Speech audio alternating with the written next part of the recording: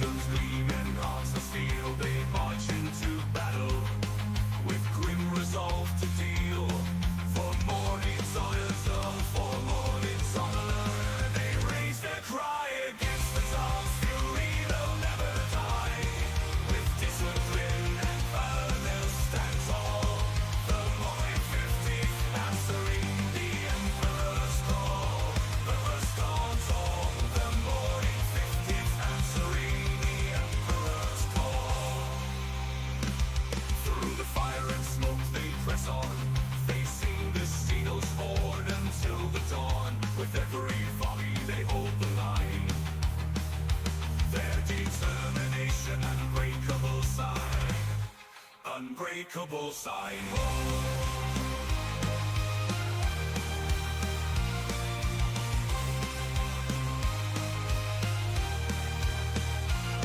For Mordian and City, they raise, he may be advanced. The Mordian spirit will never be chance. With faith in the Emperor, they fight as one, their bravery shone. Their bravery shining brighter than the sun. The light shining brighter than the sun.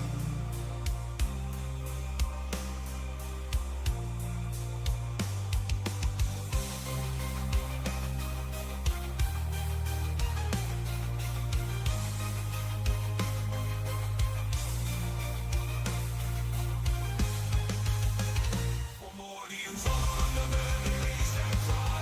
They raise the Towers fury, they'll never die. Discipline and valor stand tall. The Mordian 50th answering the Emperor's call. So let their story be told through the ages to come, of the Mordian 50th rifles and of the wars that they have won.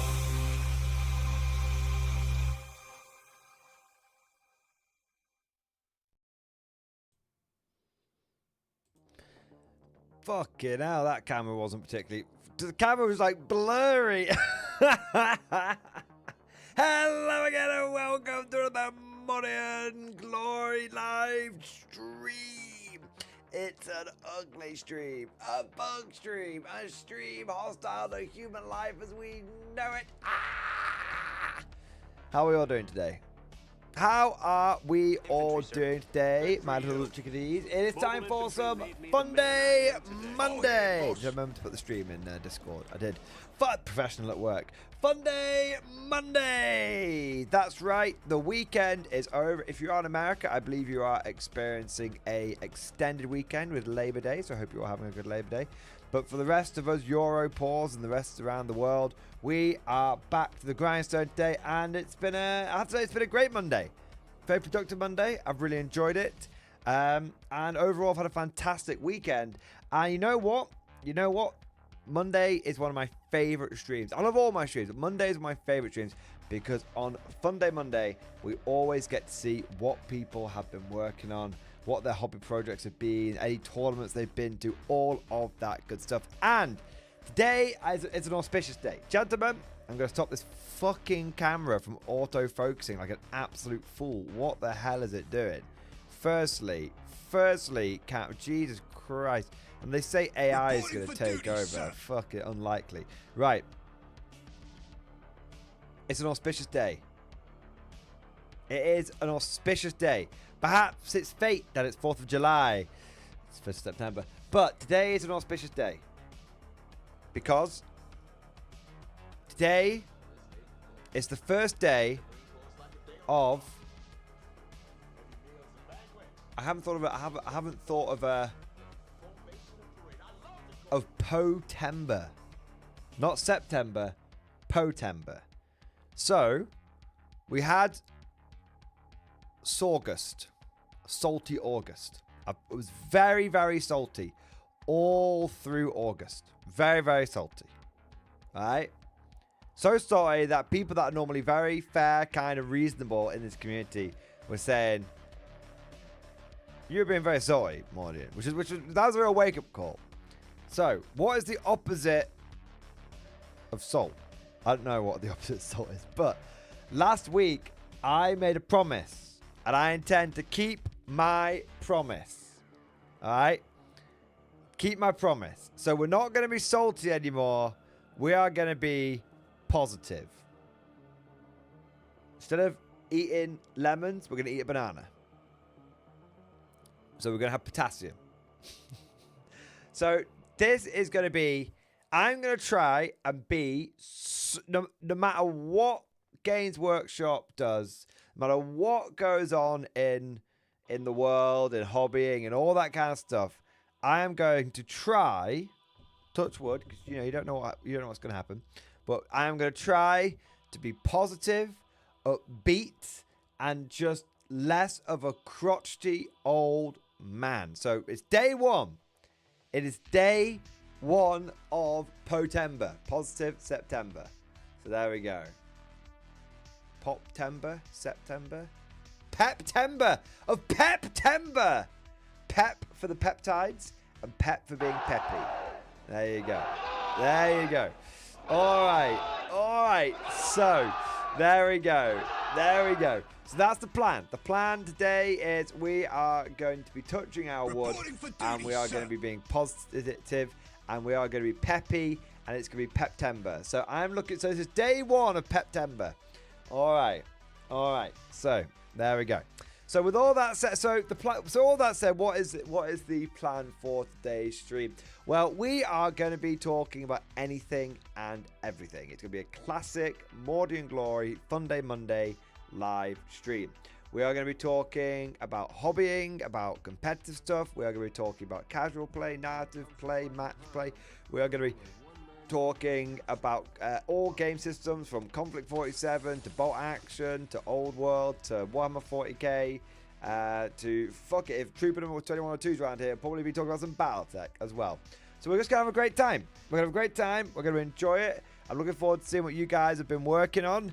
I'm looking forward to showing off what I've been working on. I don't mean to alarm you, but I've been working on some stuff. I've been working on some stuff.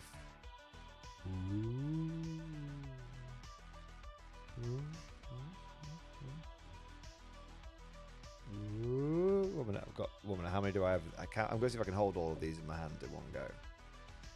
1 minute. That one's like that. It's very risky. They're quite heavy resonant metal models. Woo! My squadron of Guardian Lightwalkers were all painted this weekend, so there we go. And I've also painted some Tesla Cromwells as well, but they're not quite finished. They need shading. They've been painted but not shaded. So there we go. So that's what I'm talking about, guys. Let's take a look at what everyone's been working on. And let's try our very best to be peppy and positive and all of that good stuff. So with that said, let us move ever onwards into today's stream, starting off with our traditions. Traditions are very important. Traditions are what separate us from the renegades, the heretics, the traitors, and what make us the Emperor's true finest, his Imperial Guard. Stand up and be counted. Let's see who is in the stream tonight. Let's see who is ready to rock out with their cock out. It's time for roll call, baby! Ugh. Twitch gang rise up, YouTube gang rise up. Let's have a look here. So we have got Storehouse 805. Russell W, Commando de Gel, Gazagits, Anthony Williams, Squidfist, Brown Bread 5704, Mount the Knife, Save Wilson, Chris Steve Cap, Dirk Cramper, Changog, Oswald, Blonde Demon, Marcelo, RCI Rainer, Summertime Santa, Marco, Godlike Poet, Cosmic Drew, Kuba Kroll, Tiki Banzai. We've got Don Flamingo, Ian Gross, Cal Urban, Narrow Productions, Mostly Harmless, Haleth. We've got Carlson 05, Russell W, Reagan 9000, Swanee, Lower Decks, Orc Squigs, Oh My. We've got John Shepard, we've got Face Puncher, we've got Let's Go, we've got Age of Persuasion, we've got Gathering Clouds, we've got the Iron Forest. Welcome, welcome, welcome. Thank you for joining us on YouTube and over on Twitch, gang. We've got Russ W and we have got Raig Spectre. Thank you so much to all of you beautiful bastards for joining us wherever you are joining us from. And whilst I have your attention, if I may, for a moment, just say, just ask you all to go ahead and smash that like button and subscribe if you're on YouTube and follow if you're on Twitch if you haven't done so already. Now, look, I know that I normally ask in a silly sort of way for the likes and all that kind of stuff, but I'm just going to be honest with you. We're closing in. We're closing in. Every day that goes by gets us closer to our 2 subscription goals that we have at the moment. Firstly, we want to see if we can overtake Art of War 40k. We've got no beef with that channel, but they're a big channel that I have a lot of respect for, and so it's kind of a crazy milestone if we do manage to get past them. And it doesn't mean anything. Like I said, it's just a personal and somewhat incredible milestone. And, you know, like I said, no shade whatsoever. And also, we're only 400 away from that. And also, we want to try and get to 80,000 subscribers by the end of the year. So anyone who hasn't subscribed, I would be very, very grateful to all of you. And if you have already subscribed and you go ahead and smash that like button, that's fantastic because it boosts the stream with the YouTube algorithm and all of that good stuff. And that means it goes out to more people and then we'll get more subscribers and blah, blah, blah, blah, blah, blah. And also, you know, if you like the stream, maybe I'll give you a blurry. I mean, probably not, but definitely not if you don't like the stream.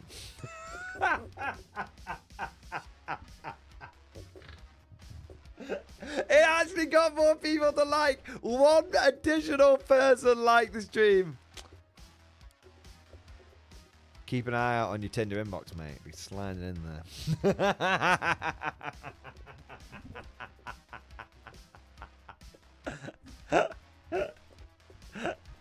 Oh my god. What? Okay, it's a few more people have liked that. A few people are like, wait, hang on, that's a thing? Wait, there's like a few more people have... Someone had to take the first plunge. Someone had to be like, yeah, fuck it, I'm in. You know, fuck it, why not? Someone had to take the first plunge. And then after that, we had about 8 more people that that rushed in afterwards. It's always got all it takes is for one person to break the dam. That's all it takes. There we go. There we go. Thank you to all of you beautiful bastards who have gone ahead and liked the stream, man. That's amazing. I also want to say a big thank you to everyone that's got the stream popping up, baby.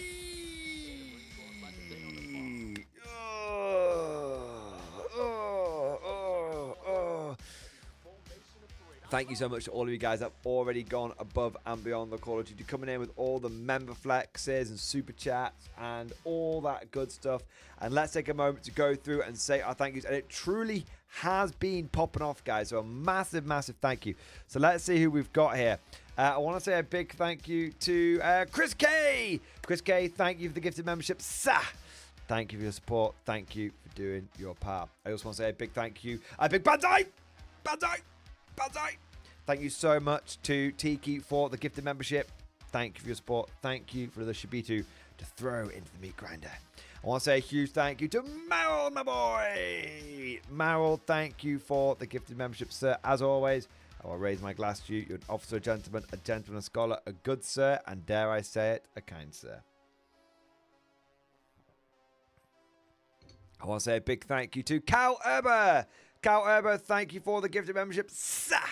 Thank you for your support. Thank you for keeping us fresh stocked with new conscripts. Shout out to Russell W, who gets a 007 because he gave a gifted membership on YouTube and he also gave a gifted sub over on Twitch. 007 to Russell W. He joins every stream and he joins on both platforms as well. He's an absolute legend. So big thank you to him for the double support. 07, you magnificent bastard.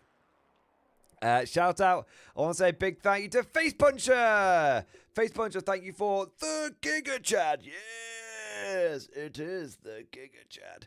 Thank you so much, man, for the support. Hey, Mordian, currently voxing in from a military police station. Well, I hope you've not been a naughty boy. I hope you've been a good boy. Because if you've been a naughty boy, then Alonia's pirates won't come and visit you this Sanguinalia and give you lots of Christmas presents. There you go. There we go. Facebook, thank you for the support, man. I hope everything's alright. Shout out to Tiki! Banzai! A second Banzai this early in the stream. My God, sir. My God. It's never been done. Tiki, glad to hear about your positivity. Yeah, just be more positive. In the face of all chicanery and whatnot, just be more positive. Just the best way. Just the best way to be. Was gifted rhinos, Garsman, and bits from Squidfist. Here's my progress. Kit bash and digital camera rhino into a truck. The cyborg fist. Also putting kill saws on my orc mech boys. Love that. That's kind of cool, man. That's kind of cool. I like it. I love the gun shield on the big shooter. That's cool, man. Nice. Yeah. Literally turn any vehicle into an orc truck. That's the way. That is the way. Love that, Tiki. Love that. I love the camera that you've gone for as well, man. That's cool as fuck. All right. Big shout out to Cosmic. Cosmic, thank you so much for super chat. Banana, or you'll be flayed as he wills. As he wills. As the flayer wills it. May his many tentacles surround me and fill me so that I may be flayed. God flays it. God flays it. Thank you so much, Cosmic Dream. Shout out to John Shepard. Thank you, super chat, man. Picture in stream discussion of the finished vow. Let's have a look, mate. Ooh. Here we go. I knew the basing was going to be good. I said it last week. I knew it was going to be good. Vow was one. Sorry, mate. I missed the bit of text there.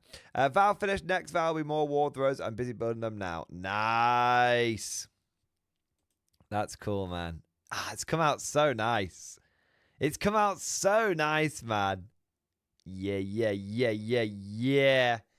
Oh, mate. Sick. Actually sick, mate. That's so cool. From the bowman to the billman, I think it is, with those hooks. You got some guys like big fucking axes. Yeah, man. And the basing came out so nicely as well. Nice. Tight. I like it. I like it. All right. I want to say a big thank you to Commander HHL. Commander, my boy. Thank you for the gifted membership. Thank you for your support. Thank you for doing your part. But the big question is, can that member fit through a hole in a piece of paper? Or we still talk about a gifted membership or something else? Oh, man. What have we got here? I want to say a bit. I think Narrow came in with a tip. I'm pretty certain Narrow, that crazy bastard. Let's have a look. Let's have a lookaroo. I'm so lucky. Let's have a look.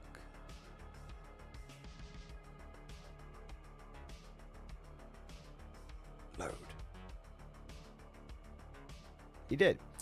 No, my boy. Thank you for the tip, mate.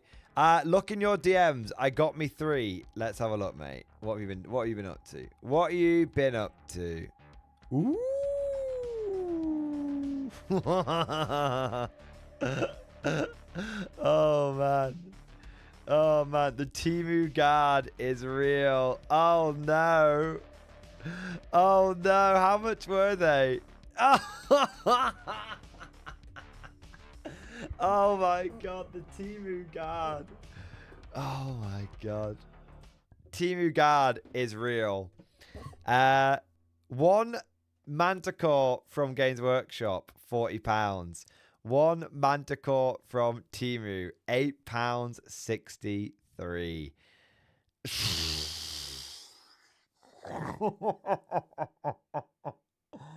Oh my god. Oh my fucking god. It's actually insane. It's actually insane. Games Workshop is so cooked. Games Workshop, not being negative. Not being negative. Don't think I'm like, oh fuck you GW or anything like that.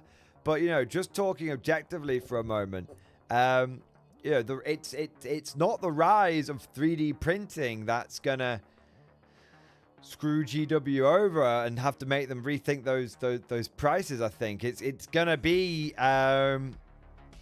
legally distinct Temu. Spicy. Yeah. All right. What have we got here? We've got Swanee. Swanee, thank you so much for the Bandai. Thank you for the super chat, man. I like the stream. Tickle my hobby berries.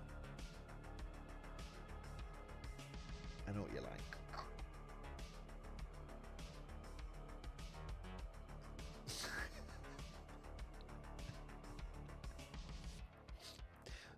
That better? Perfect.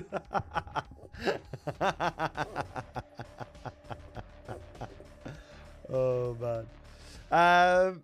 Oh, there we are.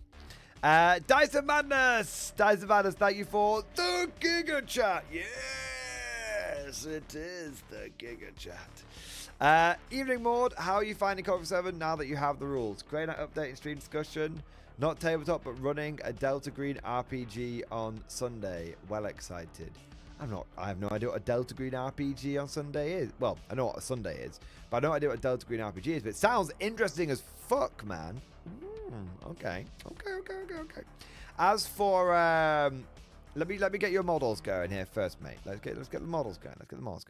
Finished my unit of Paladins and Brother Captain. Razorback next. Hate doing vehicles though. Vehicles are easy. And the models are great. What are you chatting? The vehicles look great. Not the fucking the models look great. Yeah, they're not really terrible, but already fuck off. You got fucking crackly bases and fucking banners and shit. Looking good. They're looking good. Now, Delta Green is like an X-Files RPG. Ooh, that's cool as fuck. Oh, I've got one minute. I got a sex bot on Twitch. Bam. All right. So, what were we saying? Yes. Vehicles are easy to paint. Just get the primer to do all the hard work. Now, let me have a quick drink here. So, how am I finding Conflict 47? Now that I have the rules. Well, I haven't managed to play a game yet because I still need the army points and army rules from Warlord, and I know that they obviously they've not had a chance really to send them since last week. Well, obviously they could have sent them today, I suppose, but I don't think I've had them. Let me check. I'm pretty certain I haven't had them. So I Conflict 47 looks very good in terms of the core rules. So yeah, it looks very good in terms of the core rules, but the core rules look very crunchy. They look very intuitive, and they look like they are doing, while still making a game fun and interesting. They are doing their best to try and actually simulate the thing that's happening on the battlefield, not just an abstract rule to facilitate like game mechanics. So yeah, I think Conflict 47 from a core rules perspective is feeling very good. Now, for me, if I may for a moment, for me that is the most important part, because army rules and especially points can change. We've seen that with bot action. If something's been a bit, like the American Air, Land, and Sea, people weren't particularly enthused by that in bot action. Warlord games, they changed it, they fixed it, and now it's a lot better. We've seen them change a few rules on things like multiple launchers if they've been a bit OP. So, they've not been doing it like, Games Workshop, like silly buggers every 5 seconds. But they have been, any sort of specific units and things which have been of a problem, they've sorted those out. So army rules. So for me, the most important thing is that the core rules are solid, because the core rules are the foundation upon which everything else is built. Pardon me. The core rules are the foundation upon which everything else is built. Everything. So if the core rules are bad, then almost nothing that the army rules can do will fix it. Whereas if the core rules are good, it means you've got that solid foundation to work from. And then you can release army books and you can release supplements and all this kind of stuff. As long as the core rules are solid, that's fine.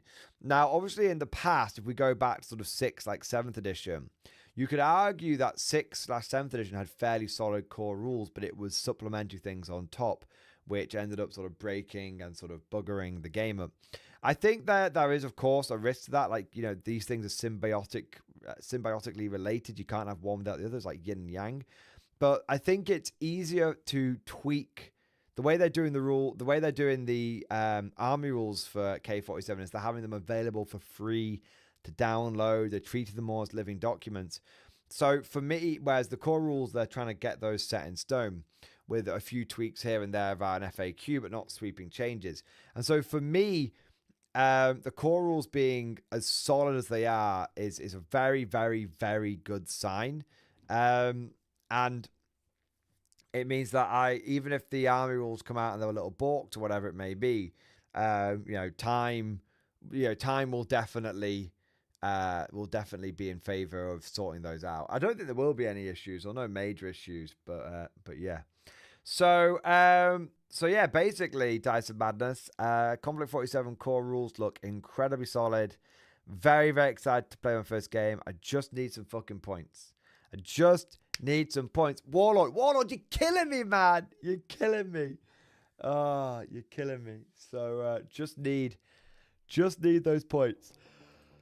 At the moment I have the points in the army rules, we're gonna be talking about it, and I think we're gonna be having a good time for sure. Yeah. All right, Anthony Williams, thank you for the 5 gifted memberships, baby. Yeah, buddy. Thank you so much for the 5 gifted memberships. Thank you for the support. Thank you for doing your part. Thank you for keeping us fresh up with new conscripts. Come on, you apes. You want to live forever. Anthony Williams, if you were my squad leader, I would want to live forever. There we go. Chris K, thank you so much for the super chat, man. Hail Mordian. Hail Mordian. Good. Just have to check that one.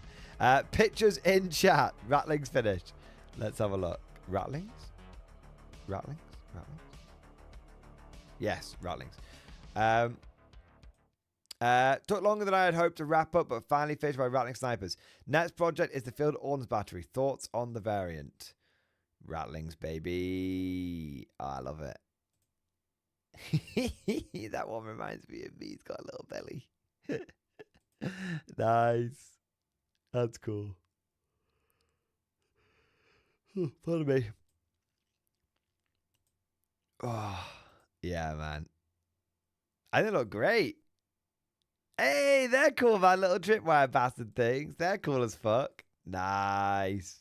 I like it. As the variant for the Field Ordnance Battery, always go for the bombast gun. Always. What you need in your army is what Field Ordnance Battery should be doing is artillery. Yeah. There you go.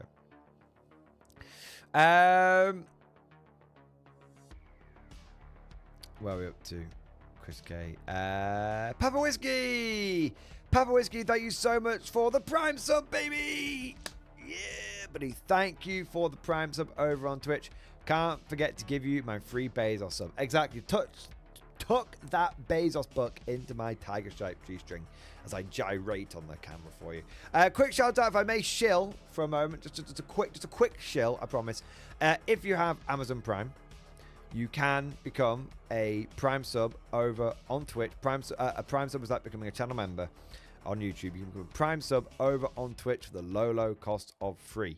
And you can do that every single month. It costs you absolutely nothing, and I actually get real world money from it. So it's a great way of supporting the stream if you already have Amazon Prime and you're not doing it.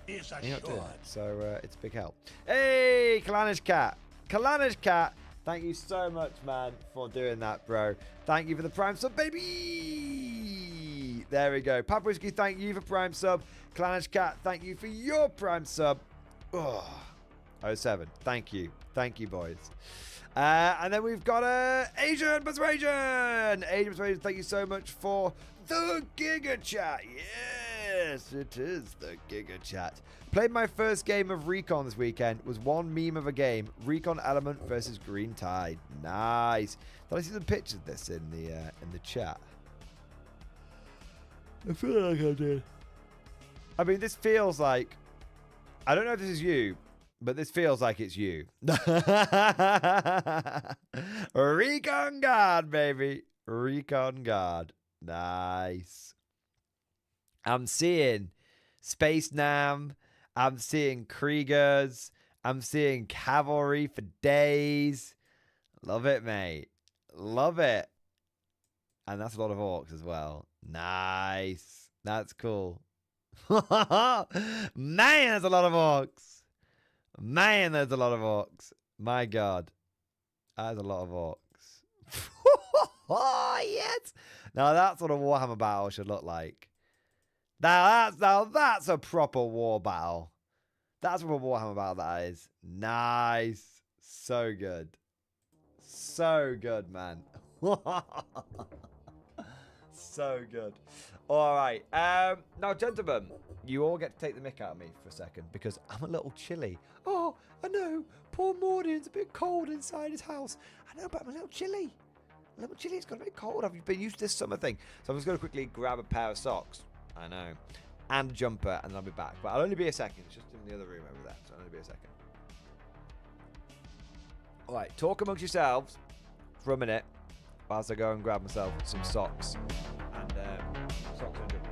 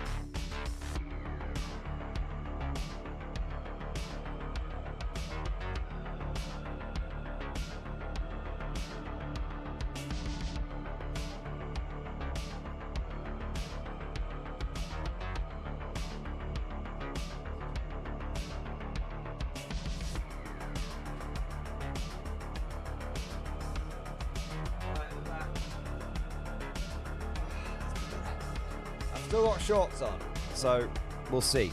But that feels a bit better. Should have used the discarded boxes of shame as socks if he was so cold. That would be brilliant. That would be brilliant. Oh man. Ooh. Pardon me. I don't know why I'm so yawny today. I went outside. Maybe it's the fresh air. 1 minute.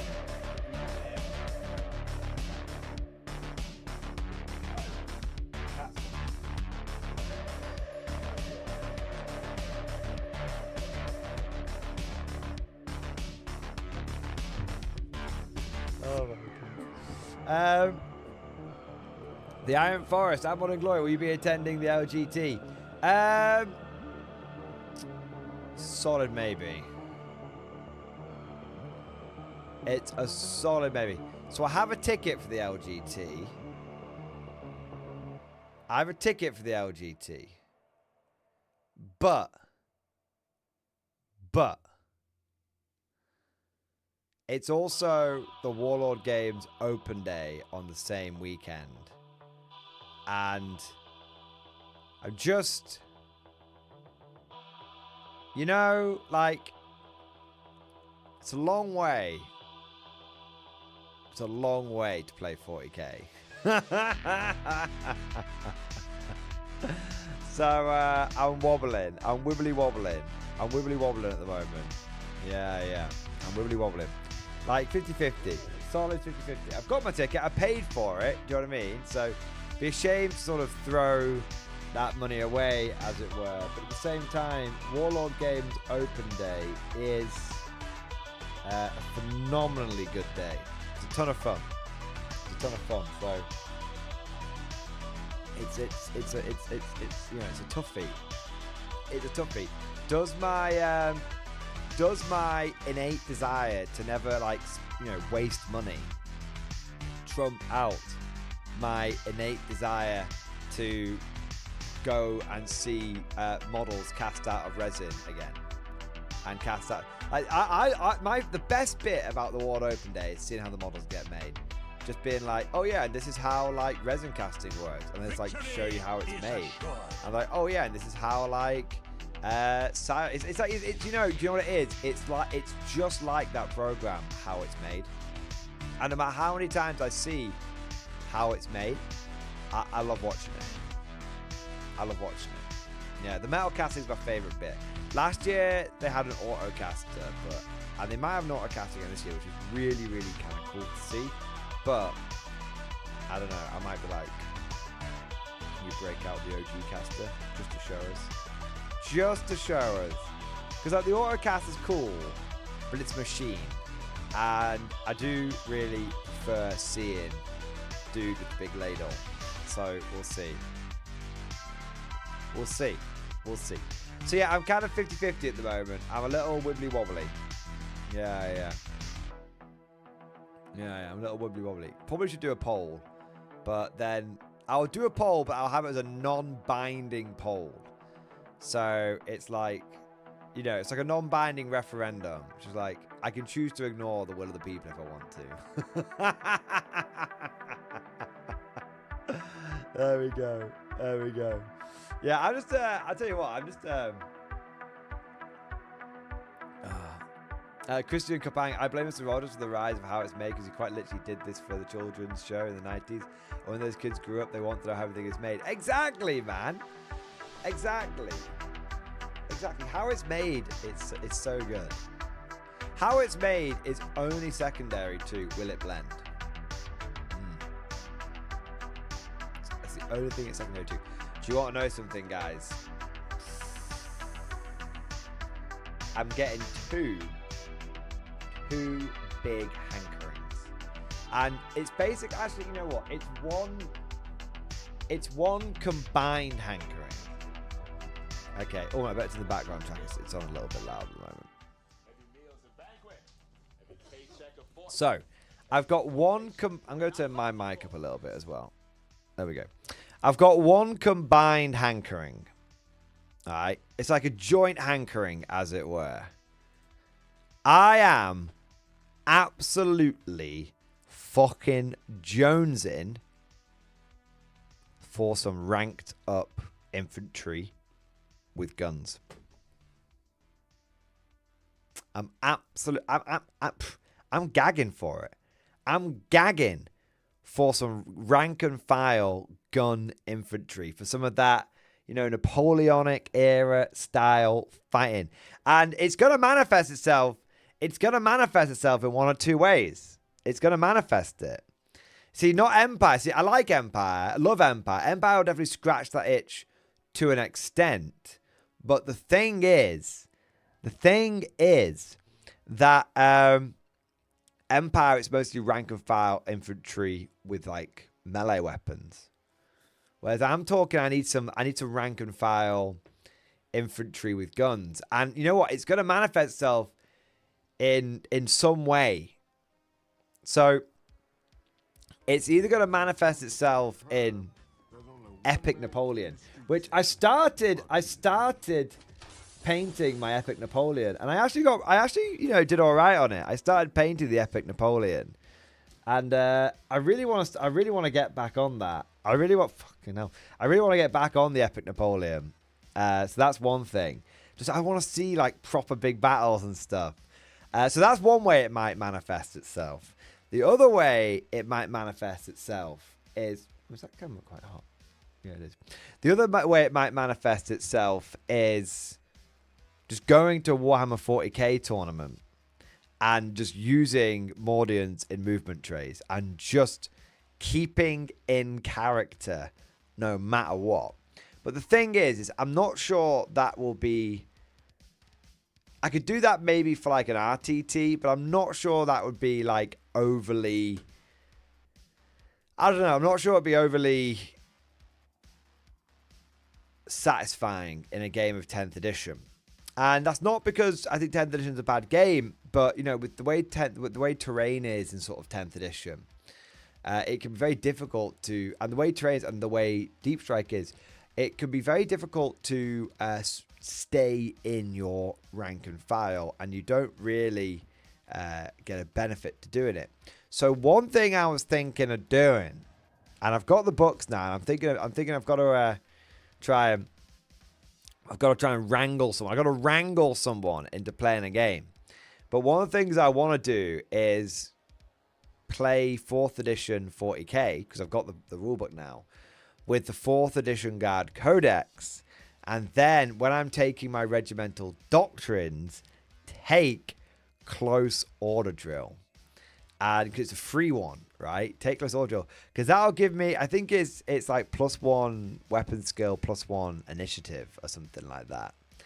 And, you know, and I think it'll look better on the boards. It'll look better on the terrain. It'll look better in terms of like the way the missions work and everything. It'll just feel, I think it'll work there. So rather than like trying to make 10th edition bend to my will, like no 10th edition, let's go play competitive 10th edition at some point, do you know what I mean?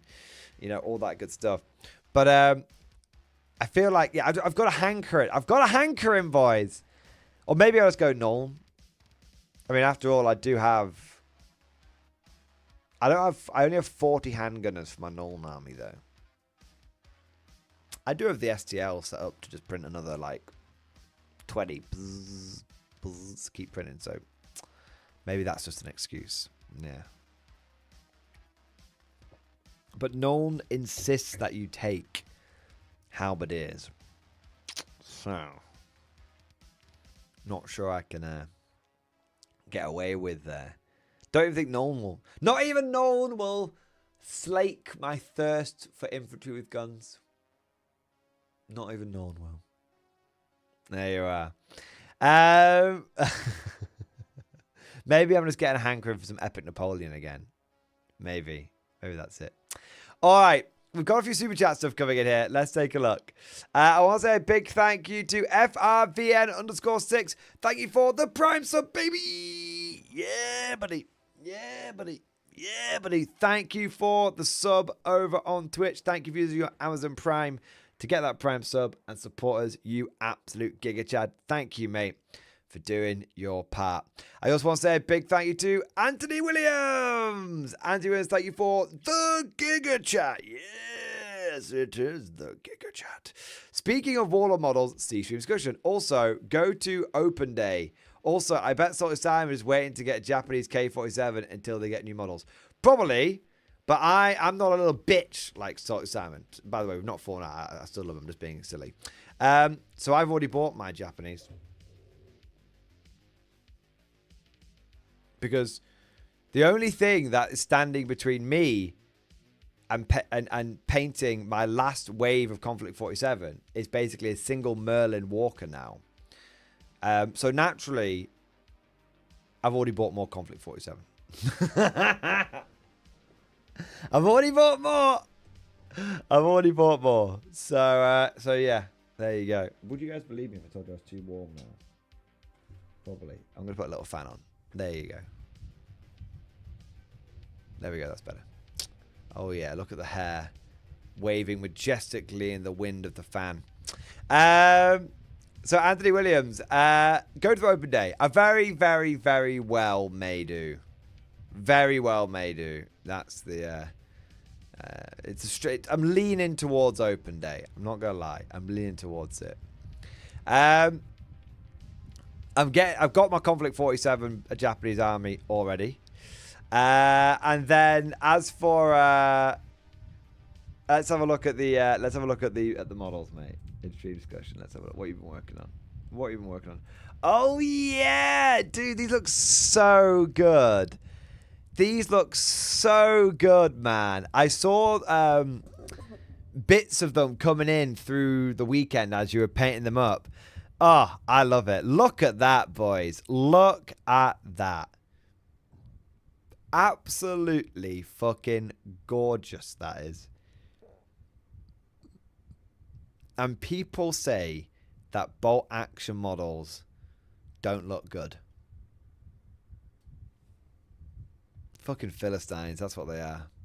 Infantry, sir. Good for you. So beautiful. So well done. So impressive. I love them, mate. I think you have I think you've gone above and beyond there, bro. They just look good. Yeah, the lighting, the basing, the unit composition. My God. He's even put reindeer moss on the bases. Are you alright, Mordian?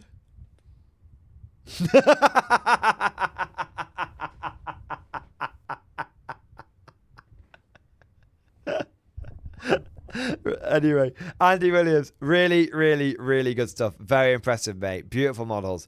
And you're making me... Dude, I'd say something. I very nearly had this as a hobby on Monday. I was very near. I was like, you know what? I'm feeling it. I'm feeling busting out the paintbrushes, getting the Merlin painted, you know, finish off these Tesla Cromwells. I was feeling it, but I was like, no. We can't have every stream be a hobby stream. As much as I want to. We can't have every stream being a hobby stream. So I resisted the urge to turn every stream into a hobby stream. But yeah. I've got a whole bunch of Americans I need to paint up for my... I've got a whole bunch of bot action I need to paint up. But we'll see. I've got a lot of...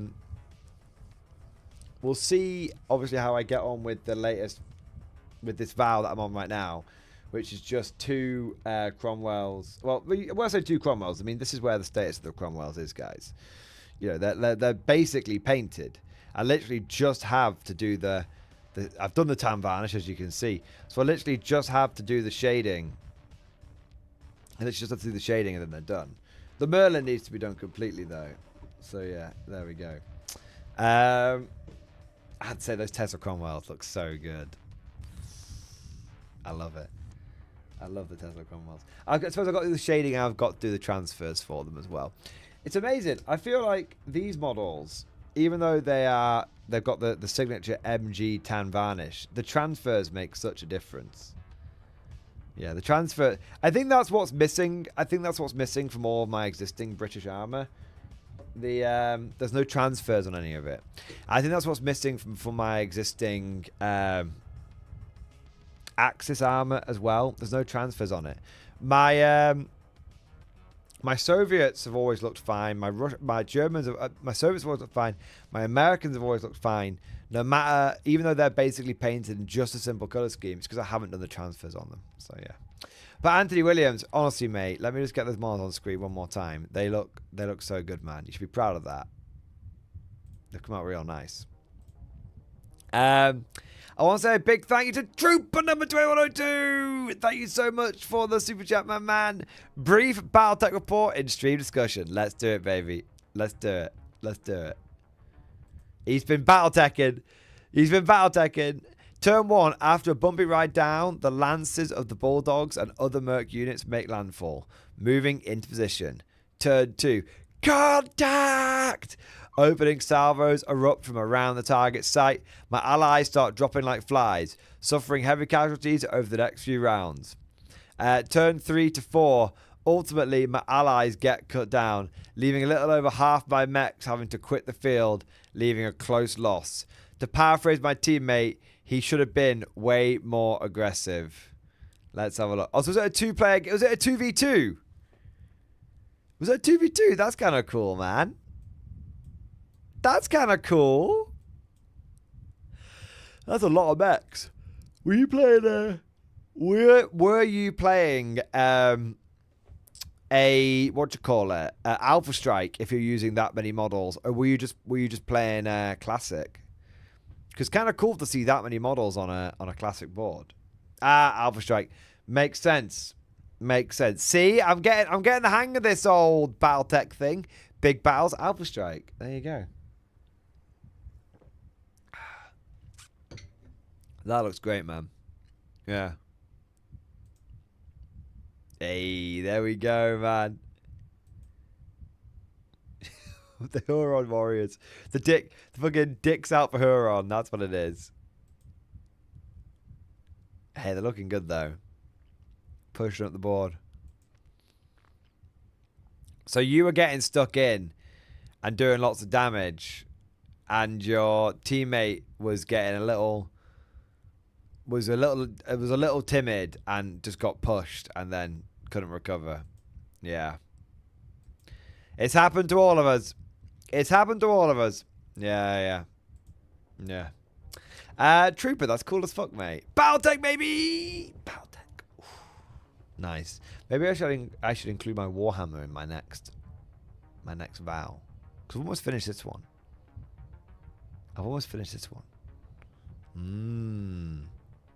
It's kind of cool because I can see at the end there, you know, both sides are doing a flanky sweep. Like you swept up here, they swept down here, then you kind of clashed in the middle, which is kind of cool. But it seems like the enemy got the best of you, which, you know, it is what it is. That's the game. You know, that's just it. You got to win some, you're going to lose some. Here we go. I can see another picture here. Nice. There were your 3 lances. That's cool, man. That's cool. The Huron Warriors. I just never get the ones with the fucking dicks hanging down. But I tell you what's cool, man. You know, let's put my immaturity to one side for a moment. It's cool seeing all the different patterns of Walker, like side by side. It's really cool seeing that. Old and new. Old and new. It's what I've said this many times. To me, there are 2 kinds of beautiful Warhammer army. Okay, and this is just my personal opinion. This is not like industry standard or anything like that. Some people may share this opinion, some people may not. But to me, there are 2 kinds of beautiful, not even Warhammer army, beautiful tabletop army. So the first one is the assembly line. You know, when you've got an army which is just, it almost looks like it belongs in like a display, not like a display cabinet, but like a sales brochure almost. Like the models are painted in an absolutely classic paint scheme for the army. Like take Imperial Guard, take Cadians for example. They're painted in the color scheme of the Cadian 8th. You know, it's just the green and tan. You know, you see it all the time in all the boxes, but actually getting to see it on the tabletop or see it in pictures that get sent in and stuff. Just like, I always say it's a classic Cadian color scheme done well. Looks amazing on the tabletop. And you can apply that to things like Ultramarines as well. Like, you know, a well-done Ultramarine color scheme does look very, very striking and very, very, very good. So that's the first way. You've got, you know, there's almost no conversions done to it whatsoever. It's just a classic box art fucking army. And then the other one that I think to me is just so beautiful is when you've got the complete opposite of that, where you've got an army that is a huge smorgasbord, a huge rich tapestry of different models. You know, you've got models that might be using Guard, for example. Maybe you've got old metal Mordians fighting alongside, you know, metal Talan, old plastic Cadians, new plastic Cadians, Kriegers. You know, you've got a massive sort of variety, but they're all tied together in some kind of like cohesive color scheme. So you haven't just got like a complete hodgepodge. You know, you've got a whole smorgasbord of things, and all the vehicles are converted, everything's head swapped, all that kind of stuff. And the idea is that it looks like a ragtag army, but it still looks like a cohesive force. It doesn't look like a bunch of random models thrown together. It looks intentionally ragtag and mixed and all that kind of stuff.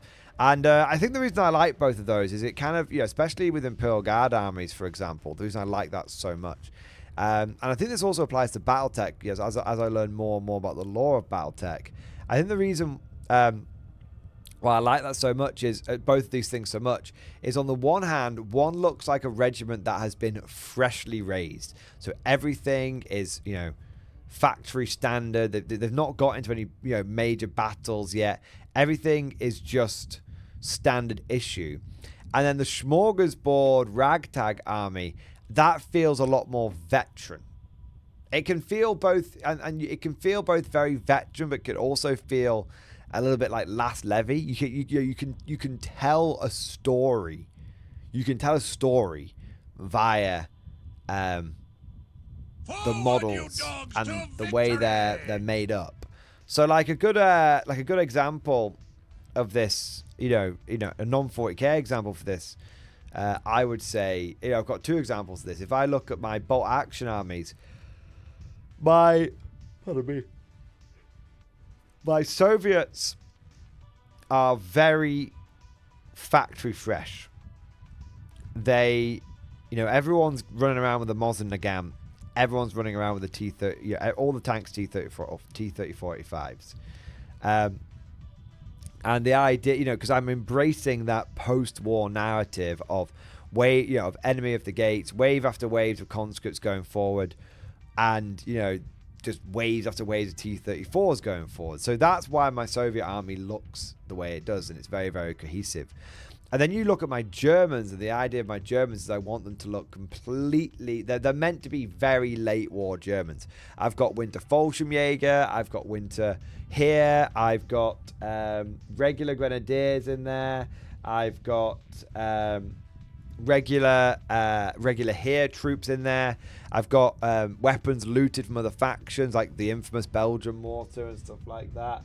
I've got a massive mixture, and then the vehicles, you know, are all pretty in. You know, I don't have many duplicates of any vehicles. I mean, the only duplicates I have are two Panzer IIIs. Everything else is I only have one of each, and the Panzer IIIs, even then, they're very different because one's built with the side skirts, one's not.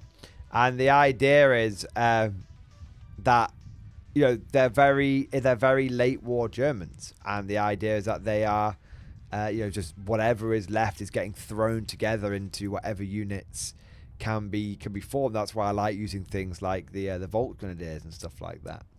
So, and then with my, you know, if I was to do the same thing with Old World, I'd say Empire are my very factory fresh army, and then Orcs and Goblins are my very hodgepodge army. And I like it that way because Orcs are meant to look like a hodgepodge. Like, they might all be... I mean, I like my army to have a cohesive colour scheme, but I do wonder with my Orcs if I should have had each mob represent a different tribe. But that would probably be a bit too much. So instead, the idea is that they're all different... Ooh. Oh, a minute. I pulled my fan out. There we go. The idea is they're all different tribes which have been hammered into shape by the Emperor Orc. So yeah, there you go. There we go. All right. I want to say, so yeah, so there you go. So Trooper, I really like it with your models. The reason I went on this sort of drivel stream is because I really like the way that all of your models in a pretty cohesive color scheme. You know, one or two standouts, but they're all in a pretty cohesive color scheme because it makes it look like this is, you know, a lance that is kind of veteran, and it really feeds into that BattleTech lore of, you know, some mechs are coming off assembly lines, but typically, you know, old mechs will be constantly pushed into service and salvaged and repaired and all that kind of good stuff. And it's, you know, relatively not rare. Rare's not necessarily the right term, but it's relatively uncommon for a mech to go up and to be completely unsalvageable. Yeah. So I really like I really like the way your army is all the different marks and patterns, because I think it adds another layer to the story. Yeah. I want to say a big thank you to Commander HHL. Thank you so much for the gift of membership. Can it fit through a hole on a piece of paper? We'll have to find out. We'll have to find out. There we go. I want to say a big thank you to Zyle Jaffa Cake. Thank you so much for the big super chat, baby. Oh, thank you so much, dude. Thank you so much for the 10, man. That's very kind of you. Very generous. Yo, dude, been watching for a while. Thought I'd send you a little something. Thank you, man.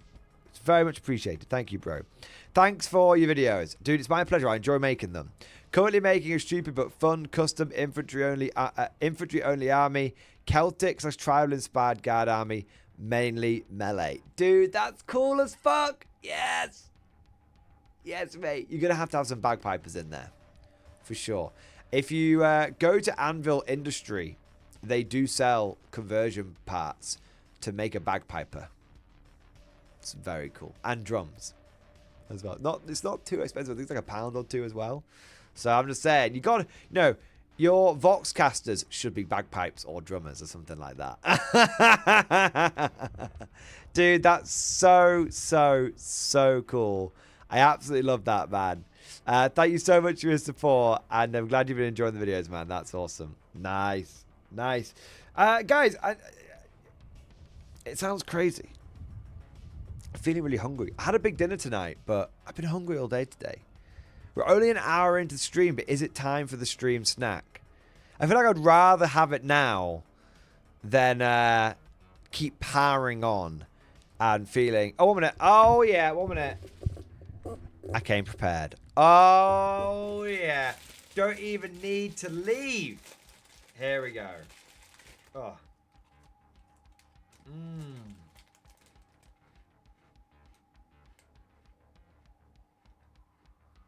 Mmm. So good.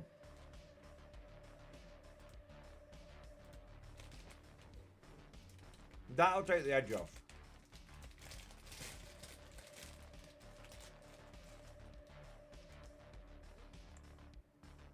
Order a kebab, Cosmic. I mean, Cosmic, I could order a kebab. I could do. I could order kebab meat on chips. It's very orgasmic.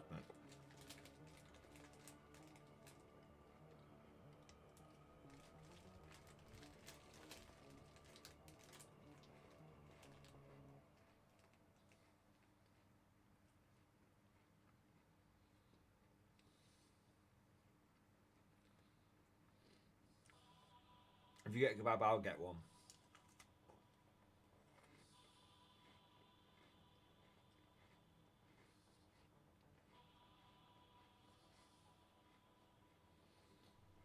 Don't tempt me, Frodo. Don't tempt me, Cosmic!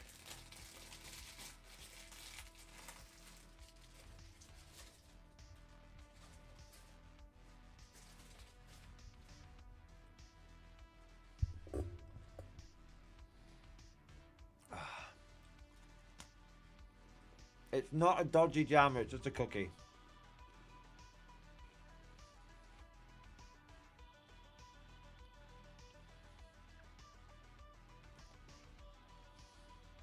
You are tempting me, Cosmic. It's a tempting offer.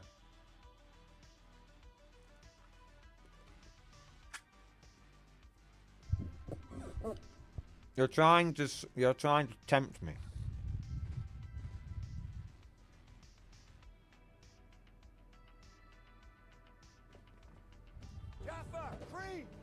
I'll tell you what's looking at me. I want to see what this looks like on the inside. You heard me. I said cream. It's a very big box. It's a very, very, very big box. For a Warlord vehicle, that is a worryingly large box. Because it feels like it's going to be quite complicated to build. It's a large box made by Italiari. That is an extremely worrying sign. So shall we have a look?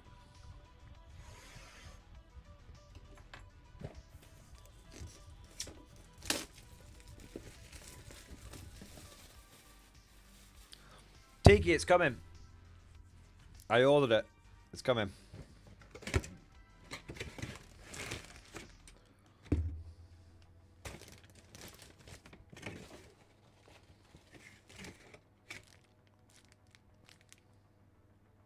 Apparently you can use it with Hungary. Oh, wait.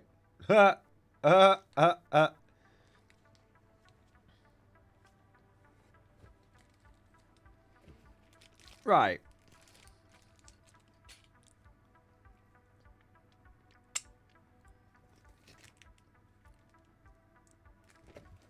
One minute.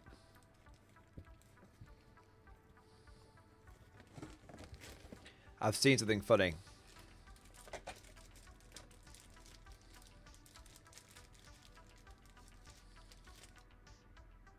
Oh no. What? That's alright. So I saw that and was like, it's not a panther. It's not a panther, it's a yag tiger. I was like, and I was gonna be like, oh, Alexandra, packed for you by Alexandra. Well, I'm gonna phone up and complain that Alexandra packed the wrong, very important unit card in my fucking thing. It's not very important, by the way. It's it's not very important at all. And then I turned it round.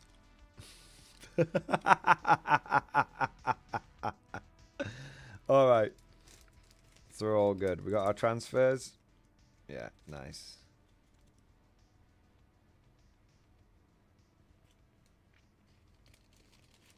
Transfers got some strange symbols on them. Not any swastikas or anything, just some strange symbols. Okay. Don't need that. That is a big booklet. It doesn't look overly complex. It's not overly complex. I think it's actually going to be a piece of piss to build, you know. A bold statement. I know. Ugh. Starting to look a little dicey, but I think it's okay.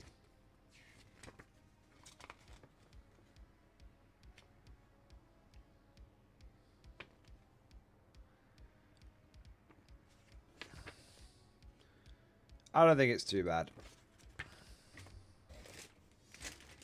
I think it's just a big tank.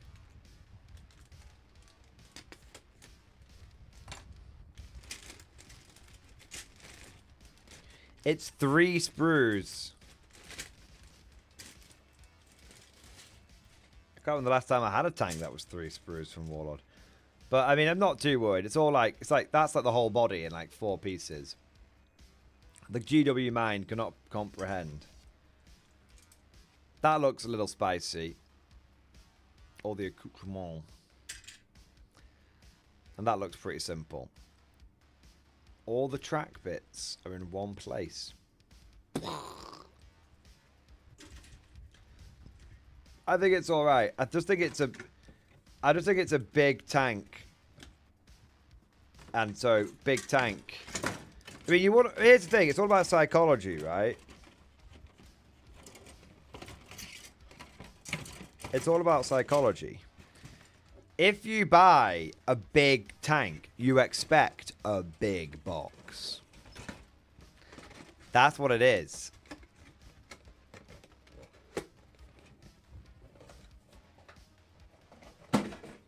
If you buy a fucking Yag Tiger, you expect a fucking Yag Tiger. So there you go. So I think that's the that might be the psychological thinking behind it. Yeah. Call of Duty, are we doing the kebab thing or not? I got a plan for dinner. I shouldn't. I should be a good boy. I should be a good boy. I'm going to look. Cosmic, I'm just looking. I'm just looking. I'm just looking. I'm just looking. I'm just looking. I'm just looking.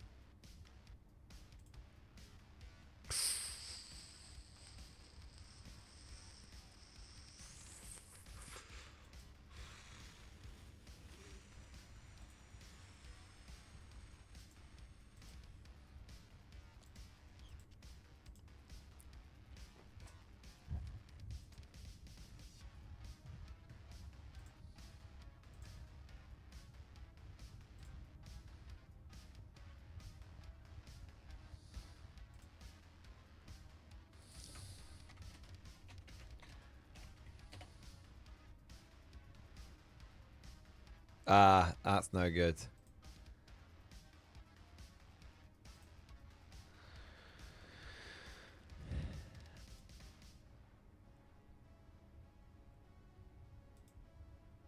I don't think it's happening, Cosmic. Truth be told. I don't think it's happening. Not a kebab.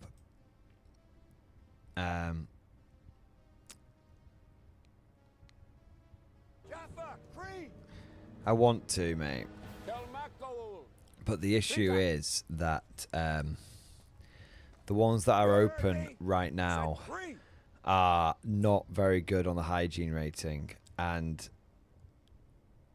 I don't like ordering places which haven't got a good hygiene rating. Truth be told, mate. A minimum of a 3 for me. You know, minimum of a 3. Ideally higher. You know, so yeah. If you do, I'll build my greyhounds and vow them. Wait, multiple greyhounds, Cosmic, you crazy bastard.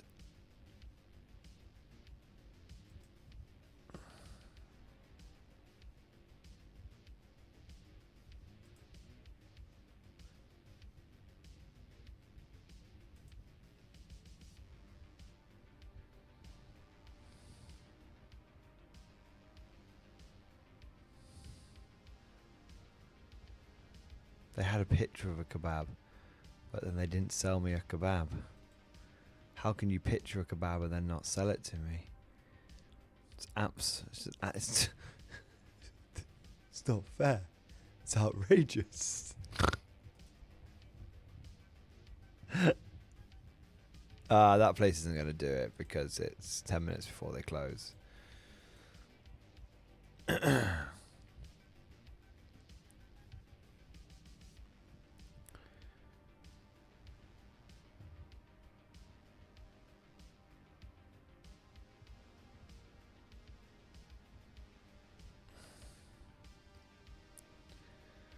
I'm just a quick look, and then I'm gonna give up.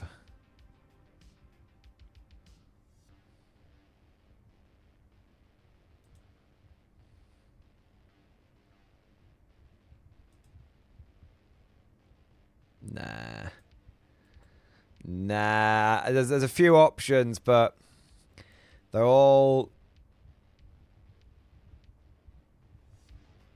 It doesn't have to. It doesn't have to be a kebab. I know. I do quite fancy kebab meat on chips, though.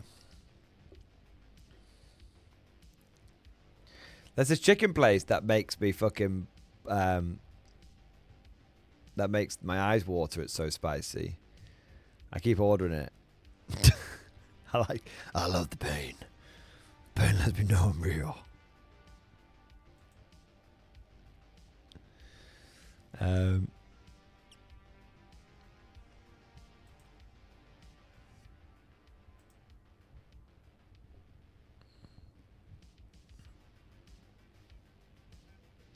How much do I have to spend for delivery? Minimum a tenner. And then £2 for delivery? Fuck that. I don't know. I was thinking pizza kebab. But I think I've just got to be good. I've got to be good. You know? Chat, you're encouraging bad decisions. You're encouraging bad things. You're encouraging bad things. I should be good. I should be a good boy, like Mummy taught me. It's like Ray Dragon. Ray finds it, Red Dragon. No. Disgusting boy.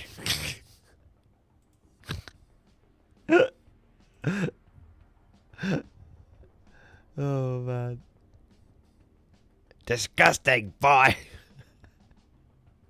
You pissed yourself again. Oh my god.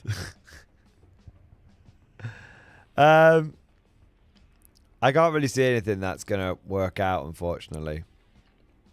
So as much as I would love to, I think it's probably we're gonna have to give it a miss, unfortunately. I really do want to eat something. I am quite hungry, but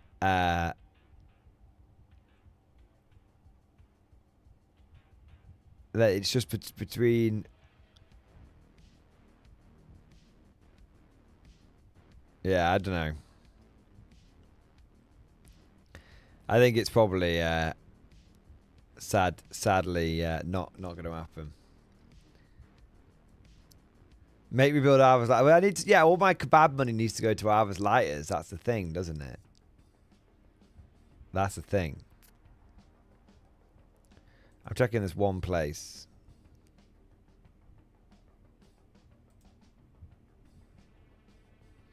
Hang on.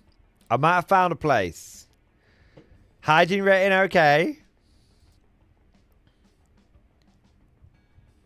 Not far away. Wait time, not a long time. Does sell kebabs. Does sell kebabs. Is open right now. We're having a look. We're having a look.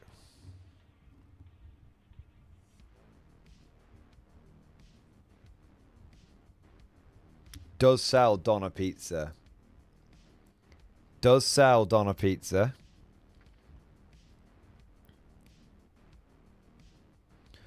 Does sell Donna Meat and chips. Large. Large.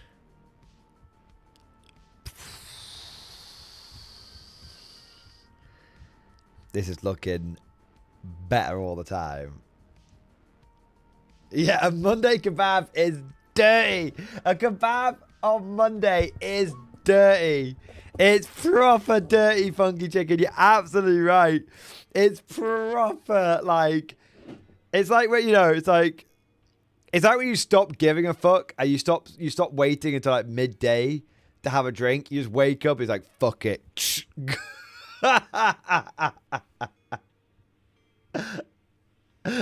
you know what I mean? It's like one of those sort of, it's one of those things. It's just not done. It's not done by God-fearing people. Do you know what I mean? It's not done by it's not done by those of polite society.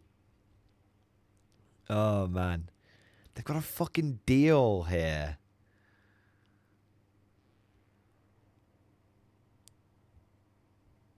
Oh man, I'm having this place looks legit. It looks legit. I'm having a look here.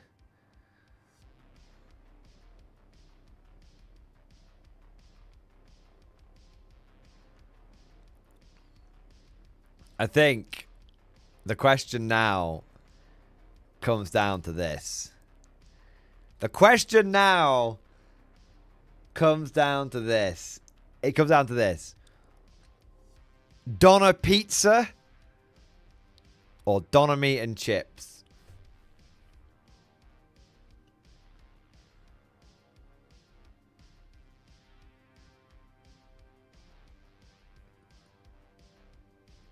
That's the question. That's the question, chat.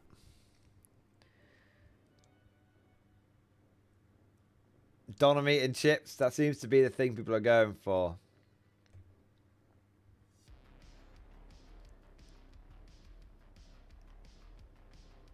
Alright.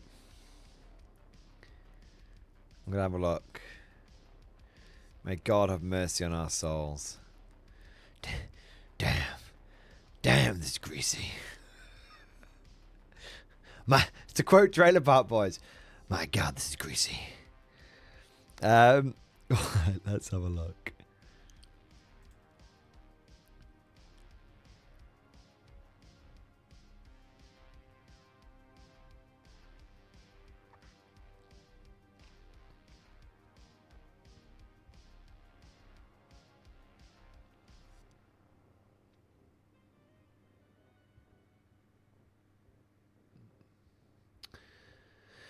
That's funny. So they charge you for ordering under the minimum delivery amount, but the amount they charge you for ordering under the minimum delivery amount is less than if you make it to the minimum delivery amount. So it's like, okay, that's fine. Yeah.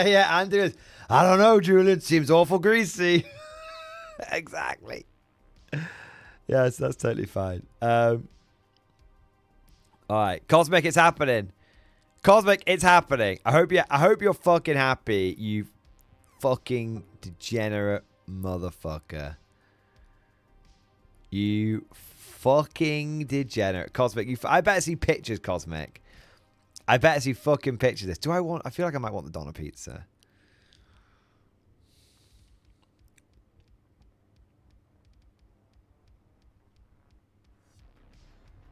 No.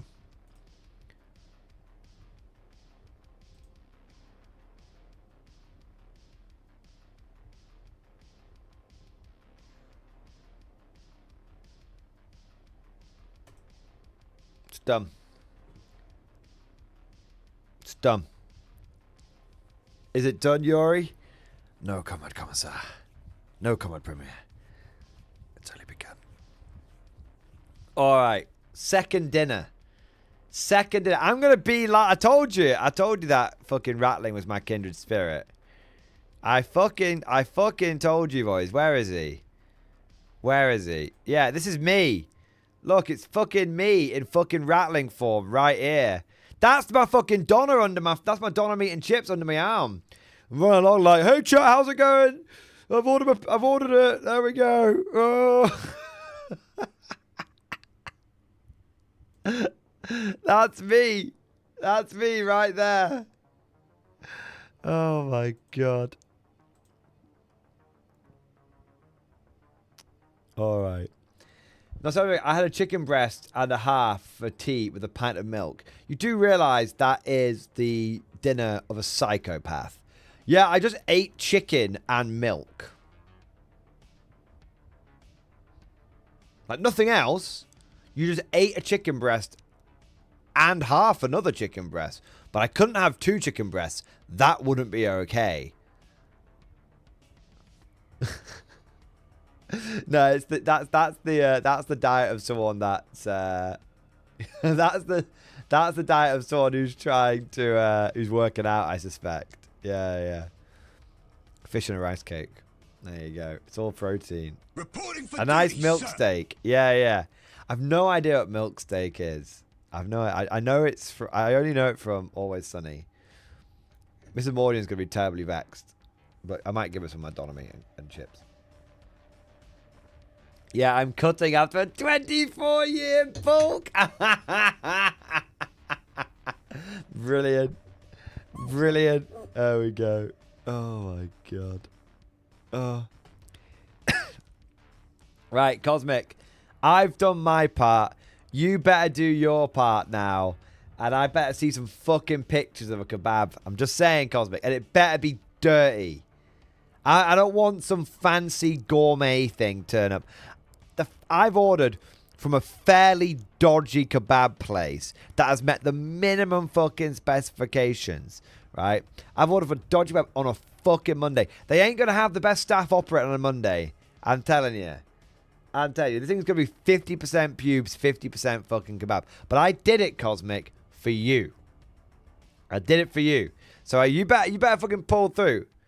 In fact, Cosmic, if I'm not satisfied,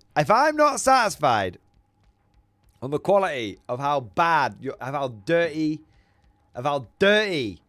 your kebab is.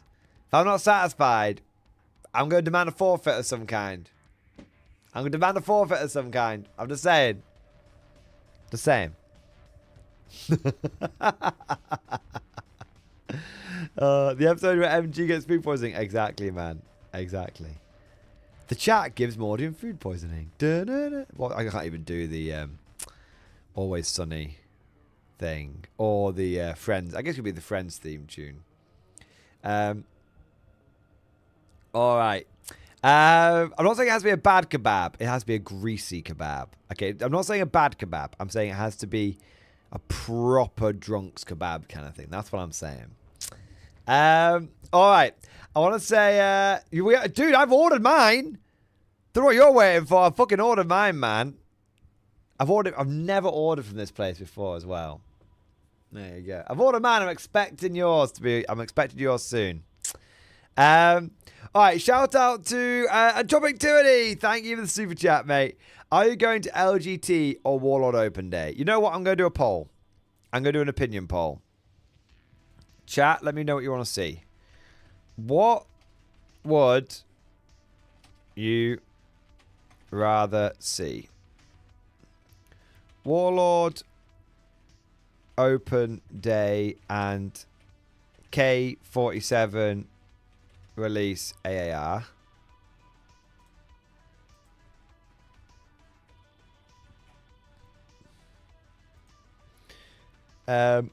Or 40k super major AAR. There you go. Let's see what people say. We'll see. We'll go, you know, it's an opinion poll. So just vote with your hearts. Vote with your hearts. All right. Vote with your hearts. And Traffic Tyranny. There we go. We'll let the people give us an opinion. Did you know the Warlord team will be LGT? Did you know the Warlord team will be at LGT doing K47 demo games? I didn't. Wait.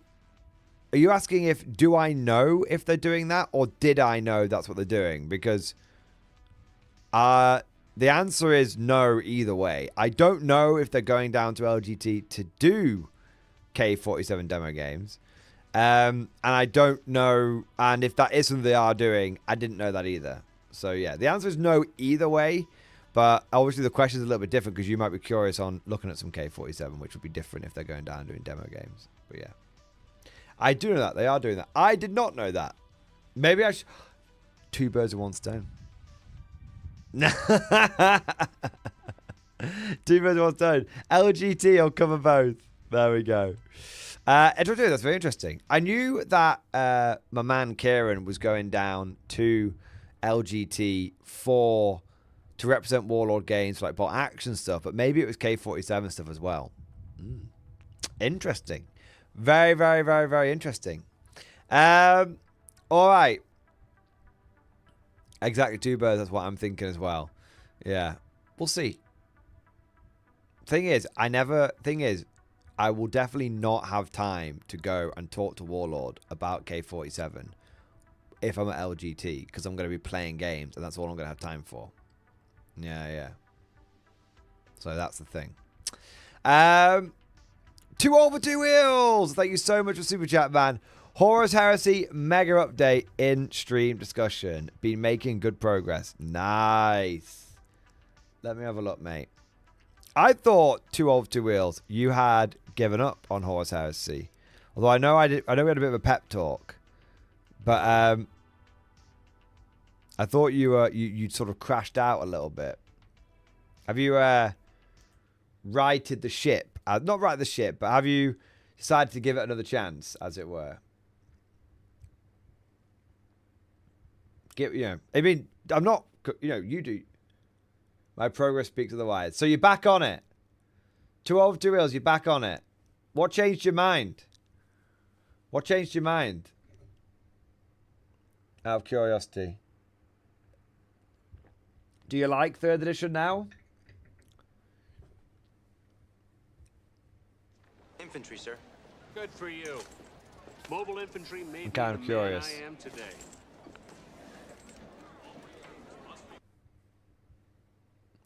I just started to be a big boy and stuck with it.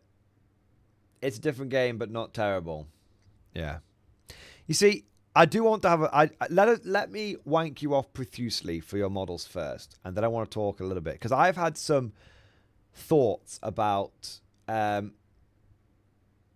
had some thoughts about Horus Heresy 3.0 myself, but we'll get there.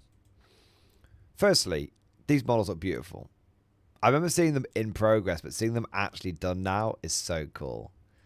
World Eaters, baby! Yes, mate! Oh, man, so cool. So cool, man. Oh, mate. The blood spatter is actually legit, man. Is that like tally marks on his arm? That's cool. Oh, wow, they're cool, man. Some sort of like red butcher thing going on. It's interesting seeing them with red rather than blue. Feels like maybe a crossover from when they started wearing red over blue, or maybe it's just a unit. Maybe it's just a unit designation. I'm not sure, but dude, they look so well done. They look so well done.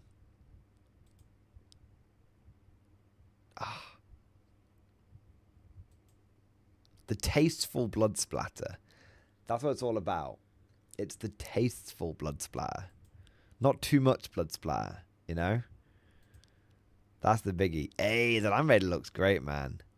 It almost feels like it's a... It almost looks there like it's a modern Land Raider, but with that bit, but then it's the old Land Raider sides. I know it's not, but it kind of looks like that a little bit. So much done the last few weeks. Wow. Yeah, you've been painting like a motherfucker. You've actually been painting like an absolute mad bastard, like a man possessed. That's so cool.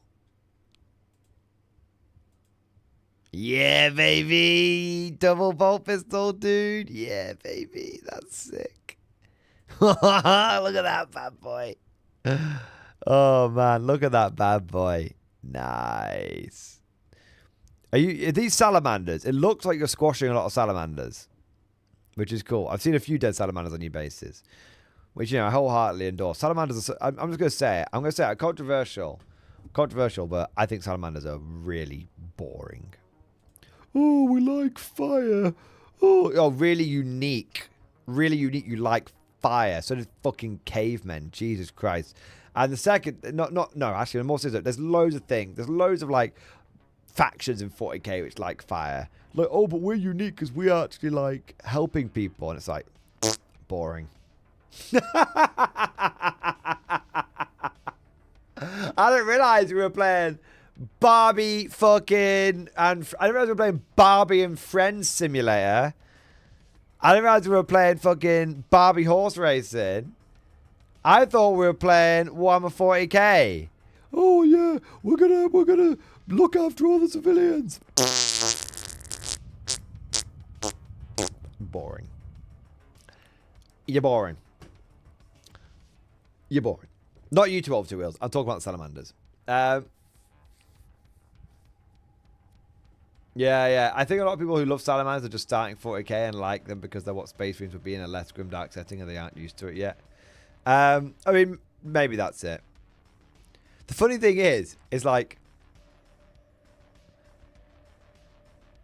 I'm just gonna say it. I am gonna get myself some hot water here, but I'm just gonna say it. I have more respect for the Tau than I do of the salamanders.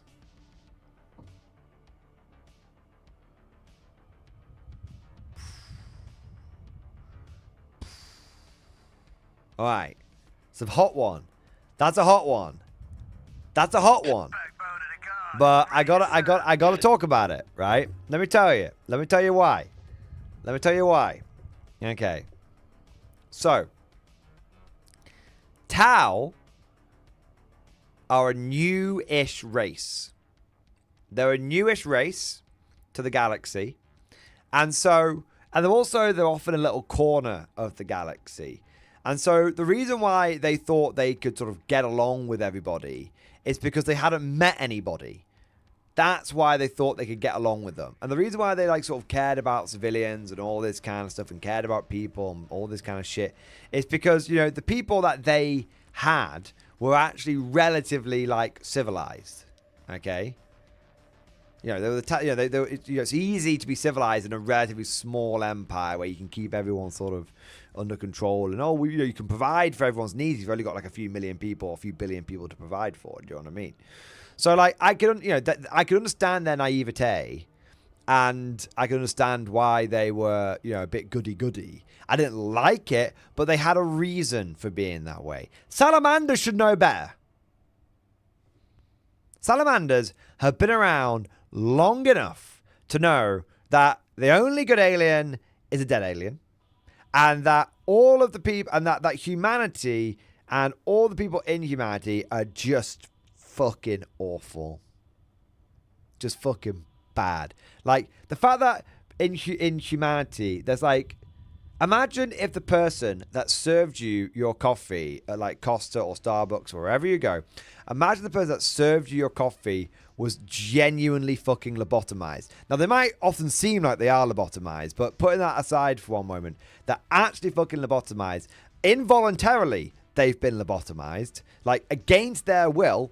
They might not have done anything particularly wrong, but they've been lobotomized. And then they've just had, like, all their arms, like, and shit cut off and replaced with a coffee machine. So it's a person stood there, basically with, like, a coffee machine for arms. Okay? And everybody just accepts this as, like, normal. And no one has a problem with it. Okay?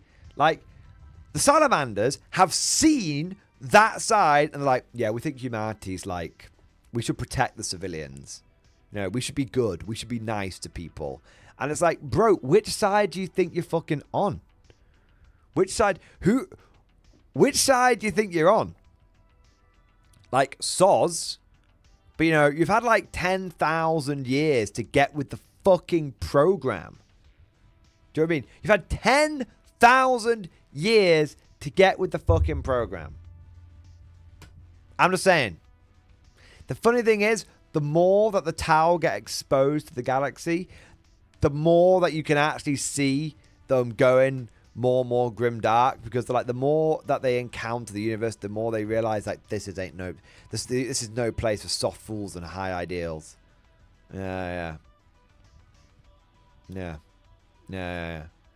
So, you know, that's it. You guys will focus on the whole like Xenos side of things. Like, I'm not saying Salamanders don't hate Xenos. I'm just saying the fact that they're all like, oh, we gotta like look after the humans. You're a weapon, mate. You're a weapon. You know? Guns don't kill people. People kill people with guns. And you're the fucking gun. You know? Mate, you don't see my las gun over here have any compunction about shooting someone. It doesn't fucking give me jip. It doesn't fucking give me jip. You know? Give me all this. You are basically the same as that las gun, but just more powerful. Okay? So, shut your batty and get killing. That's what it is. That's what it is. That's what it is. Helen, oh my god, the English is driving me insane.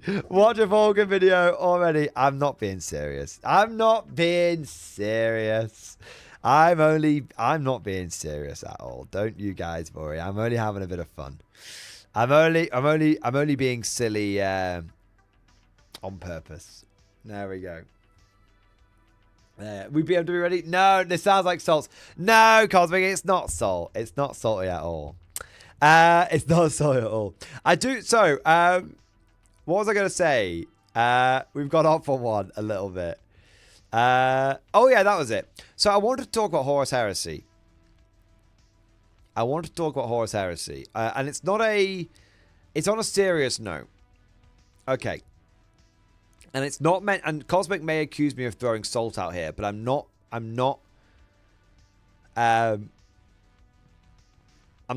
trying to be salty. I also feel like it's something I want to talk about a little bit and get some opinions on this. So the first thing I was going to talk about, Horus Heresy, is I hear a lot of people saying it's not a bad game, it's just different. And you know, that's pretty positive. That's pretty positive. I haven't yet made my mind up whether that is a good thing or a bad thing, though, because I feel like Horus Heresy 3.0, it's a lot of fucking around for a side grade. You know what I mean? I got to start fucking around with, like, armies and shit. It's a lot of, like, thinking, you know? It's a lot of fucking about for a side grade, you know? And secondly, also, it's not what people ask for as well, so there's that. But, you know, a good game is a good game.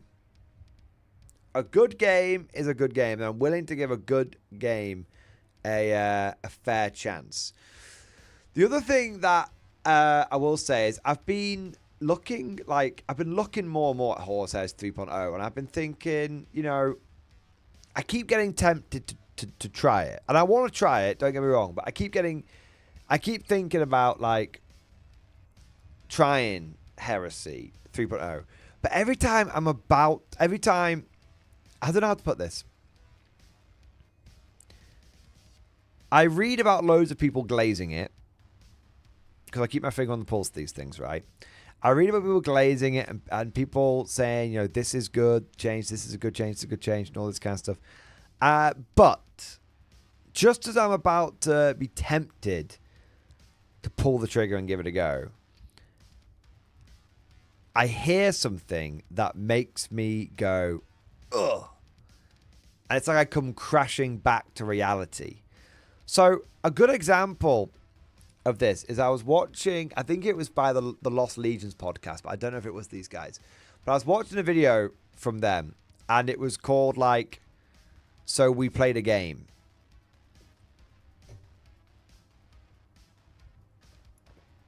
So we played a game. And there's this one bit in the video where you can tell they're trying to be, like, pro heresy, right? But they had a moment in the game where they were very clearly, one of the players was quite miffed about one of the ways that Horus Heresy kind of, like, worked. And it was to do with, like, flamers. And so basically what happened is he had, like, a brick of, like, veteran Terminators who are, like, Leadership 10 or whatever, Leadership 9, Leadership 10, whatever it may be. He had a brick of veteran Terminators. And he got hit. A Rhino flamed him. So a Rhino had, like, a combi flamer on it, which is cool that I can have a combi flamer. But a Rhino, like, combi flamed him, and it forced him to immediately take a leadership test, which because the flamer's effect is, like, Panic 1 or Panic 2. I'm not sure which one it is. And so he was like, so he just immediately went down to, like, leadership 8 and failed his panic test. And then his brick of Terminators just fled. Now, in a game, and they said this really, and this is the sort of the point that, and I said this when I was talking about Heresy 3.0 when I was talking about it when it was leading up to it. I said I'm really worried about state. Everyone keeps wanking off statuses. To keep wanking off statuses are great. Statuses are great. Statuses are great. Everyone keeps wanking off statuses, and I'm very, very, very uncertain about it, because the thing that they said in this video was that basically his Terminator unit, it moved up the board one turn. It moved the board one turn, and then it got flamed. So then it broke, and then that was 2 turns where it didn't do anything. And then I think he was very unlucky, and he failed to rally, like, on his 3rd turn. But even if he rallied on his 3rd turn, it wouldn't have mattered, because he didn't have a Nuncio Vox in there, which meant that he couldn't rally at the end of his opponent's turn. So he had to rally in his turn or whatever it was, which then meant that he couldn't do anything in his. So basically, one rhino with a flamer just broke and panicked an entire unit of 10 Terminators, and I was just like, that seems a bit rubbish. Why would Terminators care about a flamer? The whole thing is that. Do you know what I mean? The whole thing is that you're wearing Terminator armor. Or you're even wearing, even if you're in power armor, you shouldn't care about a flamer. Do you know what I mean? I think flamers should absolutely cause awful panic in unarmored targets. Because in unarmored targets, because it's a fucking flame. If someone shot a flamethrower at me, I'd be a bit vexed. But I feel pretty strongly Terminators shouldn't give a fuck about flamers. And so that was a moment for me when I was right on the cusp of starting to feel positive about Horus Heresy, and then it was that's pulled me back again. So, you see, I'm not being salty there at all. It's just, I hear a lot of things about Heresy 3.0, and I hear people, it definitely seems like the worm is starting to turn, and people are being more and more positive towards it. But it also feels like maybe the people that are being, maybe it feels like the people that are being positive about it are kind of being blindly positive to it or willfully positive to it. They're looking past a lot of things. And, there's a lot of people that basically are house ruling a lot of stuff. And, that's fine, I guess. No one's putting a gun to it. It's kind of like how Simon said in this week's Saltcast, no one's putting a gun to your head and making you play, X, Y, Z and all that kind of stuff, which is very, very true. But it definitely feels a little bit like maybe there's a lot of, blinkers, if that makes sense. If we don't look at the terrain rules, we'll be okay. If we don't look at the fact there's only 4 turns, we'll be okay. For duty, do you know what I mean? So I want to make something clear. I'm not ragging on Heresy. I'm not being salty. I've said several times I'm getting very tempted to try it out, but every time I people tell me about Heresy, they seem to miss out certain information, and then when I learn about the information, I'm like, oh,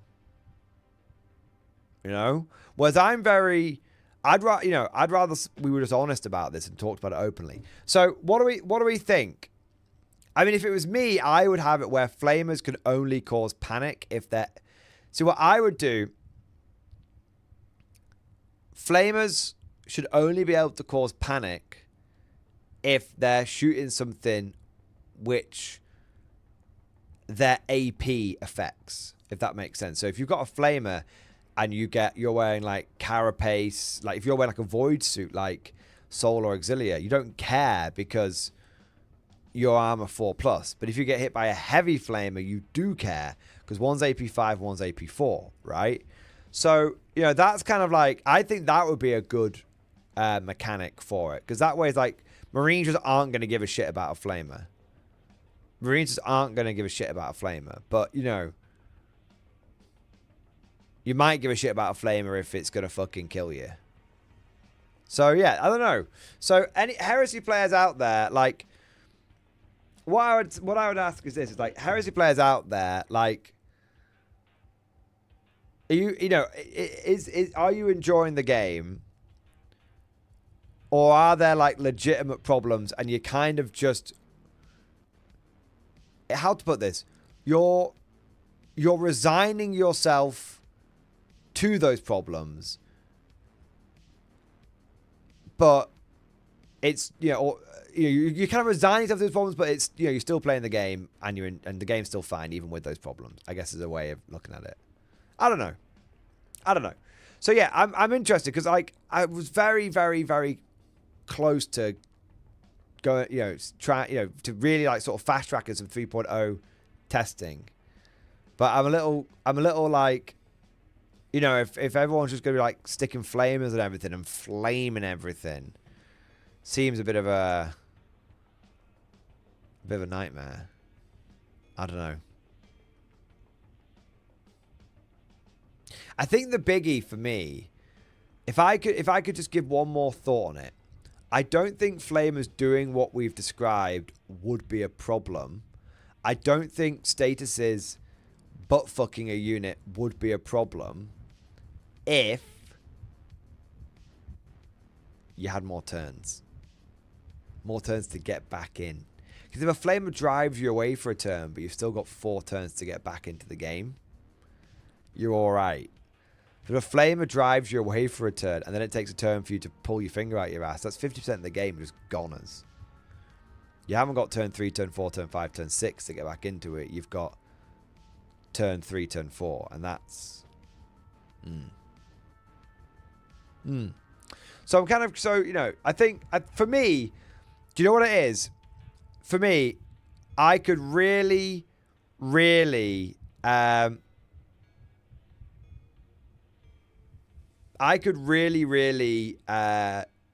just get behind just saying, okay, we play Heresy, rules as written,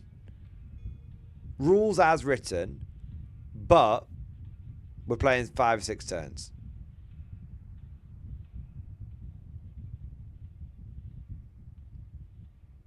I think that's the way I'd do it. I'd just be like, we're playing 6 turns. Fuck this, we're playing 6 turns. Yeah.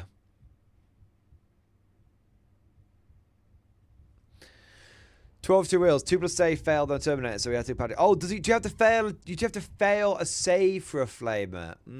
Okay, that does add a little bit more to it, I guess. But I guess it's not that hard to fail a save and a flamer. Do you still use flamer templates? 12 2 wheels. So having to take a wound's a pretty big deal. That does mitigate it a little bit. That mollifies me somewhat. That mollifies me somewhat. Yeah. Yeah, I think if we had 6 turns, I think I'd be able to look past pretty much. If we have to look past 6 turns, I think we have to look. I could pretty much look past everything else with Heresy. Pretty much. Yeah. Yeah. Fucking chicken. It sounds like they were unlucky. Yeah, it does, but it's not that unlucky on something like a regular Marine unit. And there's a reason why I think 2 of 2 wheels said he was going around putting fucking flamers and all his rhinos now. Kevin, Horse Heresy is the definition of sunk cost fallacy. They changed the game and it's not good. Just make yourself enjoy it. It's silly. GW relies a lot on sunk costs to push accepting all they do. Maybe. I think I can very much understand that feeling though. Because Heresy is an expensive game and it's a beloved game. And, it can take time for... I think time will tell. You know what? At the end of the day, time will tell. And right now, the game, people seem to be feeling much more positive about the game, which is a good thing. And we should not dismiss that. And we should not try and make those people feel bad for enjoying the game or stop them from enjoying the game. Right now, it feels like the worm is turning. People are starting to be more positive about it. I guess time will tell if that is genuinely people feeling more positive about it, or if it is, people, the people that are left over in Heresy are the ones that are sort of feeling positive about it. But will that be enough long term to keep people around?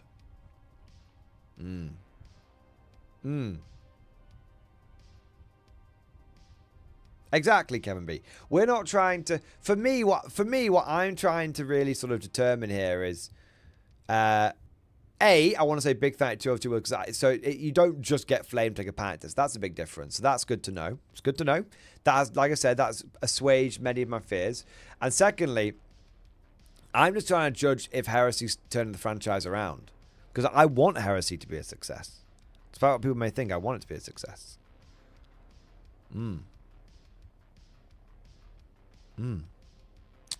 All right, what have we got here? Commander HHL, thank you for the gift of membership, sir.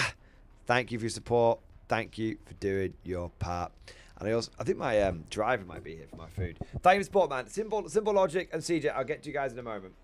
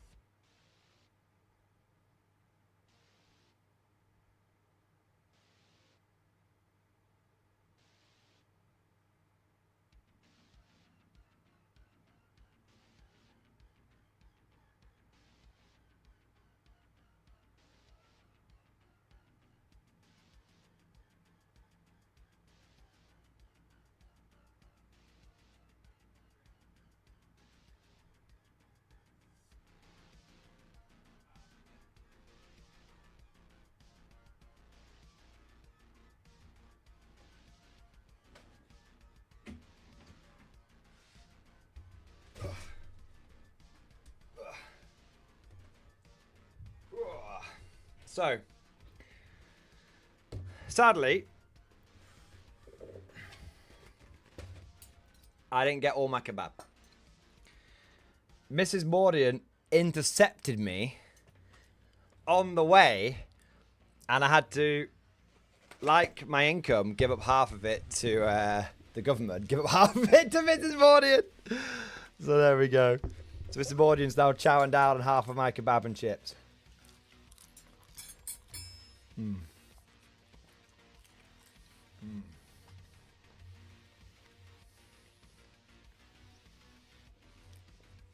But it's not so bad.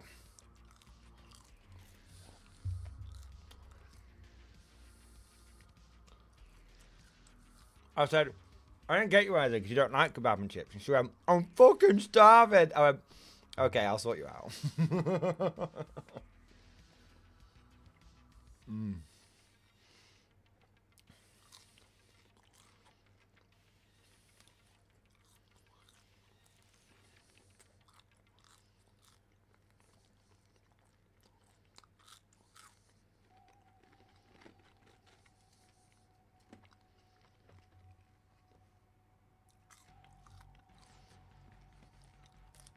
These chips are pretty manky. They're alright, but they were definitely already fried. And they were like, fuck it, just put them back in. 5 minutes. They're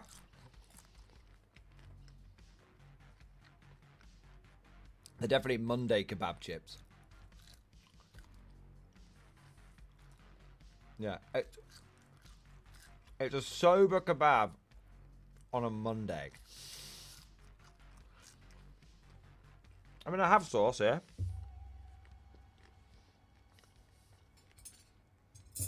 I was just enjoying the... I do occasionally enjoy a sauceless chip.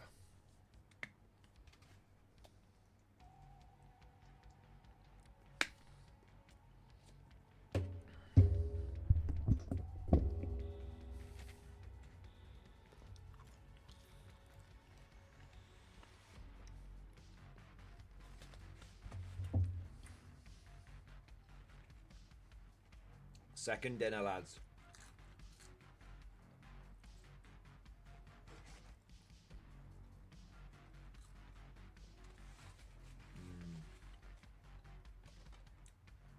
To be fair, this is a good shout. Shout out to Cosmic. It was a good shout. I don't think we have Kel. I don't think we have gravy and kebab, you absolute raving fucking lunatic. Yeah, gravy and chips, sure. But not gravy and kebab fries. Fucking hell. You absolute mad bastard. Oh, I always put gravy on my kebab.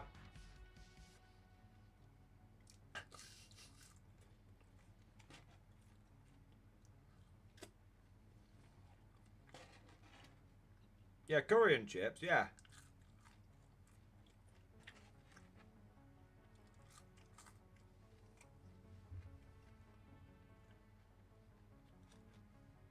So, if I was going to get sauce on a kebab, it would be garlic mayo or barbecue.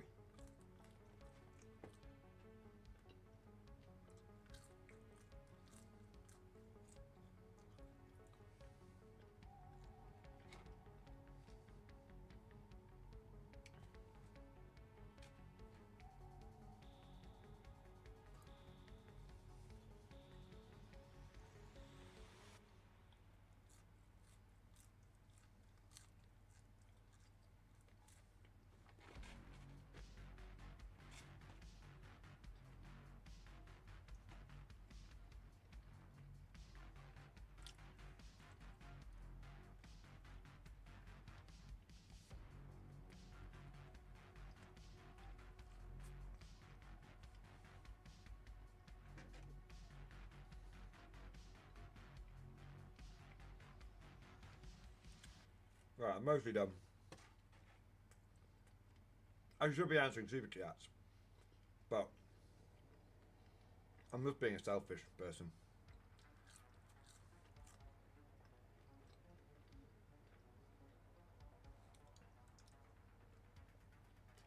We do like curry sauce. Auntie Williams, but you can't have curry sauce with everything. Curry sauce should be used at the right time.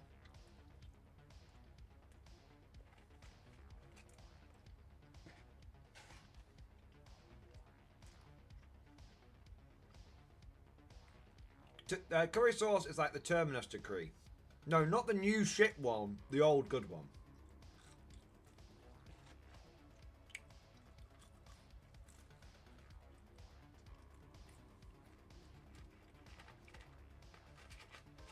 When it comes to fighting crime, there's only one man keeping the streets safe, while keeping it real.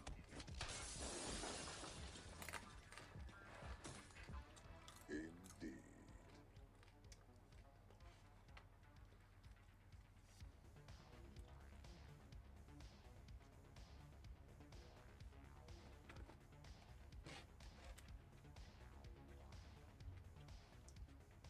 You are right, Mr. Mordian. There's no seasoning on these fries. The seasoning is the second frying.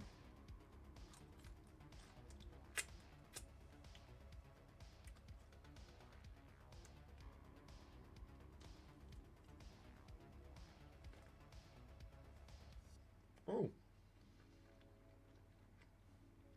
I got a bit of fried chicken in my kebab. Just a little bit of the fried bit. That bodes well. Just a little freebie.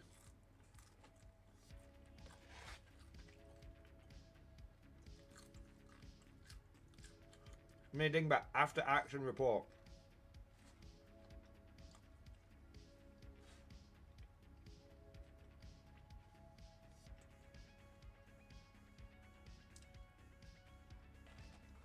I hope it was chicken.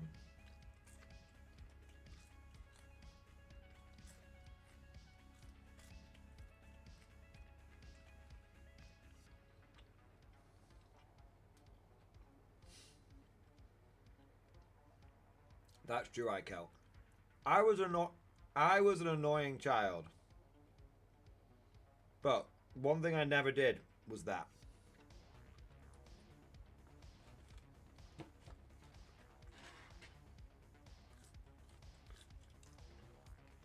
I respected the sanctity of the salt and vinegar.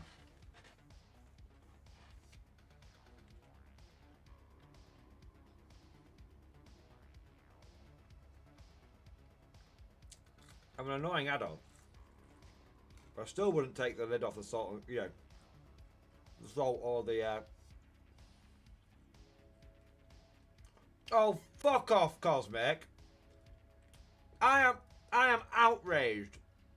I am outraged. Good news. My kebab place is closed because of Labor Day. Shame this man. Shame this man. Cosmic, it's frankly not good enough. We've been bamboozled. We've been hoodwinked. It definitely wasn't fucking closed, was it? It definitely wasn't closed. He took one look at that rotating poo on a stick and was like, no, I'm not having that.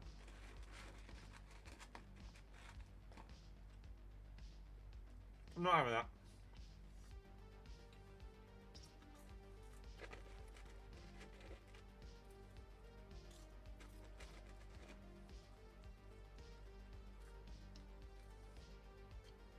Fuck off. Fuck, Kovic. Well, to be fair, you took forever to order it. No, I did. It took like 10 minutes. Like 5 minutes. I got the fucking receipts. I'll go back and find the timestamp. Cosmic. Oh, and now we see the measure of the man. Now we see the measure of the man. Now he's making excuses. He's starting to try and push the blame onto me. He's not apologized. All right, no apology. No apology.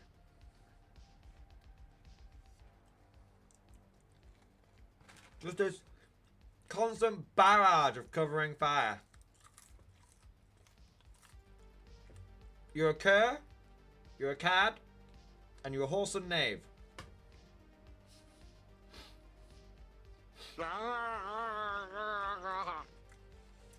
No, 2 kebabs there.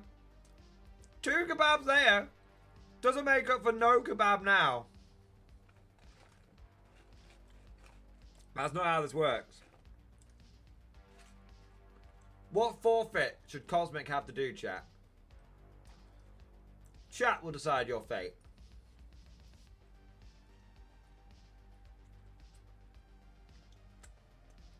Look at this! I've still not had an apology. You're not even going to refer to what you have in front of you. I've still not had an apology. Look at this. Look at this. No. Absolutely reprehensible behavior. Reprehensible.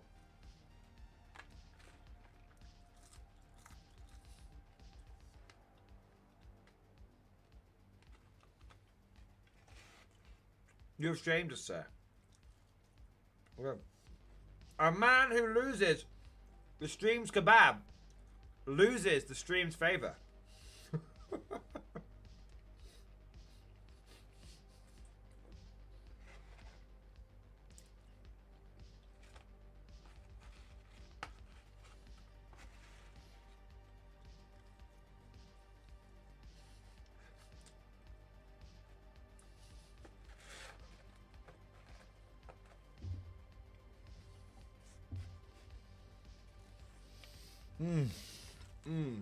That was delicious.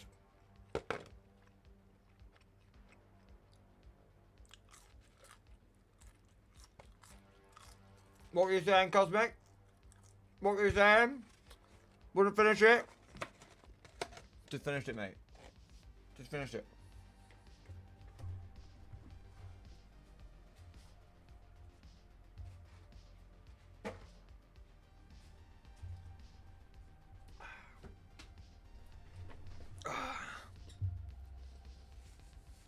It's not. I hate it. I hate it, Cosmic. You won't give an inch. He won't give an inch. He cannot give an inch. Cosmic, you're fine. You are a fine example of the Imperial Guard. Never admit defeat, no matter the odds. No matter what. No matter what, never admit defeat.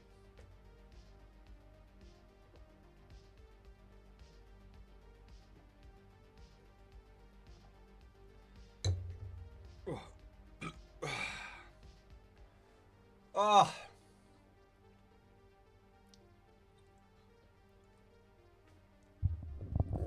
Alright, chat. What is Cosmic's forfeit? He must do one. He must do one.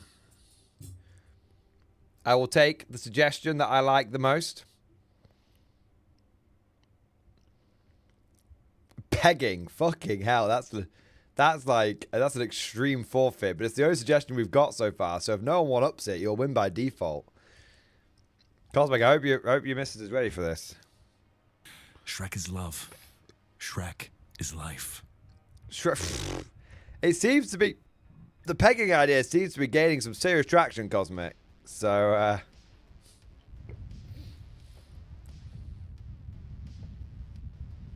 I was going to suggest something else, but yeah, I'll go with pegging. Go from 0 to 100 quick. Oh my god. Paint MG's orcs! I will ship. That's so, actually, Cosmic, that is hilarious. I will ship my entire orc army over to you. I'll pay for the cost. And you will paint the entire orc army for me. And I will collect it at Adepticon 2026.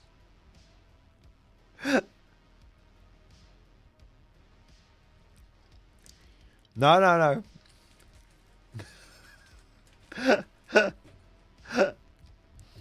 That's a big ask. It's a big ask, Cosmic. Either that or you can paint one tile model. And it has to be like a tower. You have to paint a Tau model. And it has to be a Tau, it has to be like a platoon leader or an officer in your next battle. And it has to be a Tau ambassador to your army.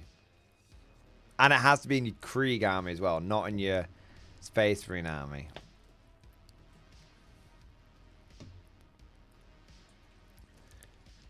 Tau model, is pegging still an option?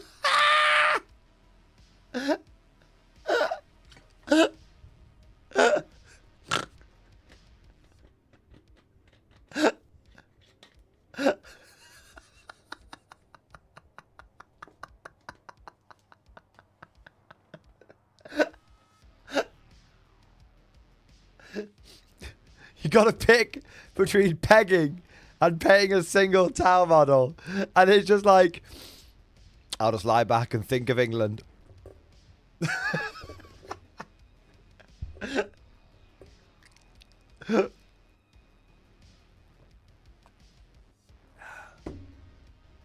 There you go, Cosmic.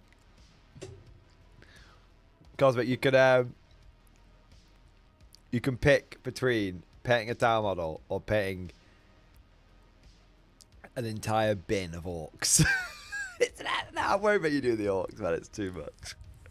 It's too much. Not for, because the thing is, you, Cosmic, let us set aside our beef for a moment. I know you to be a man of great integrity, of great character, of vim and vigor, of piss and vinegar. And taking your character into account, and the fact that you still got some food, we have waived your sentence. Normally, the punishment for such a crime as betraying the kebab brotherhood, the kebabership, for the crimes of kebab regicide, it would be 15 minutes of vigorous pegging. But we have commuted the sentence and replaced it with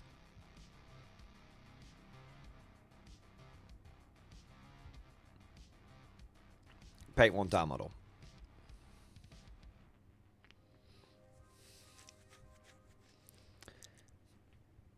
That's it. You know, it can literally be any Tau model in any setting. It could even be a Tau casualty you stick on a base. The punishment of 50 thrusts. It's administrative punishment. 15 pegs. Bite down on this, son. It helps. I know.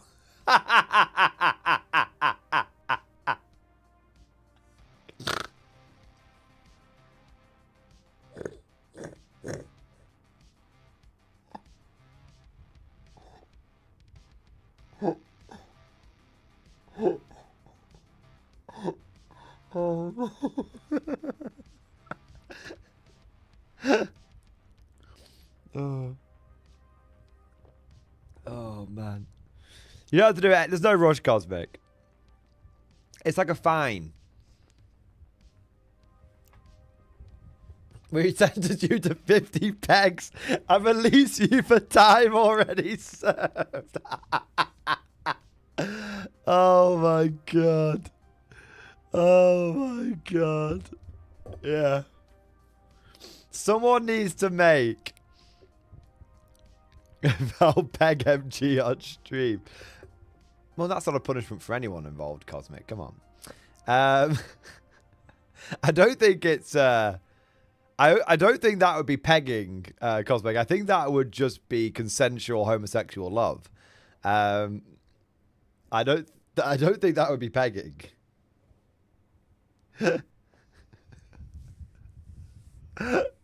Oh man. All right. Anyway, fuck's sake, shall we move on? Yeah, that's just bum sex. Exactly. That's just, you know, there you are. All right. I am well behind on Super Chats now. We've literally been talking about kebabs and pegging for about an hour. So I want to say a big thank you to Simple Logic. Simple Logic, thank you for the 5 gifted beverages, baby. Thank you for your support. Thank you for keeping us freshly stocked with new conscripts. Thank you for doing your part. 07, you magnificent bastard. I also want to say a big thank you to Faded Bill and Mitch Davey for subscribing on YouTube. Amazing, man. Amazing. Thank you, boys. Big shout out to CJ, my boy. Thank you, the 20-month member flex. X-Force, baby. Have you gone over the Horus Heresy 3.0 militia yet? I have talked about them generally. I haven't gone through them specifically. I could absolutely go through them specifically once I've caught up on a few super chats and stuff. Exactly. Apples through Thumamulus. The peasantry demands public pegging sesh. I mean, indeed. It's no longer... This is 2025. Public flogging? Throwing fruit at someone in the docks? No. It's public pegging. That's inclusive. I'd rather get pegged than sharing the same general space as some Xenos. I love it. I love it, man. I want to say a big thank you to Chicken Detonator. Thank you, Super Man. 07, sir, your package is awaiting pick up. I got the package? I got the package? Oh. I'll check it out and pick it up ASAP, mate. It shouldn't take as long to pick this one up, mate. I've not got tournaments and stuff at the moment, so shouldn't take as long. Amazing, Chicken Detonator. Thank you so much for the support, man. And then Meaning Matt, thank you so much for the super chat, bro. Thank you for the Giga Chat. Yes, it is the Giga Chat. Yes. At my bi-weekly Old World Club, we have a guy who wins every time. Could you rate my list for our next match in stream discussion? Is the Griffin too expensive? The big question is, unless everyone is getting sucked into the arms race, don't let one guy draw you all into an arms race. There's always going to be one person in an Old World group who is going to be the big fish. And you can challenge the big fish, of course, but there's a risk that you do set an arms race off, which might sort of go against the sanctity of what you've created. So I will absolutely review your list, Dingbat, and I will give you the best possible feedback that I can do. But I would say be careful with the power that you seek. Okay. So, you've got Captain of the Empire, Shield, Battle Standard Bird, Griffin Standard, Full Plate Armor, Biting Blade. That's fine. It's fine. Double Engineer, General of the Empire, Shield, General Imperial, Griffin, Full Plate Armor, Ogre Blade. 6 Empire Knights, 29 State Troops, 3 Demigriffs, Great Cannon, Steam Tank, Hellblaster. Okay. So, my advice to you is that, and obviously, I don't know what your opponent uses. So it would help to know that as well. Because advice for one army can be very bad advice for another when facing into another army. But generally, some things that I've noticed is I think that you have been listening to Empire propaganda. Every Empire player online for the first 18 months said basically Empire should just run knights and not more infantry and all this kind of stuff. He's Empire as well, is he? How many cannons does he bring? Because you could absolutely wreck Empire if you just brought cannons and hellblasters. So the big... He likes war chariots, like the fucking war wagons. I don't think they're that good. Aren't they just like? I don't even know. I don't think they're that good.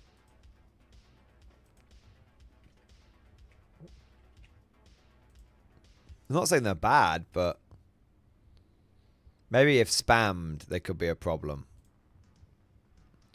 3 up armor save, Crushing weight. The AP -1. You can go over low linear obstacles.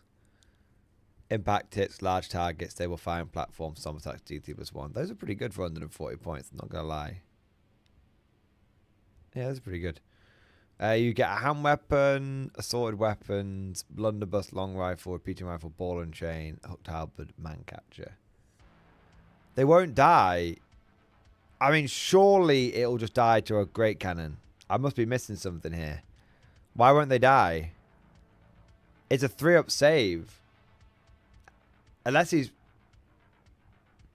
he prays to make them tough as fuck. What?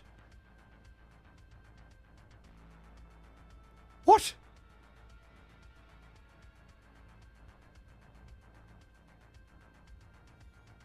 He's not Bretonians, is he?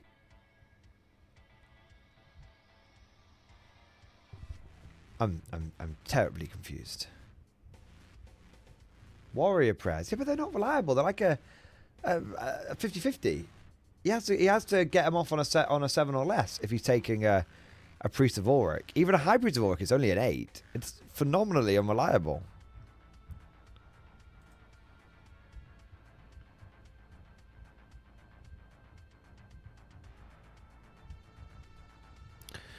Okay, so Priest of Ulrich, Battle Howl until... Wait, it must be a Priest of Sigmar. It can't be a Priest of Ulrich. Because Priest of Ulrich is... You can get more charge. The enemy has to reroll 6s to hit against you in combat. And you do multiple. So it must be a Priest of Sigmar.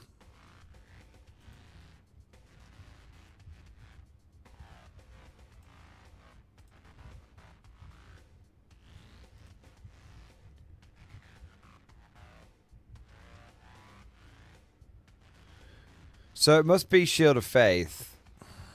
Until your next starter turns up, it's model on a single friendly unit that is within its command range. When the prayer is chanted, it's a 5+ ward save against any wounds suffered during the shooting phase.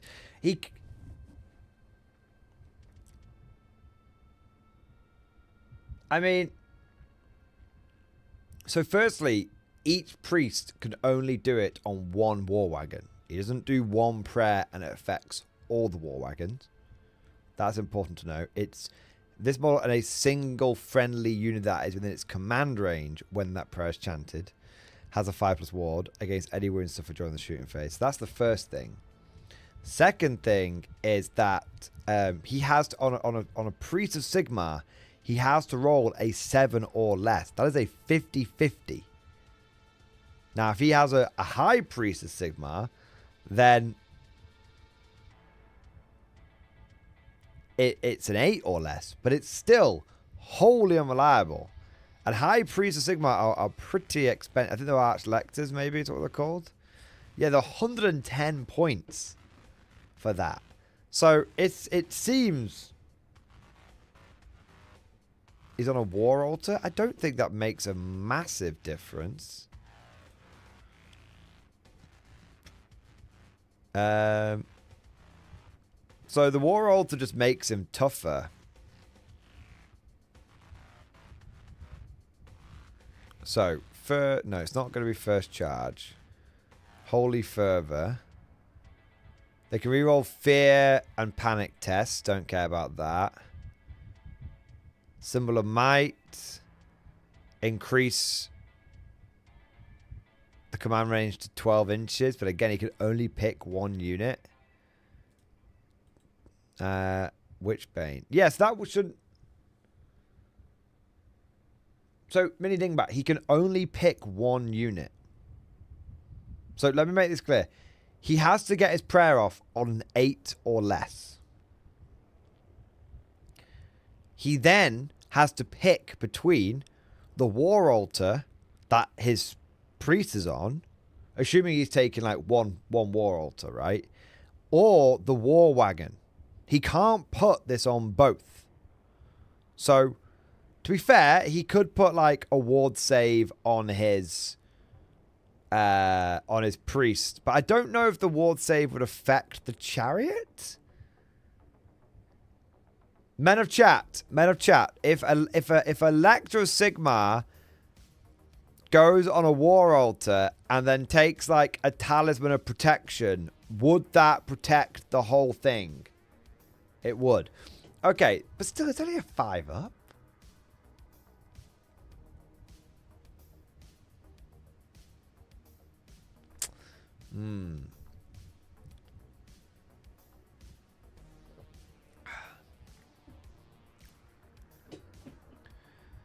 It's a very, very expensive combo.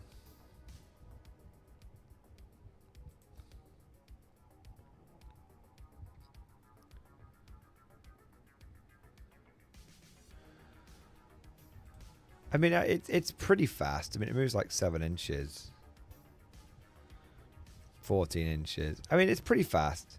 I mean, how many are we talking here? Think about how many are we talking here? How many war altars? How many war wagons?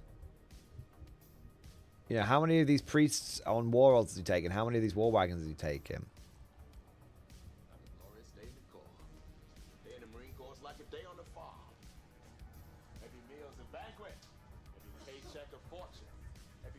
Two war altars and 3 war wagons. It's just a bit of a skew list. Honestly, it's just a bit of a skew list. And if you wanted to...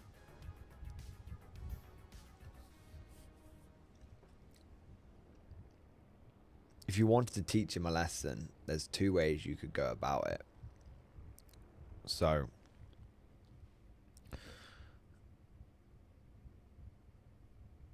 The first one is to... How many... so, does he have any cannons? Because that's gonna be a very expensive army. I mean, if I take... he can't take 3 war wagons. He can't take 3 war wagons unless I am... He definitely can't take 3 war wagons and a steam tank. They're rare units. What points level are you playing at? You can take 1 war wagon per 1,000 points.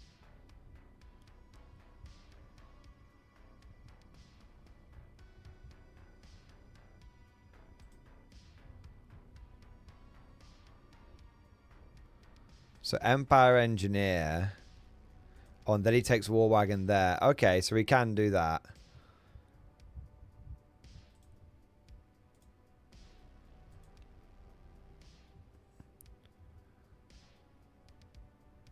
Let me just cancel a few bits here. Remove. Remove. Remove. Remove. Move that there.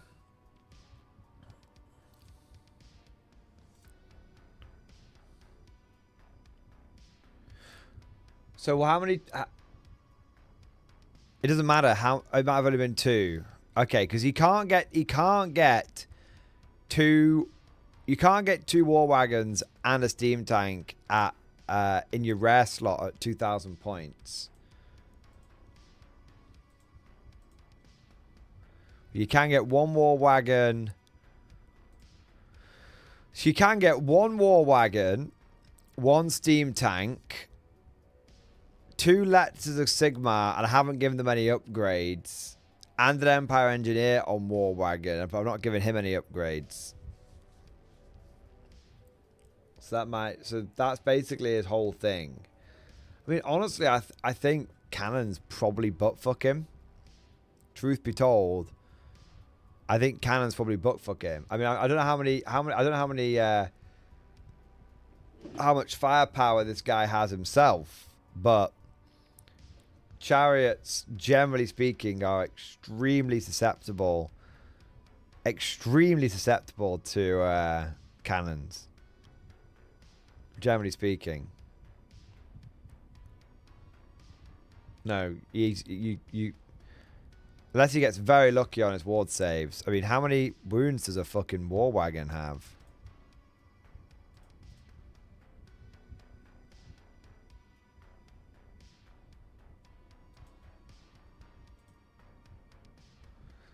6 wounds, 2 cannonballs, and it's dead. Mini but my advice to you, if you really want to take this guy down a peg, is I have yet to find anything in this game which can stand up to sustained cannon fire. Sustained cannon fire screened by a sufficient number of infantry.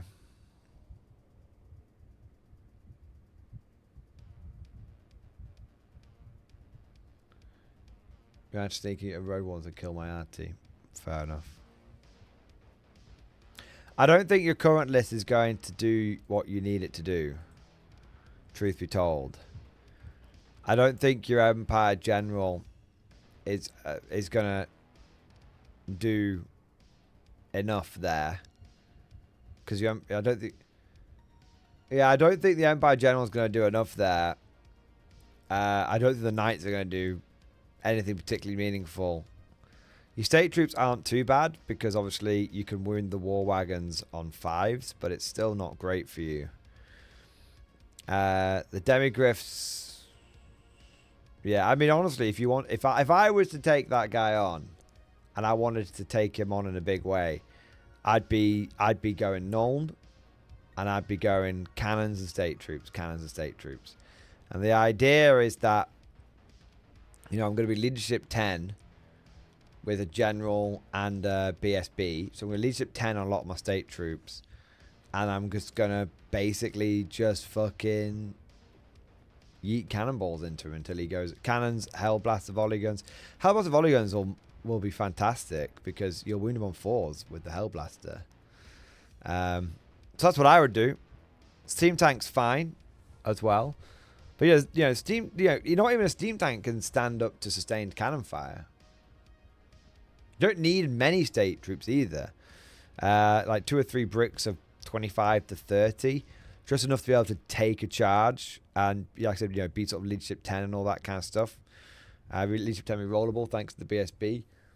Yeah, and then, you know, you just need to, you know, your opening volley should just be like cannonball, cannonball, cannon. You know, you just put cannonballs into whatever doesn't have a ward save first. So, you know, if he's got 2 Lectors and they've got a ward save, and then he's getting 2 ward saves onto the like the war wagons or whatever it may be.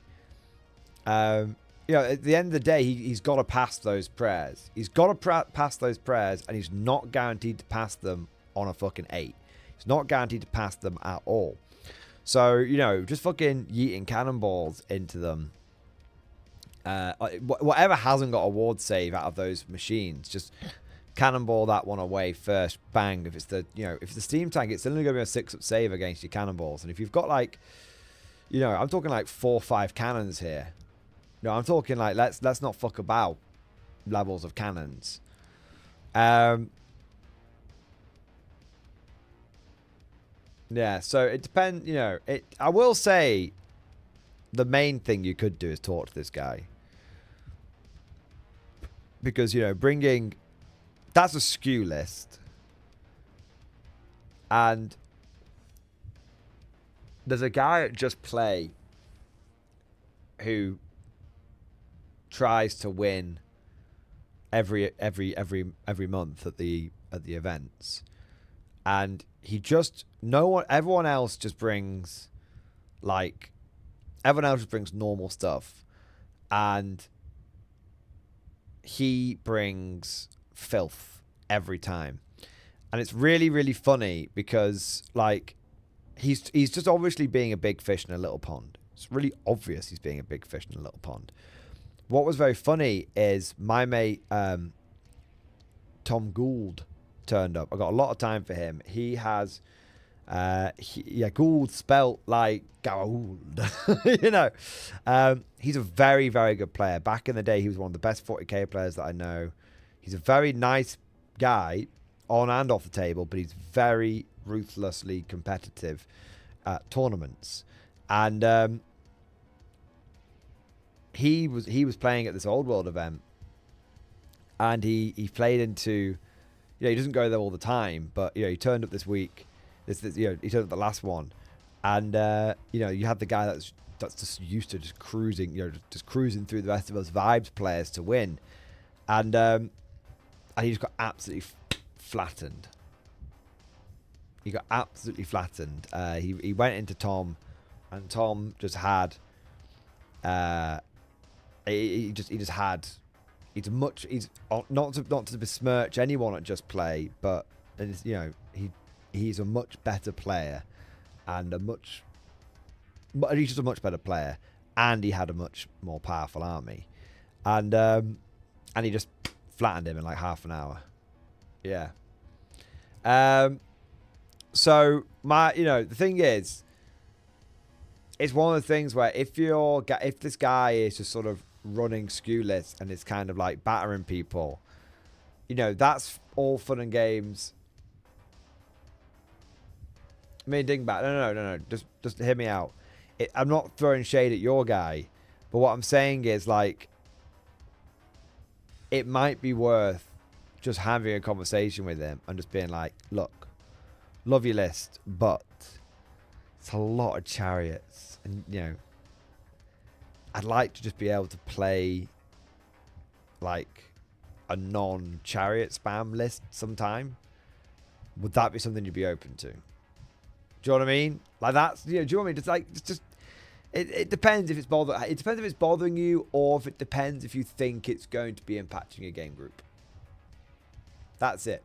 Because once people start getting beaten by skew lists, the next thing that they're going to do is start skewing themselves, and then it just starts. That would be my concern, personally. But I'm obviously not part of your group, so I don't know the vibes of the group or anything like that. If you want to beat him, you're going to have to skew. You're going to have to skew.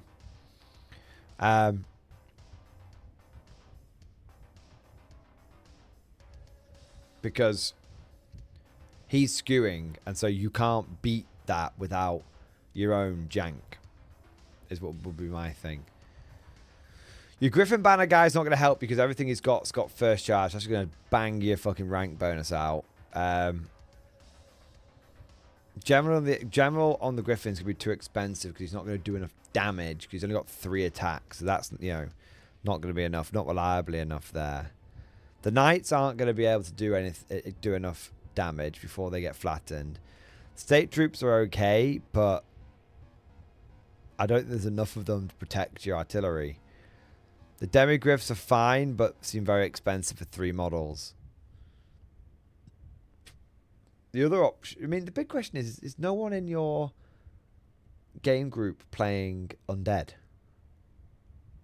Mini Dingbat.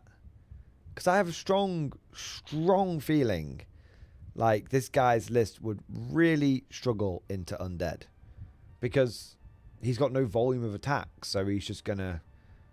He's got no volume of attacks, and he's got no combat res. So if he goes into some Undead, he's just going to get... Yeah, it'll work the first time because he's... It'll work the first time because he's got first charge on the War Altars or whatever it is. You're a guy who plays cool Vampire Coast Army? Yeah. So, yeah. So, I think the issue you're having is that his army is very good in your pond. That's what it is. His army is very good in your pond.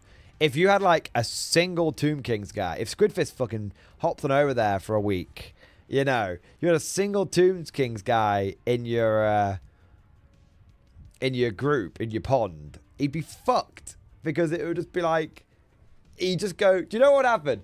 He'd go slap bang into a Necrosphinx. The Necrosphinx would just sort of go, oh, that's interesting. And just go, fuck off. Judo chop.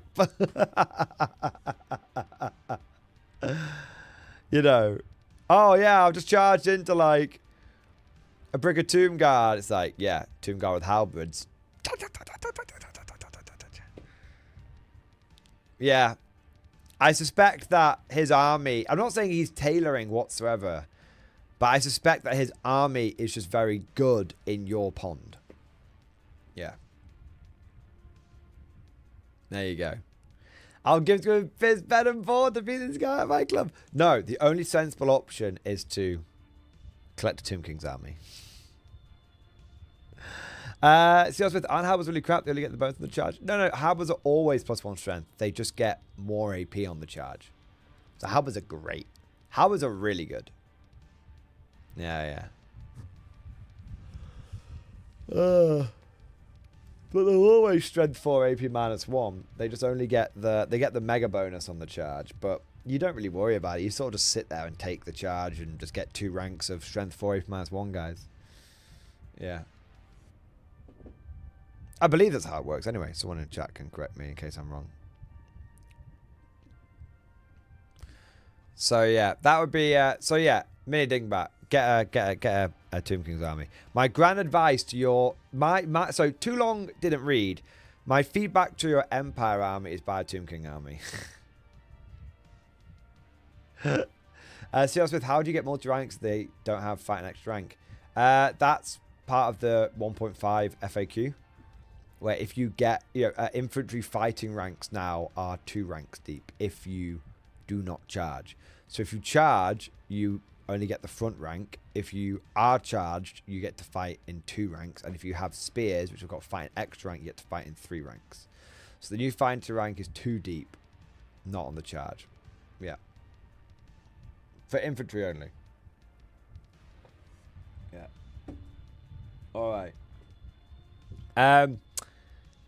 Yeah, spears get through, which is nice. Spears are not the best. The only spears that I think are worth taking are on Orc Biguns. I know, controversial. But, because they're strength 4 naturally. And I think they get choppers, but maybe that's only when they charge. But yeah. Yeah. Mini Dingbat. On a more serious, if I may give you some general feedback, mate. Because we got very bogged down in the details there. If I may give you some general feedback, I still think you are slightly too cavalry heavy. If we take your General of the Empire, the 2 knight units, and the Demigryph Knights to all be cavalry or cavalry adjacent, you've got too much. I would have at most 2 units of cavalry, 1 for each flank, or you load up both on one flank and go for a flanky sweep. Okay, so I think you are, and I also think you've probably got 1 too many engineers. 1 engineer per 3 guns is fine. Sir. It's fine. So my general advice, putting aside all the specific shit that we talked about, my general advice for your list would be pick 2 of the 4 cavalry and cavalry adjacent units and get rid of 1 engineer. The points that you've saved could go into some more infantry, because infantry is very good now. Could go into some more infantry. You need a bit more staying power. You need a bit more staying power.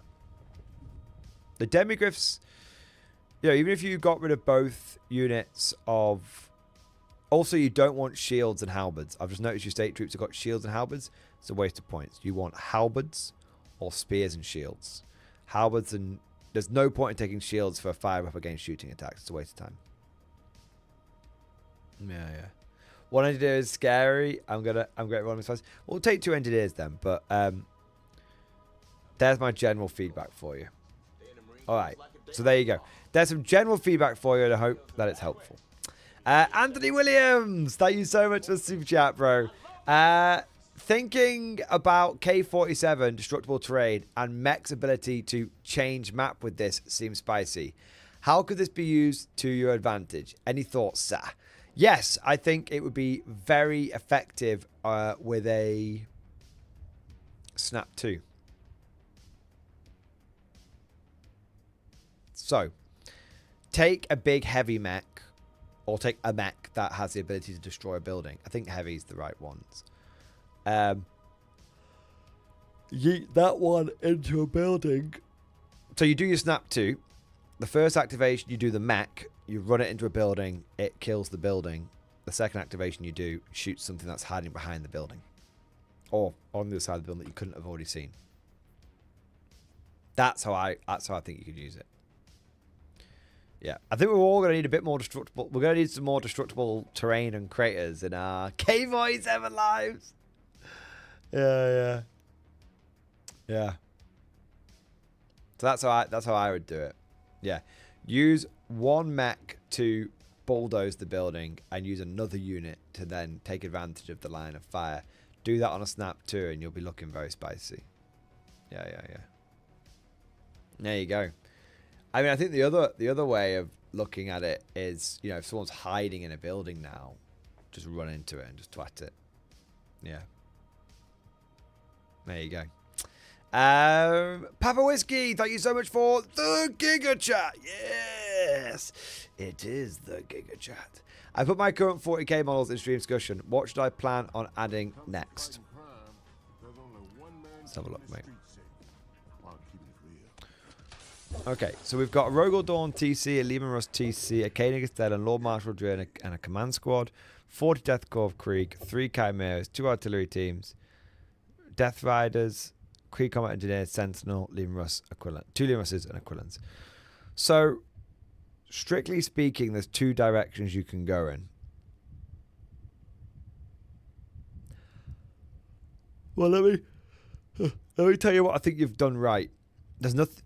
Firstly, I want to say what you've done right. Everything you've picked is right. I don't think you've made a single bad choice there, mate. I think you've got off to an absolutely phenomenally strong start there, and I think you should be very happy with the models you've gone for. Good selection of tanks, infantry, and artillery there. In terms of where I think you can probably relax your focus, you don't need to worry quite so much about for the time being. I don't think you need any more armor right now. You're a guard player, so you're always going to want more tanks. That's fair. But I don't think, strictly speaking, you need any more right now. You've got 4 main battle tanks, so I think you're all right there. I think you're also okay in terms of artillery. 2 artillery teams is fine. It's my go-to for competitive games, in fact, so fine. I think you're good for support units as well. I think between the Aquilans and the Sentinels and the Krieg Combat Engineers, you've got a mixture of large and small squads capable of, and units capable of doing secondary objectives. So that's all fine. There's 2 directions you can go in right now for your army. And it is possible to do both at the same time, but that just requires a little bit more thought. The first direction you can go in is more infantry. 40 line infantry is not enough. You are seriously going to guard infantry corps is the infantry corps is really what the foundation of your army, and it is often where people go wrong with the guard. They can't be bothered painting more infantry. So you will long term want to be thinking about adding at least 2 more blobs of Krieg. Oh, well, of anything, 2 more blobs of infantry. Cadians, Krieg, Catachans, whatever it might be. So you're looking at another 40 infantry. And that's just to get you up to the sort of standard 80 that you want as a guard player. And you may even go beyond that. If you're a bit worried about the financial impact of having to paint so much Death Corps of Krieg, then I would strongly recommend you look into Wargames Atlantic. We've got a link down in the description. It's not a sales pitch, by the way, don't worry. But look into Wargames Atlantic down in the description. Go over to their Death Fields range, and you will find some very, very good guard infantry models, which are a fraction of the price of Games Workshop. So, I mean, if I may, I am giving you the hard sell now, mate. So I will say shill alert here. But if you were looking to add some cheap Krieg to your army, I would recommend these guys.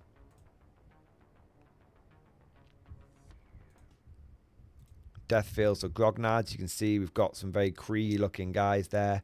Gas mask, Adrian helmets, very World War I style. You get these. They come with this mixture of heads. You get enough heads to build everyone in the Krieg style or the Verstreuen style. You can see the sprues here, mate. So you can see you're going to get plenty of gas mask heads for your guys. Now, the reason I'm mentioning this is if you are looking to expand in the infantry direction, it's significantly cheaper. So you'll see it's £25. But that £25 gets you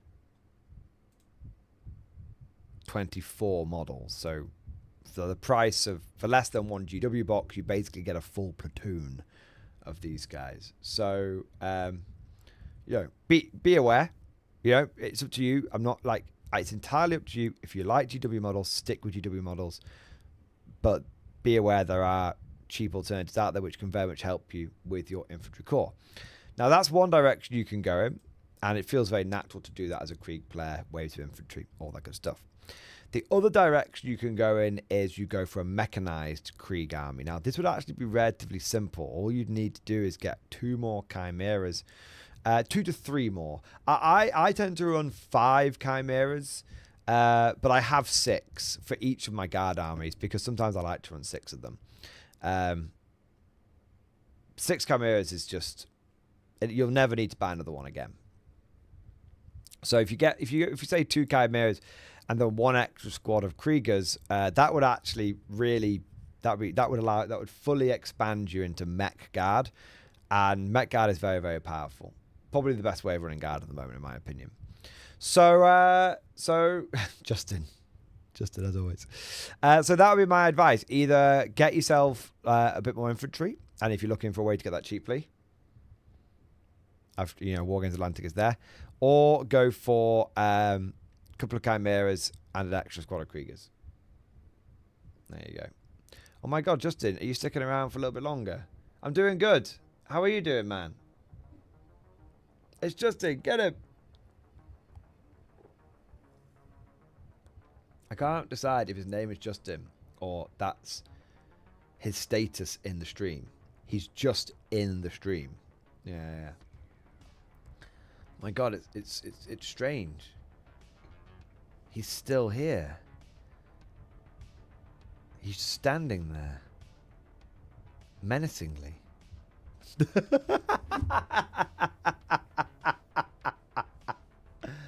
Oh my god. Justin, infantry, sir. It's good if you're sticking around, man. Mobile infantry made Surprised me to the be man I sure, am today. but a welcome one. There we are. Get him some papers. Get him conscripted. There we are. All right. So, Papa Whiskey, I hope that helped, mate. To Krampus, thank you for the super chat, man. Weekend hobby update in stream discussion. Let's have a look, mate. Weekend hobby update. After analysing my games, I found that the Vanquishers unfortunately seemed to have underperformed. They weren't bad, and I intend to continue giving them a fair shake, but with my dice, I need a bit more consistency. How dare you? Heresy! Blasphemy! This is blasphemy. An army that fights under the banner of his holy vanquisher cannot be defeated in an open battle. To suggest otherwise is blasphemy. Vank wills it! Vank wills it! There you go. Unrelated, a GW Dawn finish. A printed Dawn in primer, and Mrs. Krampus finished 2 more Templars. After the Dawns, next in line to be painted is a siege cannon with another on the printer. Nice. Nice. Tight. That's cool, man. Oh, so muddy. Oh, I love it. That mud is making me feel things. I love a good muddy tank. Oh, nice. Very muddy. That's cool. Hey. That's a cool Dawn.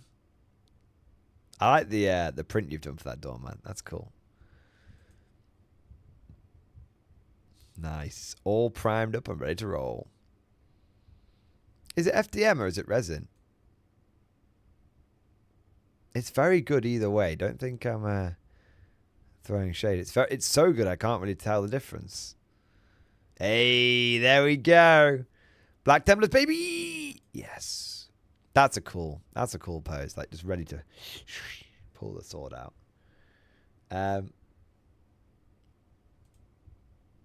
That's a very, very cool pose. I like that one.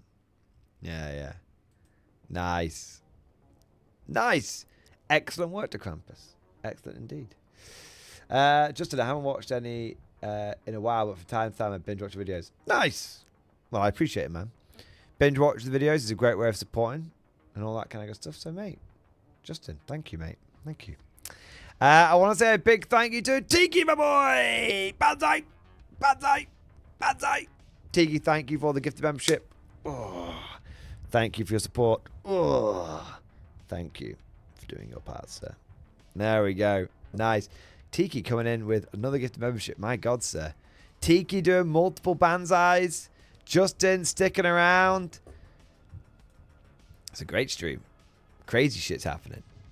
It's crazy. It's crazy. You're crazy. Oh, no, Justin's gone. Oh, fair enough. Catch you later, Justin. It was great to have the stream for a bit, mate.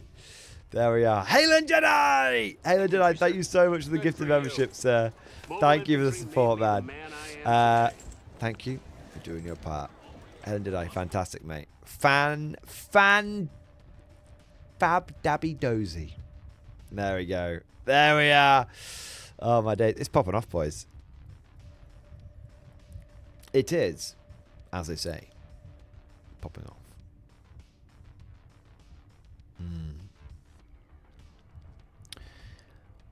I've been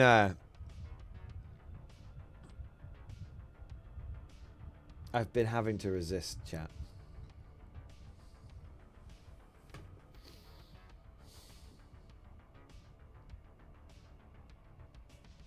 I'm having to resist. I think I might be addicted to the act of buying Conflict 47. Now I want to make some. I'm not ordering Cosmic. I'm not ordering another kebab. You've got at least one to catch up on first. Okay, but so I'm obviously addicted to Conflict 47. That goes without saying.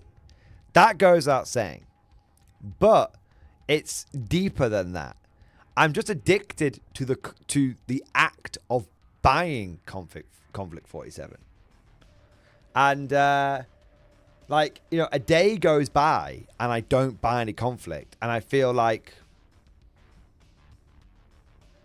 empty inside. Every day, more lies.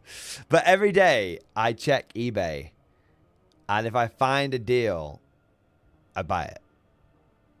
No questions asked. Actually, that's a good point. I didn't check to see if I won that eBay bid, actually. I don't think I did. No, I didn't. But I recently got a set of those 8 Soviet Mark II power armor guys for £20, and that was a very good deal. But every day, I just sort of... I just check, you know, and I just see, is anything else on for a good deal? You know, and I kind of like... I sort of go in there and just hoover. And I do feel like I feel like, you know, like a fishing trawler just going in with like just some big nets, and I'm just trawling. I'm just fucking trawling and trawling and trawling. I feel like I might have overfished the waters. I'm just saying. I think there's an element of overfishing going on here.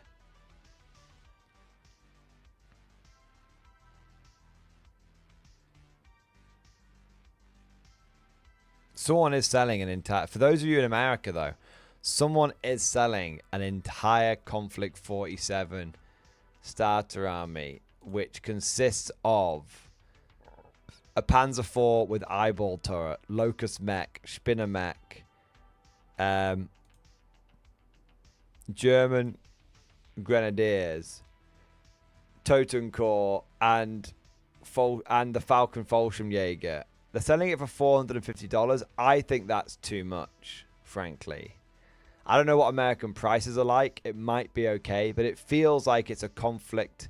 To me, that feels like it's a Conflict 47 starter set with a unit of Falcon troops and a Locust mech thrown on top. So that feels like too much.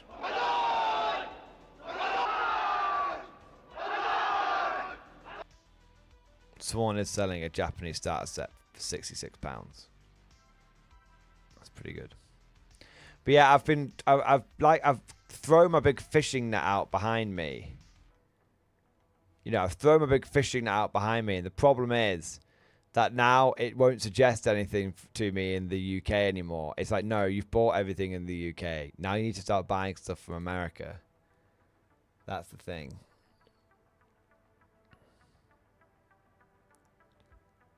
I'm looking for like... I just look and see if someone's like got something on for like next to nothing. Not even next to nothing, like... But it's more like, oh, have you got like getting a brewing for like 30 quid free postage, which is just like 25% off. I'm like, yeah, I'll get that. Ooh, wait, do you pick or do you get all of them? Ah, that's a shame. I thought someone was selling 3 boxes.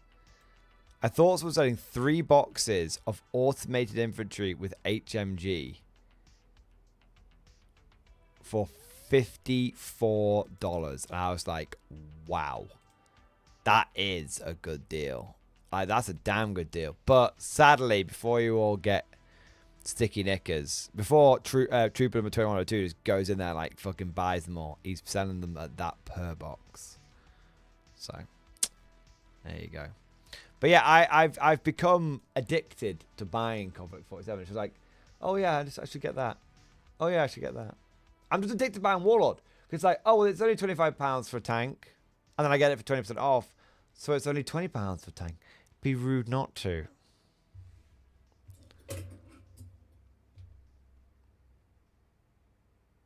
I need help.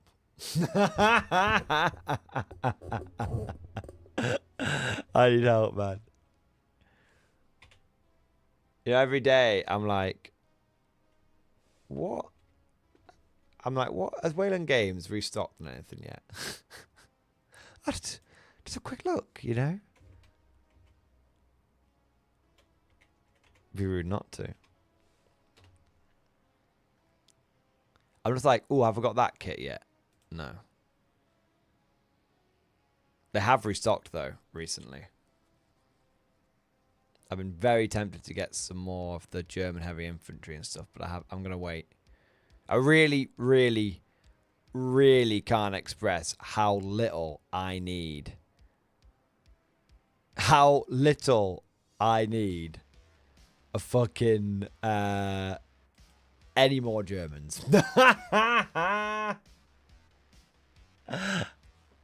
Like, you know, I'm like, and there's things here. Oh, they've got the Guardian Light Walkers back in stock. They're only £22. They're a really good deal. Oh, I should get 2 more. It's like, no, stop.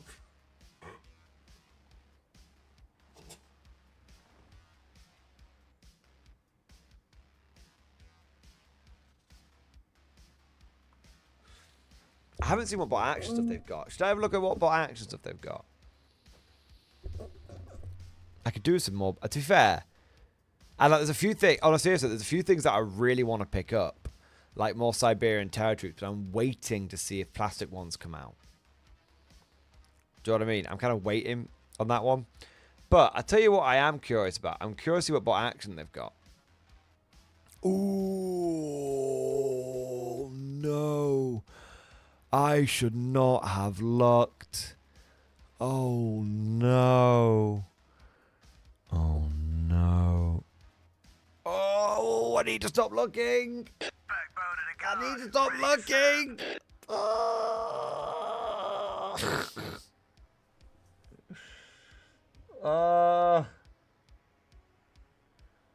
They've got the new how do you say it? Studebaker US 6 trucks. I really need trucks. I really, really need trucks. They've also got an auto blender. I feel like getting Simon an auto blender as a present. For no particular reason. I just feel like getting him one.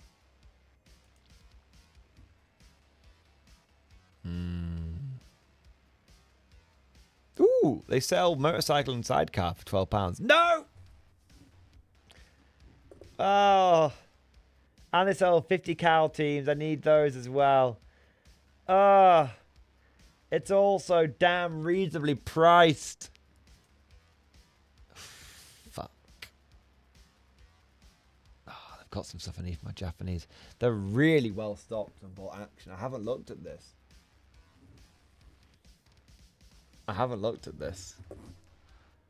I've just been... Oh no, Tiki. Oh no, Tiki, what have I done? Tiki, what have I done? I shouldn't have looked, Tiki. This is all your fault, Tiki. Because you know I'm going to need to do it now. I know I need to do it. You know I need to do it. Chat knows I need to do it. Oh no, Tiki. Tiki. Oh no. They have got the boat tanks, Tiki. They've got the boat tanks, Tiki. I don't have any boat tanks, you know. That's a fucking good price. They don't, you know, they've got the boat tanks, Tiki. They've got the boat tanks. I'm telling you, Wayland Games, man. They might have more. Let's have a look. Can we pick by nation? So back.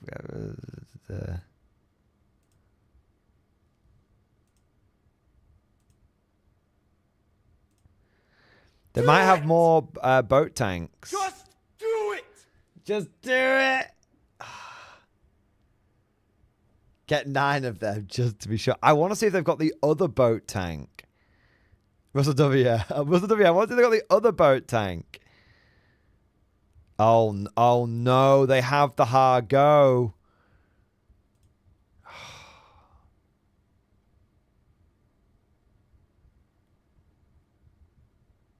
Okay, they don't. Wait, did they have the first boat tank on here? Because if not, that might be.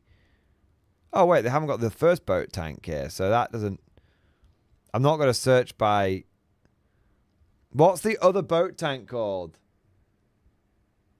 What's the other boat tank called, Tiki?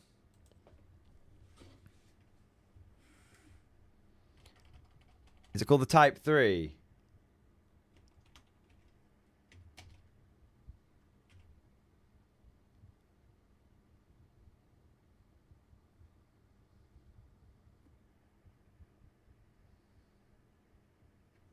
What's its full name?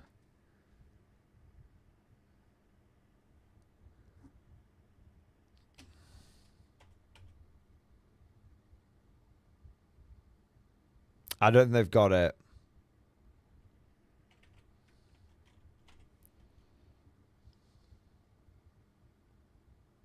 We might be saved. They've got it for Flames of War.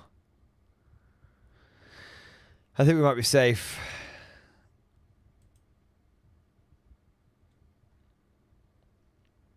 I think we might be safe.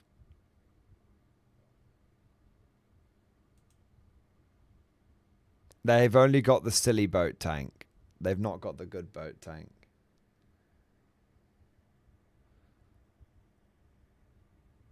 They've only got the silly. That's what I mean.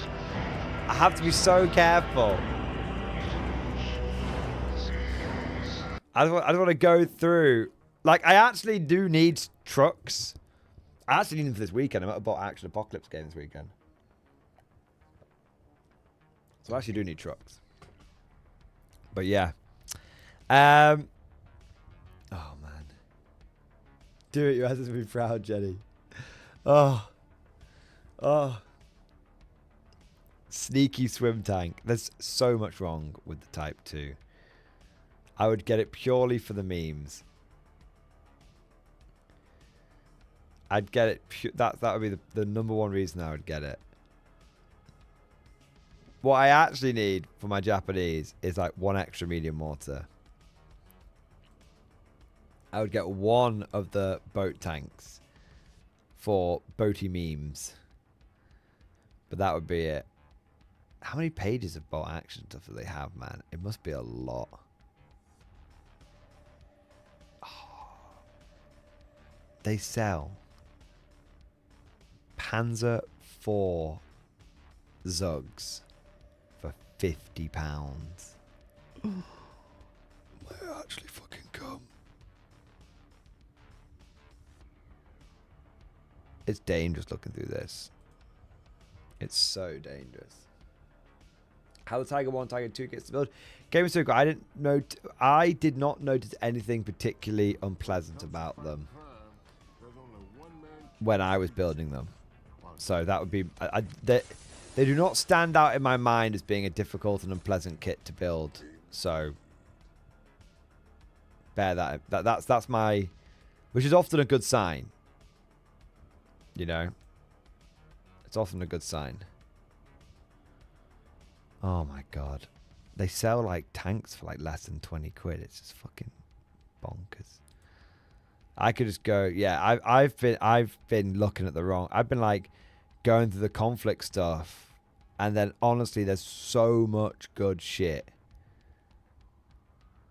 Honestly, Wayland is where it's at, boys. I'm just telling you. I'm just going to be I'm going to be unreservedly shiltastic.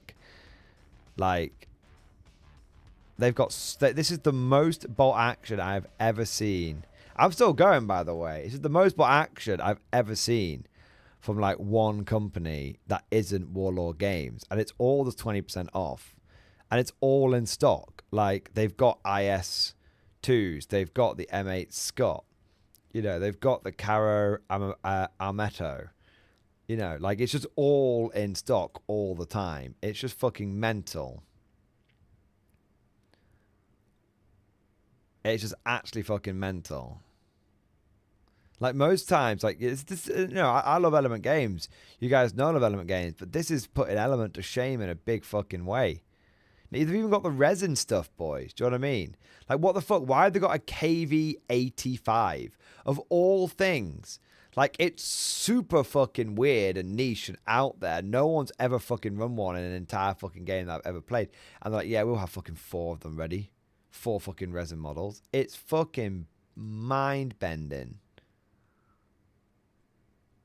It's actually mind-bending. If you're a Yank, you want to be looking at this shit ASAP, man, because you might be able to get it. I'm pretty certain they'll ship to the US. Yeah.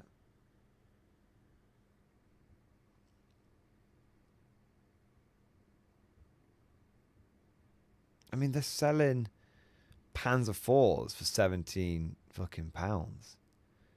Just mental. Sweet, I get the barbed wire. Yeah, I think we're even, you know, just as you think you're getting into a... I mean, that's not bad. They're the new officers and stuff. I think we're getting towards the end, though. Oh, no. Oh, my God, Bedfords. Yeah. It's pretty mental. I'm not going to lie. That's not the right picture, but that's fine. It is pretty mental. I'm kind of curious I kind of want to get to the end now. Do you know what I mean? We're kind of deep. We're kind of deep in the fucking weeds right now. I wonder if I just click that, it'll take me to the end. How many pages do we have to go? 36. Fuck me. There was a lot of pages to go. Oh, a lot of it's out of stock at the moment. But it's stock coming soon. Okay. Backbone of the guard, ready to serve. When does it stop being... Let's work our way backwards. Let's see. When does it stop being... As that pre-order stuff. Oh, okay. When does it stop being out of stock? It can't be that far back. Okay, yeah, literally. Right there. Every meal's a banquet. Every paycheck a fortune. Every formation a parade. I love the Corps. That's pretty legit. Nice. Yeah, I can definitely see myself hoovering through some fucking... I mean, I don't even think I've got a big enough hoover to fucking hoover all this up. And I got a pretty big fucking Hoover. And that's not an innuendo. Believe me, it's not. F in the chat for some Mordian. But yeah, I could definitely see myself hoovering through some fucking... There's a lot of bits I've been meaning to get. And I could just round out so... I could round out so many armies. Just round them out.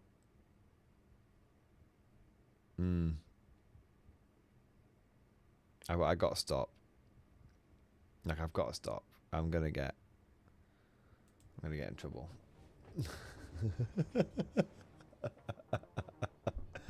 All right.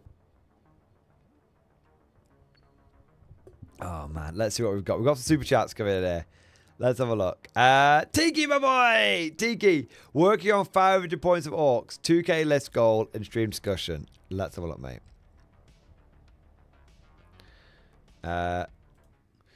Working on my first 500 points of orcs, but here is my 2k goal. 2k Moto Surfers, 2,000 points. Death Killer War Trike, Mech. Nice. Painboy. Boys. Truck. Battle Wagon. Booster Blaster. War Bikers. I like it. I mean, I've no idea. Okay, so I'll be clear. I've never seen anyone run a list like this in 10th. So I have no idea if it's a good list or a bad list. But it's definitely a speed freak list. It's definitely a speed freak list, which is cool. Which is very, very cool. I guess the big question, Tiki, is, are you just going for pure vibes? Because if you're going for just pure vibes, then yeah, this is absolutely a speed freak list. I mean, do you have any of the... yeah, you've even got war bikers, man. You've even got fuckloads of war bikers. So yeah, I think you're all gravy, baby. I think you're all gravy. No foot slogging. No foot slogging allowed. Totally respect that. Nice. So I guess the big question, you do... I mean, 10th edition, by the time you get all of that built and paint, 10th edition will be on the way out. So that's worth mentioning. That's worth mentioning. Not in a negative way, just in a be aware of that kind of way. So make sure when you're picking things, you are getting them because those are the models that you like. Those are the things that you like. Not like, oh, because I've looked at the stats and think they're good. Because next edition, they could be great or they could be trash. So my only advice to you is just genuinely at this time, because you don't know what models are going to be good and what models are going to be bad, genuinely just embrace your orky vibes and just pick a model because you like the look of it. That's the advice. And you know, Tiki, I know you were thinking of playing some 4th edition orcs as well. If you were thinking of playing 4th edition orcs, you should seriously consider things like the old war tracks and the old war buggies. I imagine you could get them for fucking next to nothing because they're not relevant for current play. So I can imagine you could get them for next to nothing. And I think that they would... I think they would be really cool just to add to the vibes.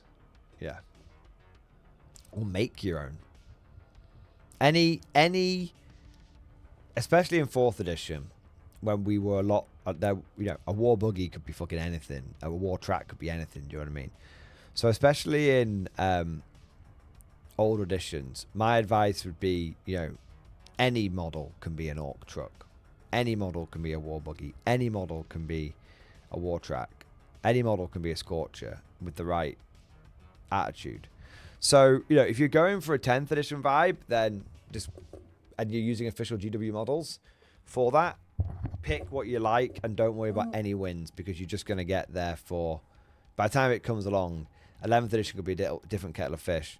If you're looking at, if you're open to 4th edition, then pick up anything you want and orcify it. There you go.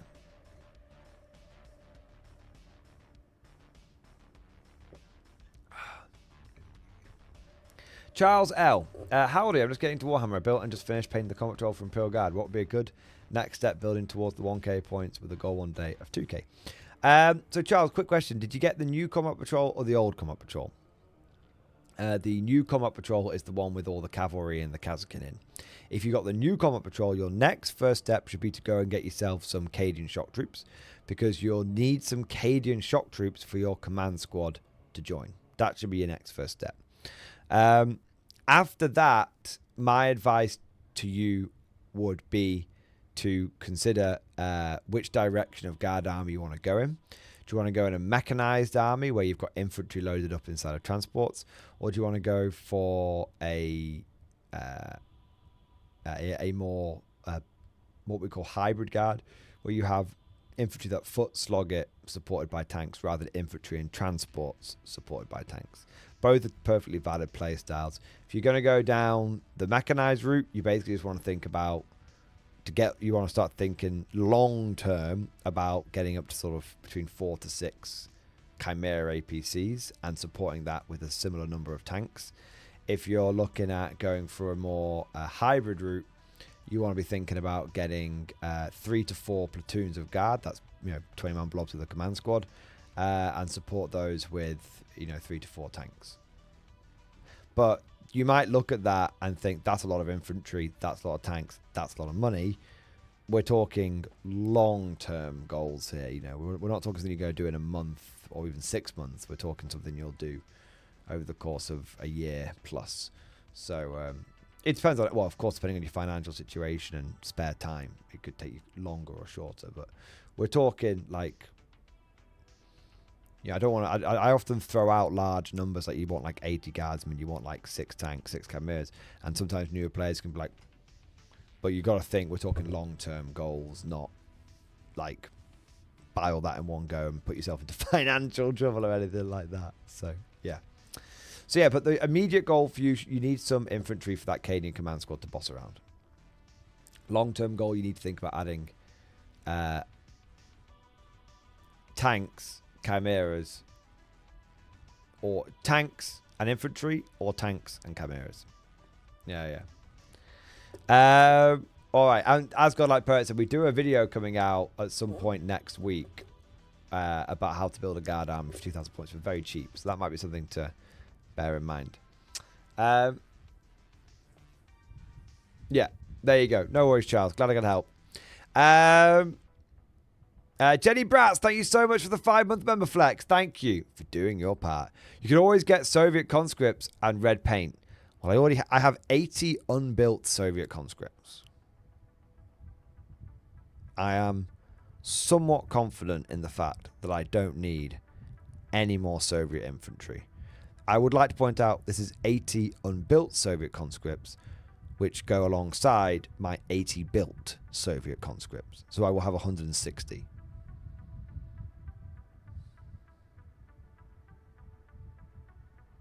I have a problem.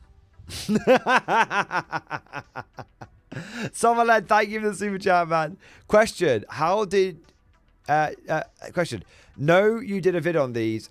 May have missed a part between Crossing the Rhine and the 43-45 Brit set. Which do you prefer? I think I prefer Crossing the Rhine, but I'll have a look, mate.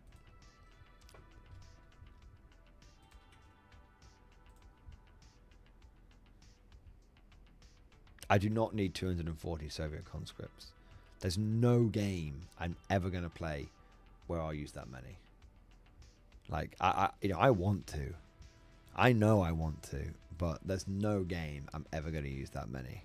There's no game I'm ever going to use 160. I should just sell the 80 unbuilt ones. I should do. Everyone knows it, including myself. That may be something I still do. So, I think Crossing the Rhine is better, mate, because I think it just simply comes with more stuff. So, British and Canadian 1943 to 1945. This one comes with 36 infantry, 1 MMG team, 1 medium mortar, 1 6-pounder anti-tank gun, which you don't care about because you don't care about medium anti-tank guns. They're fine, but you don't care about them. 1 UC, 1 Churchill. or Crossing the Rhine comes with more infantry, an extra medium machine gun, a 25 pounder, which is a fantastic model, and a Humber and a Sherman Firefly. Yeah, it's genuinely a no-brainer. This is the better choice. And you might be like, oh, I don't like the infantry models because they're winter. Honestly, you can paint, if you look at the sprues, you can just build them without a lot of the face wrappings and stuff. Like if we have a look here, I think those are the heads. It's kind of funny they're sort of facing. Oh no. Yeah, see, look, you don't have to. So the helmets come separately, which is kind of cool. So you get 1, 2, 3, 4, 5, 6 bodies. Only one of them's got a greatcoat on it. And you've got one guy without a face wrapping, 2 guys that are face wrapping, 3 guys that are face wrapping, 4 guys, 5 guys. So it's only going to be like 1 guy per 6, which is going to need to look like he's all wrapped up. And even then, maybe not, because you've got these heads down here. So even then, maybe not. So, yeah. And I think these infantry are better as well. They're more modern. They're more a more modern warlord sculpt. So, yeah. It's Summer Lad. It's no competition. Get the Crossing the Rhine. I think you could even get a deal on it, mate. I think you can get a deal on it if I can help you.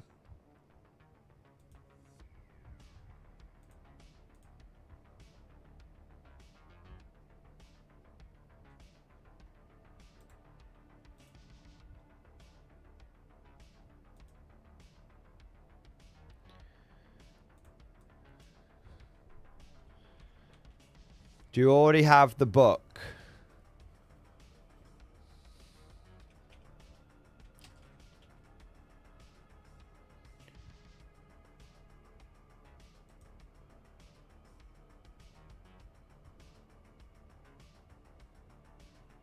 That's being bought too. When's the book out? I thought it would be out by now.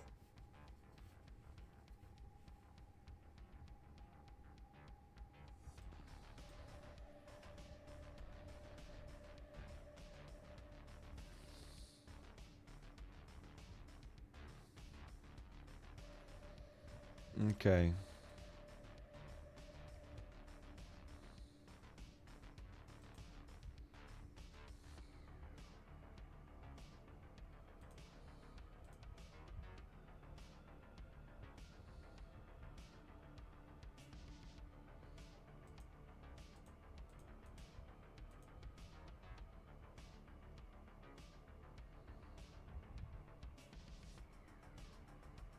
Oh, okay.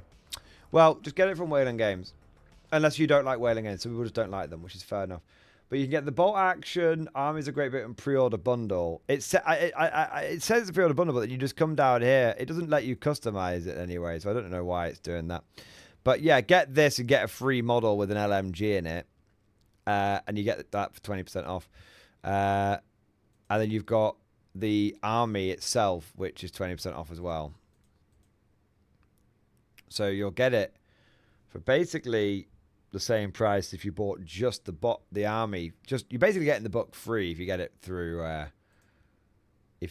Wayland. Yeah, you're not getting a bundle.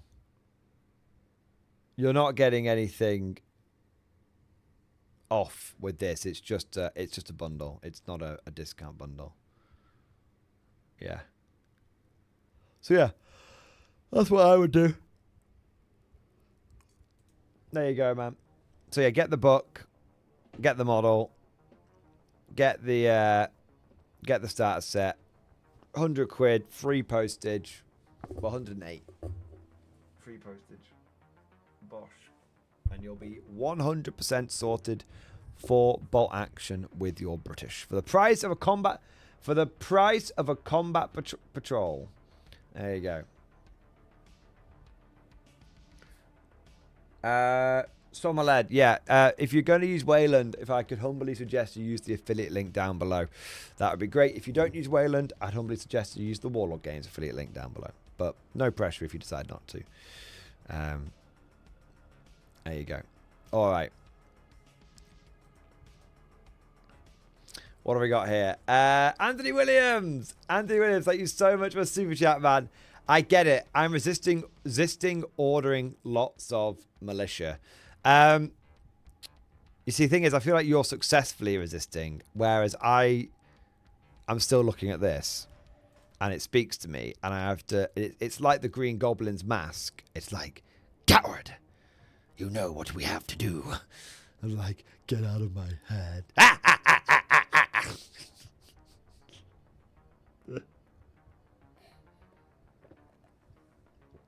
That's what it feels like right now.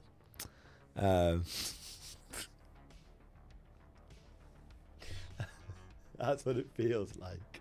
So I feel like you're successfully resisting, and I am very unsuccessfully resisting. All right. Thing is, though, I actually, and I don't know if this is worth any credit. Chat, I don't know if this is worth any credit whatsoever, but I have done a very reasonable job of only buying more bolt action / conflict 47 when I am basically finished on the last batch. So I'm doing something I've never done before. I'm finishing one lot and then buying more. Now I'm not perfect, so I haven't got it exactly right. But you know, for example, I thought these Japanese were going to take a little bit longer to turn up, and I've basically all I have to do is paint one Merlin, and I will have painted all of my second wave of Conflict 47 before my third wave turned up. So I'm just saying, you know, I'm just saying, it's like I've been pretty good. I might need to do just like, I want to see if I can complete my bolt action pile of shame.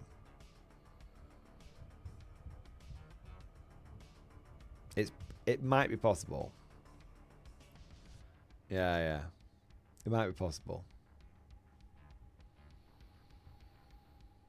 Certainly going to be possible to complete my K47 pile of shame, because my K47 pile of shame isn't that much at the moment. Pub Whiskey, your affiliate link works in the US. Been using Allspec Tactics Wargame Portal 1, but I am able to be swayed. My affiliate link for Warlord Games works in the US. My affiliate link for Wayland Games, I believe, works in the US as well. So Wayland Games will allow you to save 20%. It's worth pointing out, obviously, there could be issues with tariffs and whatnot going to America from the UK, so be aware of that. I'm not sure how Wayland Games is planning on tackling the tariffs, but I can tell you this. Warlord Games is... they're charging you the 10%, but then they're crediting your account with the 10%, so you get the store credit back. So as long as you buy from them again, you'll basically not be paying the increase, as it were. They're basically going to eat the tariff costs for loyal customers. So it might be worth just checking either one of those. You know, checking how Wayland's doing it, checking if the Warlord, if the Warlord giving you the store credit back essentially for the difference, if that's which one works out for the better deal for you. But yeah, I do have a Soviet IS-2 I got as a gift before I realized that Tabletop Games should start playing. Bolt action is fantastic. I have yet to find a single Warhammer 40k player who doesn't like bot action. It's just, I'm not saying it's better than 40k. Don't get the wrong end of the stick. It's different. But bolt action is a well-written set of rules and is worth your time. So that would be, if you've already got some models, it's worth having a look into it. Osroth, my boy. Osroth, thank you for the double support, baby. Thank you for the 7 months, and thank you for the Giga Chat. Yes, thank you, man. Speaking of being addicted in stream discussion. All right, Osroth. All right. Let's have a look. I'm almost afraid to look.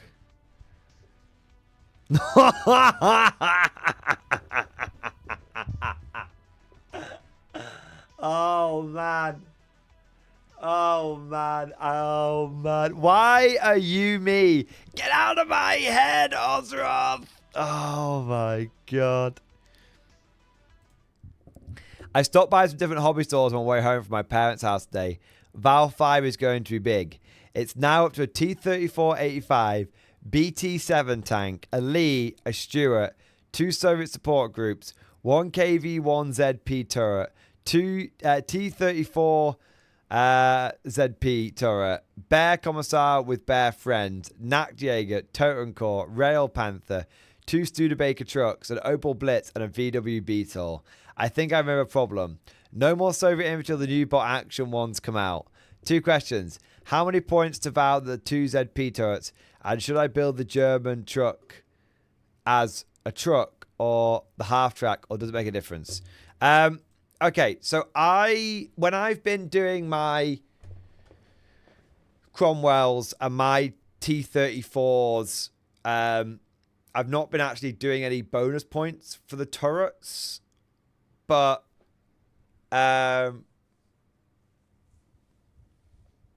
you bought them separately to upgrade, so it has to be relatively minimal, you know?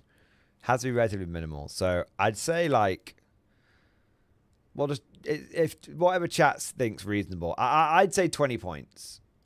I'd say 20 points. Like, it's just a little upgrade. 1/3 of the points? Well, Anonymous is very generous. That would be like, to be fair, Anonymous, that would be like 60 points. So, or 70 points. So it's quite a lot, you know. That's the thing. Given the upgrade cost, well, we don't know the upgrade cost yet for second edition of Conflict 47. You know, 40-point upgrade. What, to go for the ZP turret? I'd have to think about. It's okay. I just have to think about how I do it for. It has to be something that's fair for bolt action, because it's so okay. So let me make something clear. This is something I've been thinking about for a long time. I've been thinking about how we implement this for both bolt action / Conflict 47, and for how to do it for Warhammer 40k. Because previously we just said, oh, whatever's the most expensive version, paint that. You know, that's the points you get. But that doesn't really actually make sense or isn't particularly fair. So I kind of want to potentially like introduce a new rule where we give a bonus per extra turret or set of sponsons done or something. So I'm not sure about bothering for sponsons, if I'm going to be real. Because sponsons like paying like 2 extra weapons, do you know what I mean?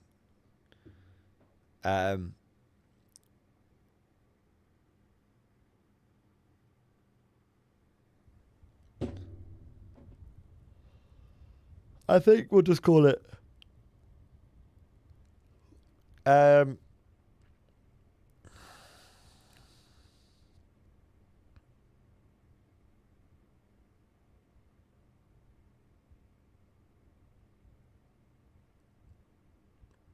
in this instance, we'll just call it 20 points per turret. Maybe we just say 10%. An easy way of doing this is you get 10% of the vehicle's cost per extra turret. So if you... Yeah, that's what we'll do. So you get 10%. So... I don't know. If you do it as a Lehman Russ... If you do it for Lehman Russes, you get the extra... If you do all the variants, you get to vow as a tank commander. That's what we do for 40k at the moment.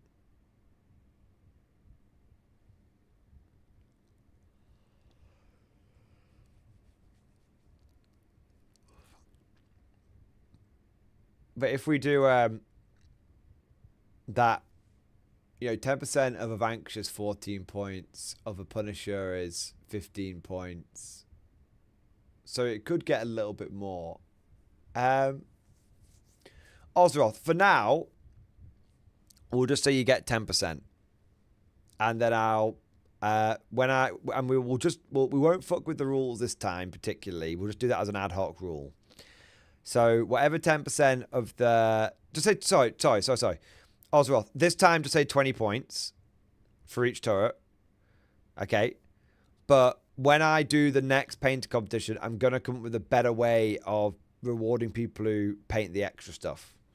So that would include sponsons and other bits and bobs. So for now, we won't fuck with it because some people have vowed, we won't fuck with it. That's on my end, by the way. If you guys just got a notification, that's on my end. So yeah, Oswald, just say 20 points per turret. That's fine. But anyway, going back to the main bit, man. Oh my god. Oh my god. Because Oswald, if I remember correctly, you bought some more stuff last week, didn't you? You went around the what do you call it? You went around the hobby shops, didn't you? Or you stopped in?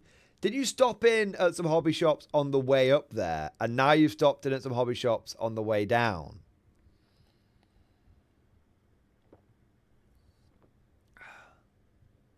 Yeah, on Friday. So you bought them on the way up, and you bought them on the way down. Yes. Oh, man. Dude, you'll have to let me know how those Studebakers are to build.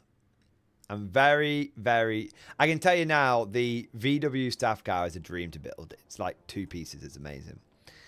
I'm kind of curious myself about how those Studebakers are, because there's a real chance that I'm going to pick up a whole bunch of them. Yeah.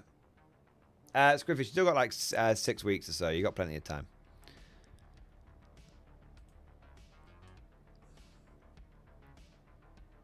I'm going to have a look, see if they've got the sprues of them on Warlord's website. Because I kind of want to get a whole bunch of transports. I don't want to go nuts. I just want to get like a couple of transports per army, you know.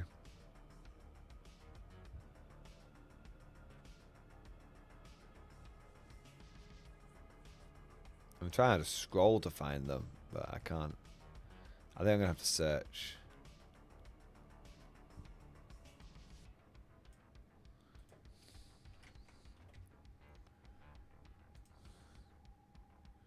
Come on, Warlord, give us... Did the Soviets use them as well? Were they on Lend-Lease? Oh, they look like a piece of piss to build.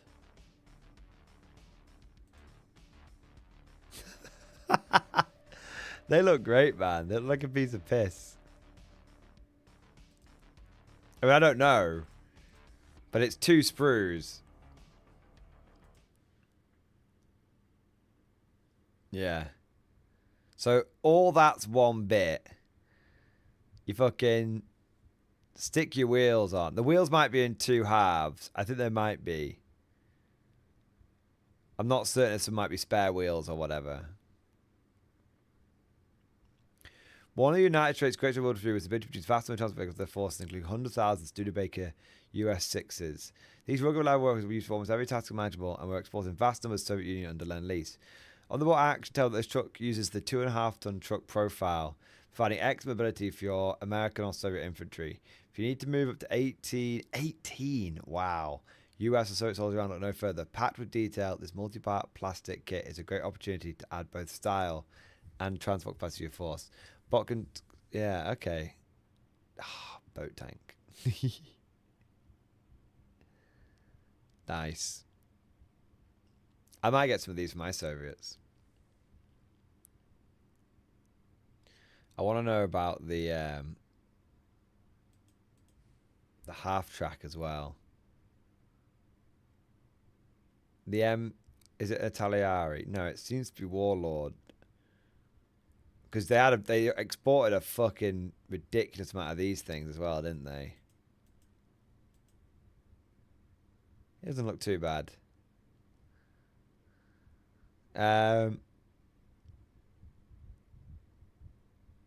40,000. Fuck me. They made a few of them. Fuck's sake, America. God damn it.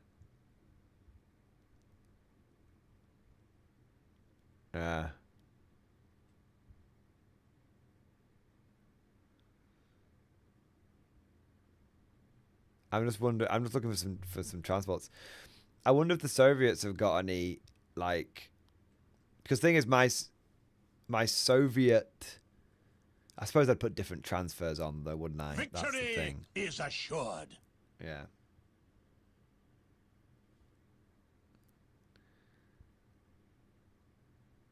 I was gonna say I could get one truck and use it in multiple armies, but I'd probably put different transfers on it, wouldn't I? Red stars and stuff. Or maybe I just don't bother. I mean, it's only a fucking truck at the end of the day. I'm not trying to be truckist, but it's only a fucking truck at the end of the day. It doesn't need to be painted in the most beautiful and immaculate colours. I could just literally just be like, 1 minute, what was it, Studebaker? I mean, yeah, it's literally just it's a fucking generic truck, basically, isn't it? Yeah. So just fucking just don't put the star on the side and use it for both armies. Yeah. Get Timu trucks. Tiki, have sent me a link. You got to send me a link, Tiki, if you want to look at Timu stuff. Because I'm not fucking going through that. In a nice way, I'm not trawling through that website. There's a lot on there. There's a lot on there, Tiki. There's a lot on there, goddammit. Let's have a look. I don't think the Soviets even get their own. No, they just get they literally just get the Studebaker. That's hilarious. I don't know if I'm saying it correctly, by the way. Correct me if I am saying it wrongly. I'm pretty certain the only transports Soviets get are trucks from the US and half tracks from the US and scout cars from the US. Oh no, we can get the Ziz truck. Brilliant. Or whatever the fuck this absolute abomination of a fucking vehicle is. Jesus Christ.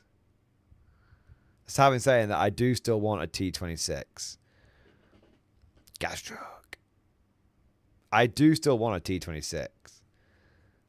In fact, I want like several T-26s because the idea is I want to be able to I want to be able to do a winter war thing. Yeah. Well, that's true, Chicken Detonator. Just use tanks to transport your tank rides. Well, that's very true, isn't it? We do need a plastic T-26 Warlord. Does anyone else feel quite strongly like we need a plastic T-26? Plastic BT-7, I think, is coming. I think John Staller did say that a plastic BT-7 was coming. But I don't know for sure on that one. I think that's the classic T-20. That's the 1933 model. Yeah, that's the early model, isn't it? Yeah, that's the Winter War model. Yeah. I wonder.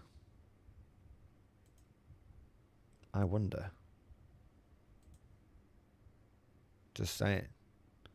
I wonder.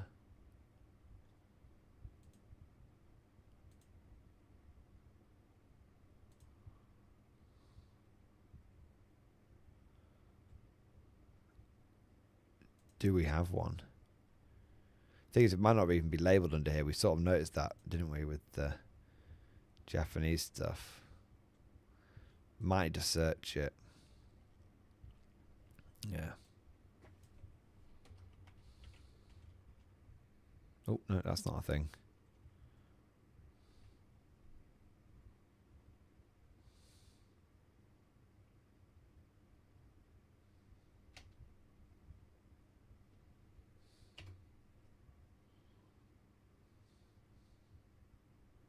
(1939) model. That's going to be the wrong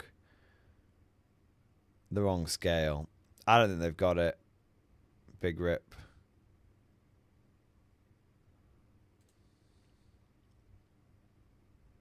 No, I don't think they've got it. Damn. Damn and blast. Damn and blast. I did see they had the T30, what was it? The T38T or whatever. Not the T, the Panzer 38T for £17. And I was like, I don't need it. But I have actually coveted that tank greatly. So I might need it.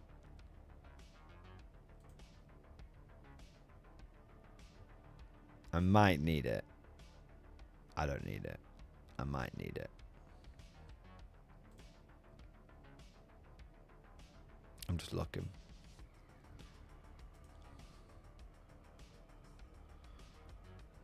I don't need a Charby, chat. Chat, I don't need a Charby.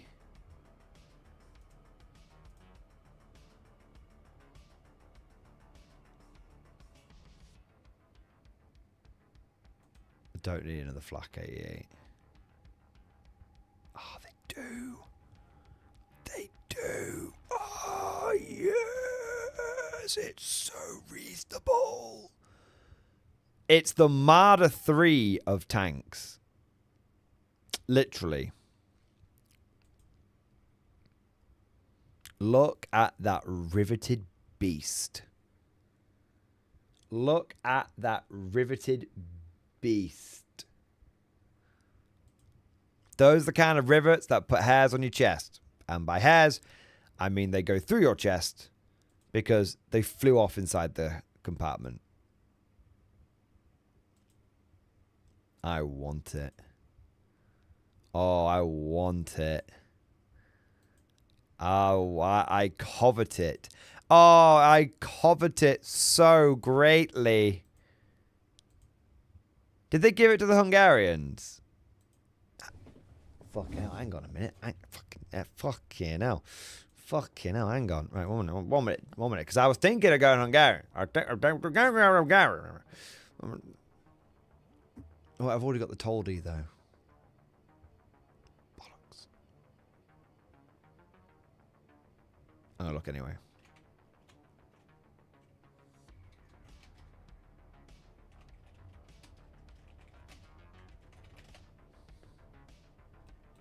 Oh, no.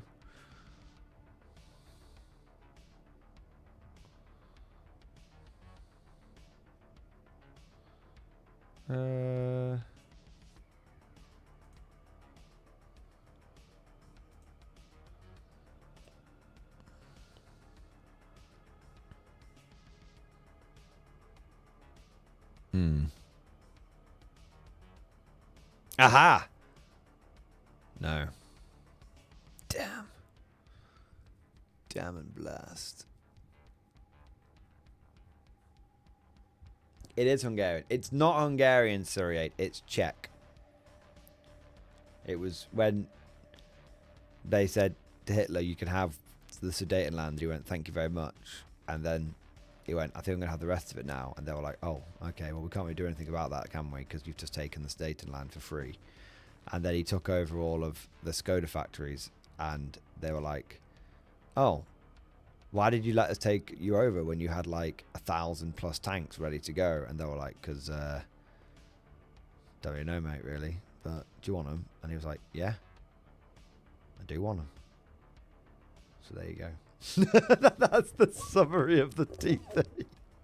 It was a good tank for the time, but it got out of date very quickly.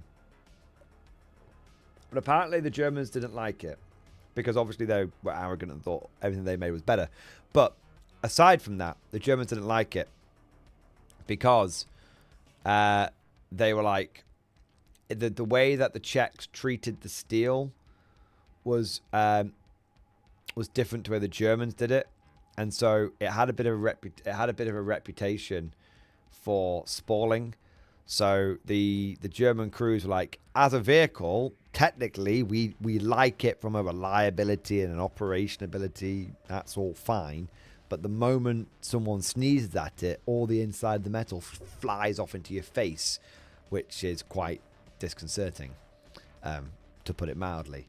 And also the way they treated the metal, it would be like, I think they over treated it essentially, so it would like shatter a lot. So yeah. So I think the Panzer 38T, as it was known, was not actually a bad tank. I think it was fine for like they used apparently it made up like a third of the tanks for Operation Barbarossa. So they used a lot of them. But the problem was that it became out of date relatively quickly, and so they just ripped the turret off and started putting Marding turrets on them. Not Marding turrets, but they put the pack guns on them, because the Marder 3 is based off the Panzer 38T chassis. Not all Marders were. Some Marders were based off the Panzer 2, and some were based off like the Panzer 1, I think even. But the Marder 3, its Marden time, was based on the Panzer 38T. So there you go. Also, they were Czech originally, yeah. Also, I can paint it in my beloved Mordian field grey, and no one can give me shit for it. The Type 95 is the pinnacle of light tank design, Tiki. And the historical evidence for this is that they built it before the war, and by the end of the war, they were still using it. So clearly, they were still using it because they didn't need to improve on it. You can't improve upon perfection. Whilst everyone else is out there designing heavier and heavier and heavier tanks and all this kind of stuff, the Type 95 Hargo never needed to be improved. If they never improved it, that is because they couldn't improve it, because it was just so good.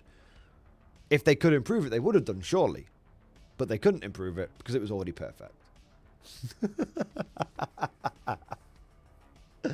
Oh, man. We've got some super chats going here. I've fallen behind a little bit with my mad ramblings. Ozroth, I just want to say, you're a bad man, and you make me want to buy more bot action, and I need to build and paint what I've got before I buy any more. It's thought the Belgian war, for fuck's sake, Squid Fist. All right, let's have a look. I want to say a big thank you to Trooper number 1202. Thank you for the Giga Chat. Yes, thank you, man. You should make it a channel goal to fund the things you want. 300 to 350 memberships should do the trick. No, the power of the channel goal must be used responsibly. It must come from chat.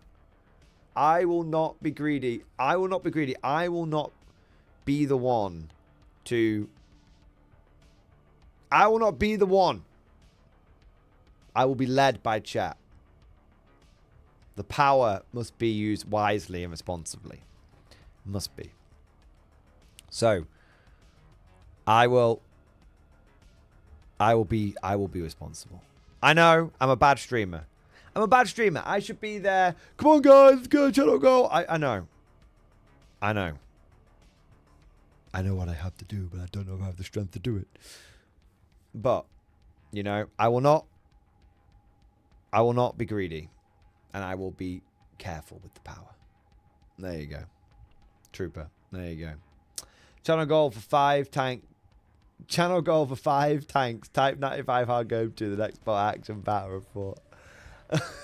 I'd get one more Hargo, to be fair.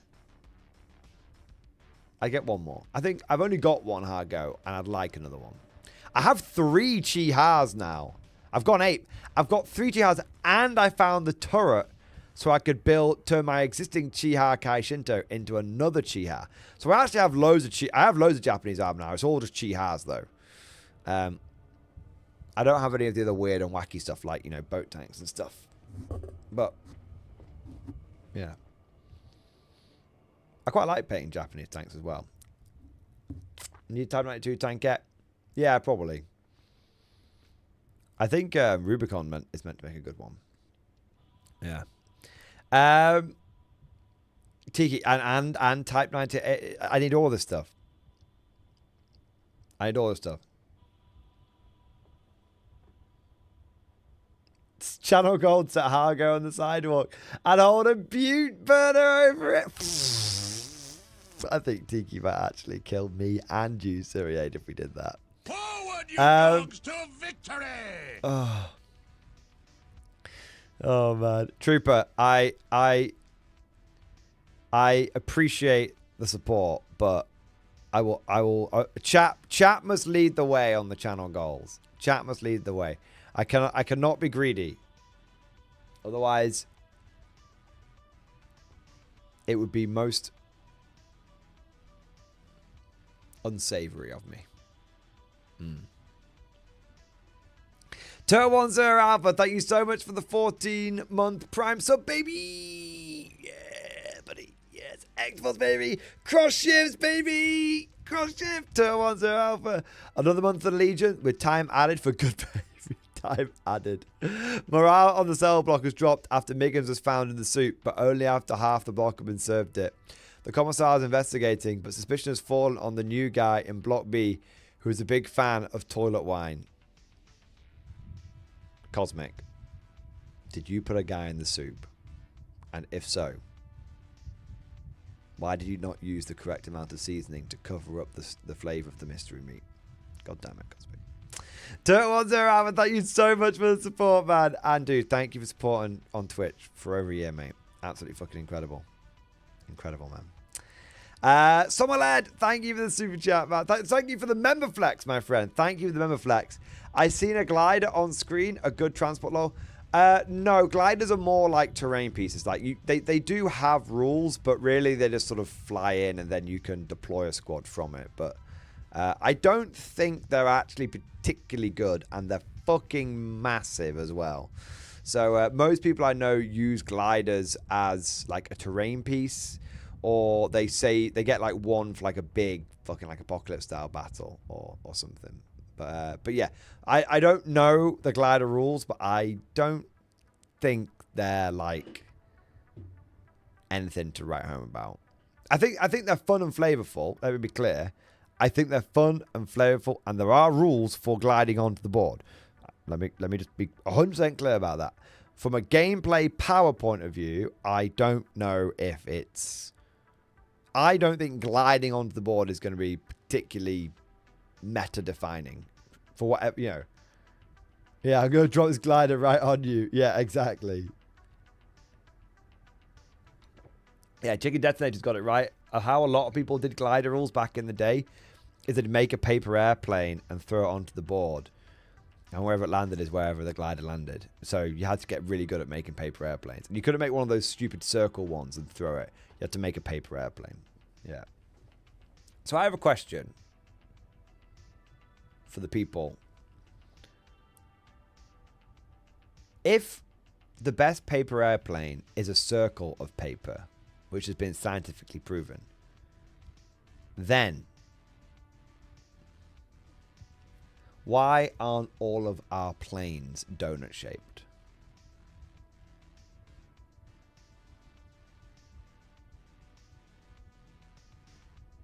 I'm just saying.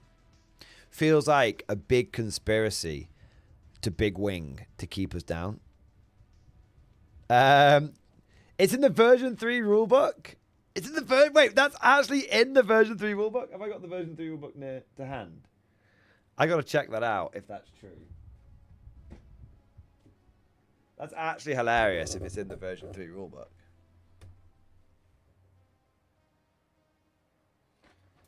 Right, I'm finding that.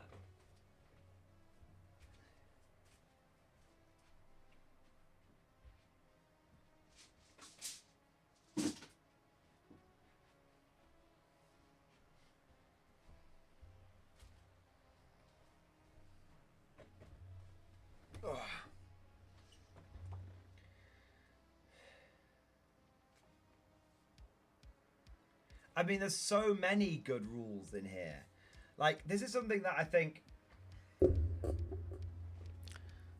It is something I think people who play Warhammer 40k maybe do not realize about bolt action, which is the number of flavorful rules that have been put in here, and they are completely optional, and the vast majority of people don't use them.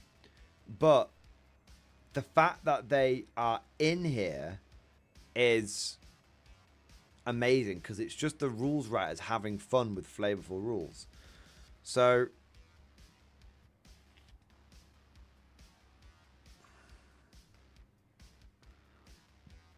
you have got rules for gliders. Parachute landings are always problematic because they scatter the attackers over a wide area. Disposable gliders were the airborne method of choice for delivering a coherent team for a raid on a specific target. Gliders were nearly silent and very accurate, normally delivered within 100 meters of the target. They also, that's kind of cool, I didn't realize that. They also delivered a concentrated squad with their equipment in the same package. The primary problem with a glider landing was finding a large flat area of land clear of obstructions near to the target to act as a landing zone. Gliders were designed to drop steeply into the landing zone, but the length of the landing roll was always problematic. The main problem with gliders is that a hard landing could cause injuries to the troops on board, even rendering them unconscious or killing them. Braking parachutes were largely untested innovation that tended to tip the glider's nose down. The units listed below can use the glider. Okay, that's fine. Glider landing rules. Units that choose to or have to deploy through glider landing are left in reserve. When a unit transported in a glider becomes available, instead of entering the table from the post-deployment zone, use the glider landing procedure below. The landing and roll distance. The player controlling the glider places a mark on the table with a directional arrow to indicate where the glider touches down and the direction which it is travelling. The opponent gets to change the direction of the arrow by up to 45 degrees, clockwise or anti-clockwise. Brilliant. The player then rolls 2 dice. Some of these in inches of the distance the glider moves before stopping. Move the marker or glider model accordingly. Braking parachute. After observing the glider's roll distance, the players can choose to deploy a braking chute. Roll a dice. The number in inches is the reduction in roll distance. However, the use of a braking parachute adds +1 to the landing impact dice roll. Placing the glider. Okay, blah, blah, blah. Okay, alternative rules for gliders. Make a paper aeroplane to represent the glider using an A4 sheet of paper. Then instead of following the procedure described above, place your back to the table, walk a couple of steps away from it, and then turn around and throw the paper airplane onto the table. If the airplane lands off the table, it's placed back in reserve and you will have to throw it again next turn. Of course, you can agree with your friends before beginning the game that any such incident means that the glider has been destroyed instead, along with all the units it was carrying. Very, very harsh! Exclamation mark. If the paper airplane lands on the table, replace it with the glider model and continue as described above. That, I mean... Imagine writing that in the rule book, man. Oh... Imagine writing that in the rule book.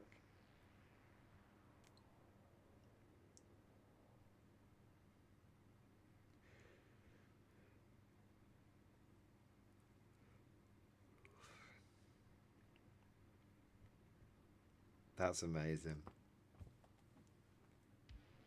The glider, I don't think, can do any damage to enemy units.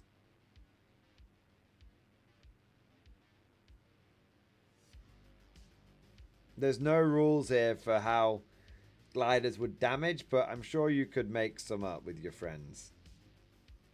Yeah. Fucking love this rule, man. There's rules for there's rules for like different depths of water and mud. There's rules for tropical hazards, where basically you can work out if your guys are going to be like suffering from heat exhaustion or malaria or dysentery. There's rules for walking on thin ice. and you can like fall through the ice and everyone can die, and depending on like how heavy the unit is, depends on how easily it falls through the ice. There's rules for frostbite.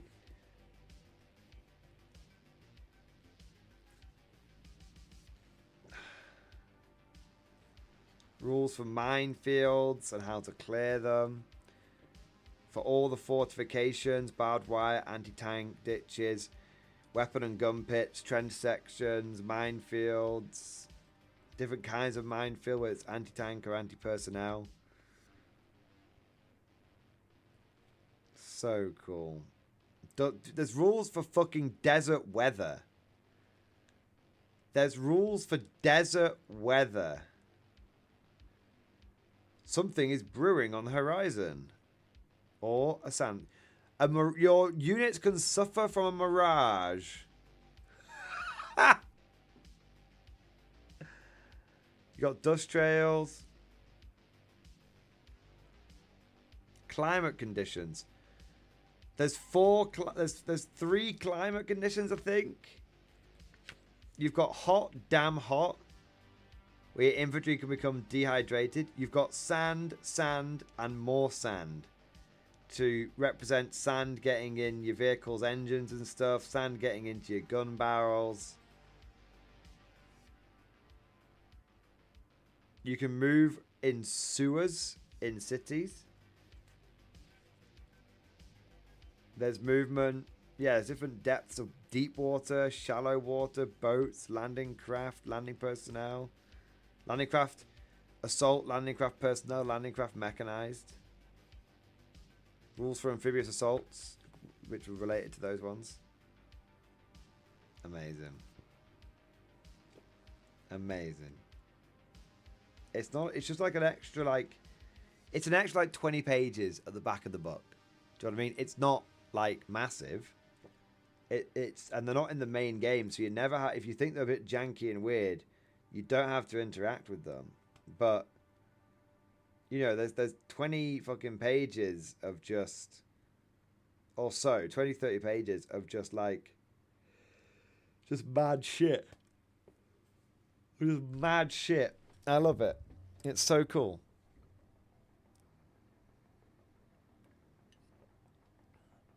Yeah. I love it. Ubermax! Ubermax, thank you for the super chat, man. See, the German tanks we face are all bigger and badder than our Sherman. So we put this pipe on our guns. Makes the Germans think we got like 90mm on this. Honestly, that sounds a little bit like a quote from Oddball from Kelly's Heroes. But I haven't seen the movie in a long time. So I don't know if that's true. Oh, man. Oh, man. I love it, Ubermax. I love it. Oh, my God. Yes, boys. Is it actually? Nice. I thought I recognized it. Yeah. Fucking hell. Oh.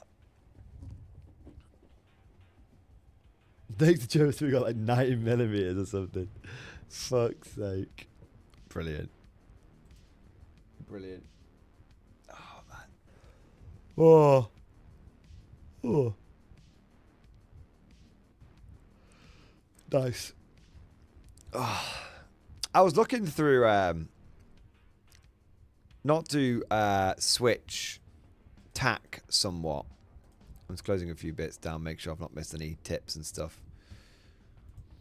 It's interesting. I was thinking today that it's been quiet, and I wondered like why it felt so quiet, and I realized that we hadn't had any drama for 40k for a little bit, which is kind of wild.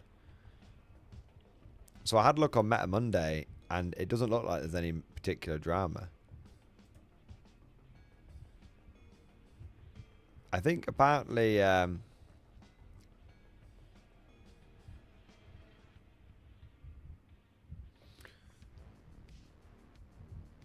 apparently Eldar are back on top.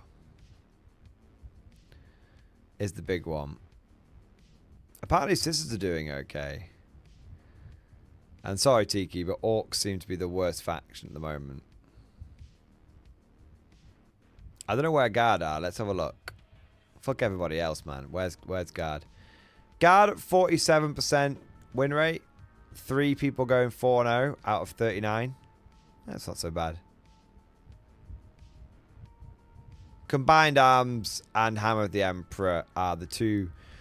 Basically, there's a load of other ones that, like Bridgehead Strike, technically 80%. Mechanized Assault, technically 60% win rate. And all this kind of stuff. But it turns out that they only had like one person each.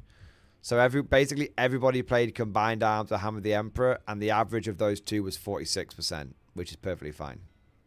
Yeah.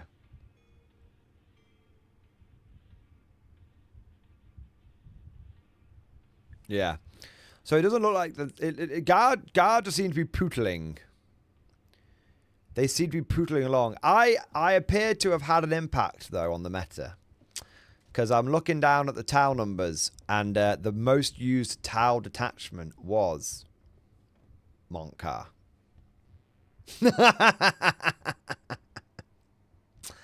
Well.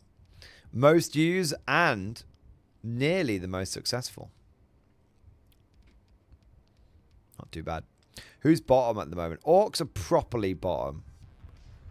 38% win rate.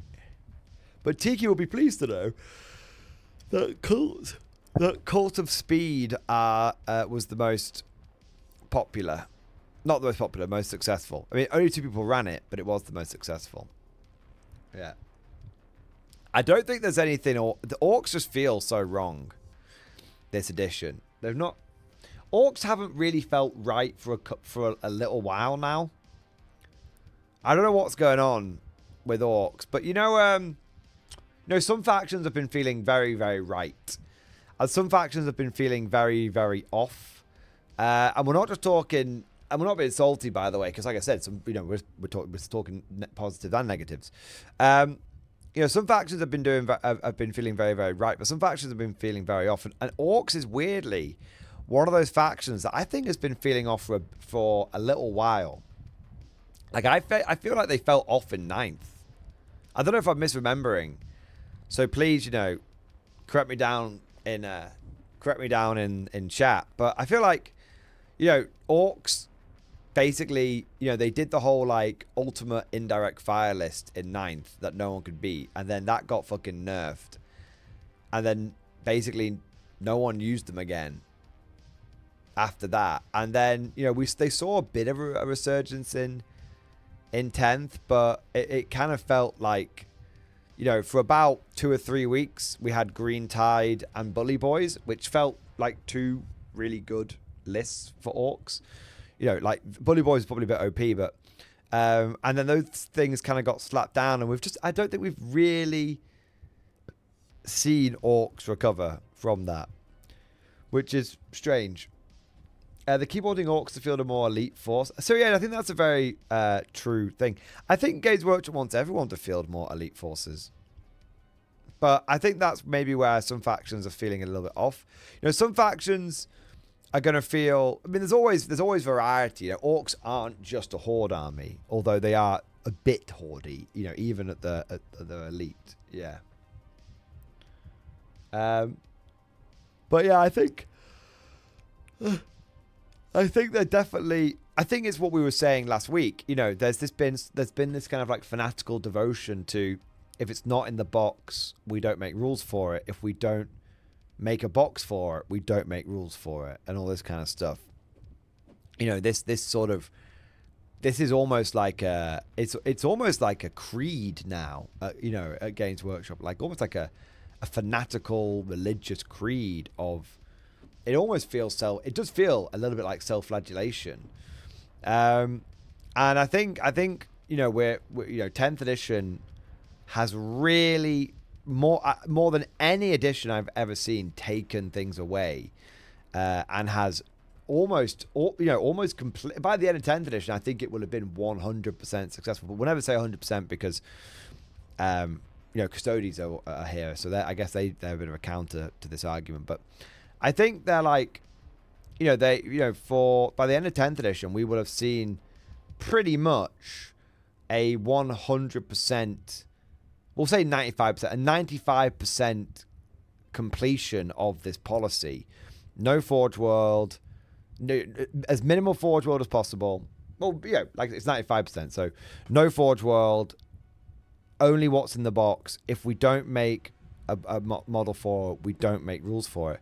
And I think the issue is that we're now seeing the gaps appear. Now, I don't want to go on about this too much because we spoke about it last week. But I think that's where things are unraveling a little bit. You know, there are certain factions. I think a good way of sort of analyzing this is there are certain factions which were fundamentally built in an era where this could never have ever been conceived. Let's take orcs for example. You know, orcs are an army that were, you know, been around forever, and they were conceived in an era, and still very much, you know, up until sort of 10th edition, still very much an army that was the kit basher's dream. And there were lots of things that they didn't have models for, but they still had rules for. Like, you had things like the Chinook and all that. I mean, who remembers in, like, 9th edition, like, Chinooks actually being, like, a legit meta unit and all this kind of stuff? So, yeah, I think there was a... You know, they're an army which isn't designed. They're an army which is very much, you know, when they were sort of designed and how they were, not only when they were originally designed, but how I feel they were developed for many, many years, was we are never going to be able to make everything that orc players... We're never going to be able to physically produce everything that orcs could realistically build in the battlefield. And there's such a ramshackle army that saying this is an orc truck is almost nonsensical, because there are so many, you know, an orc truck is not something that's rolled off an assembly line. Every single orc truck in the galaxy will be built differently. There will be no two same designs. You know, so we're going to make like a truck, and we'll make a model for it, you know, but we're going to understand that there's no way that orc players are going to just stick with our generic truck model. Likewise, with war buggies, look, this, you know, a war buggy is like, look, it's got armor 10 all round and a fucking big shooter, but other than that, really go nuts. Do you know what I mean?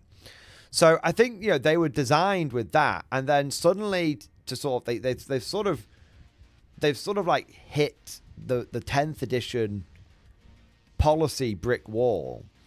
And I think that's why orc players, orcs, I would say in general as a faction, have been really struggling. They were struggling with player numbers. Like, I don't even remember seeing, I rarely see orc players at tournaments anymore. Yeah. So, you know, the thing is, you've got an army which has been designed and developed in one direction, or not in one direction, in a certain direction for 30 plus years. And in the space of the last couple of years, there's been a very rigorous application of a policy, and it's just starting to create gaps that appear. Like, you know, Games Workshop never made a looted tank model, but looted tanks, and things that can represent looted tanks, whether they were the old, like, kill wagons, you know, the battle wagons, like all the big guns on it and stuff. Looted tanks, kill wagons, for lack of a better term, I'm sure they had other name, battle fortresses, you know, all of this stuff was, they rarely produced models for it. You know, I don't think they ever produced a looted tank model. They might have produced a limited run on like kill wagons and stuff like any of the other stuff was produced by Forge World in sort of limited numbers and all that kind of stuff. So but they're actually really important to orcs, because if you don't have them, then orcs don't have any armored fire support. And if you look at where orcs are right now, they don't have a tank. Like, I mean, please correct me, but they don't have a tank. You've got a battle wagon, but that's not a tank. You've got a kill rig, but that's not a tank. You've got all these buggies, but you've just not got just a tank or tank equivalent. You've not got just some heavy armor which can just do some fire support. That's what you're missing.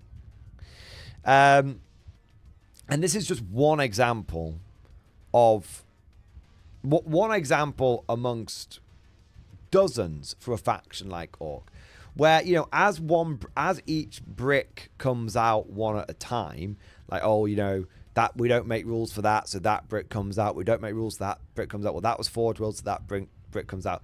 As these things come out one brick at a time, it's like a Jenga tower. Like, each brick individually you take out, you might not really see the effect, but there's going to be that one brick you pull out, and it's gonna suddenly all the missing bricks are going to become relevant. And I think Orcs are in that situation now, where that you know, there's been a lot of bricks from the Jenga tower which have been pulled out, and Games Workshop I don't know what model it was, at what point it was, but, you know, Games Workshop I think have pulled a brick out, and Orcs now there's like nothing they can do to beyond like just over-tuning things like via the rules so that it encourages spam like a certain unit. I don't think there's a lot that Orc players can do. And if you want an example of this, is remember when you guys were like, you need to guardify Orcs, and I was like, that should be like the easiest job in the world to guardify Orcs. And I went over to the Orcs and I was just like, there's nothing here. There's huge key pieces that I need to guardify a faction, which I just don't have. I don't have any real meaningful indirect fire. I don't have any meaningful like fire support, like tough fire support. You know, there's huge gaps in this army which feel unnatural, wildly unnatural. Yeah. I think you have something similar to it with Genestealer Cult as well. You know, if we go on another idea here, Genestealer Cult, if we look, let us, because Genestealer Cult, because you could say Orcs are that way because so much of their stuff was designed in like 3rd edition. Fair criticism, of course. But let us look at Genestealer Cult for a moment. This is an army that was brought back mid 8th edition, so not that long ago. I mean, 5-6 years ago, not that long ago at all. I mean, if Genestealer Cult haven't been right since in all of 9th edition. I think that's not salty. I think that's a really fair assessment that many people could agree with. Genestealer Cult, they were very iffy in 9th, but you know, not. I mean, they were very iffy in 9th, and they've been very off in 10th, completely off.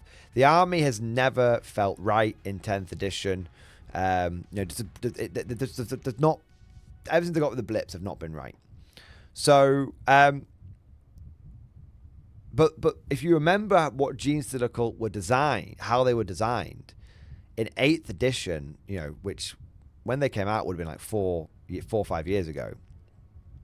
When they were designed, they were actually, no, to be fair, they came out in 7th edition actually, but they weren't fully fleshed out until 8th. That's when they got their second wave. So with Genestealer Cult, they were designed fundamentally in mind with being able to ally with Guard and with Tyranids. That's how they were designed.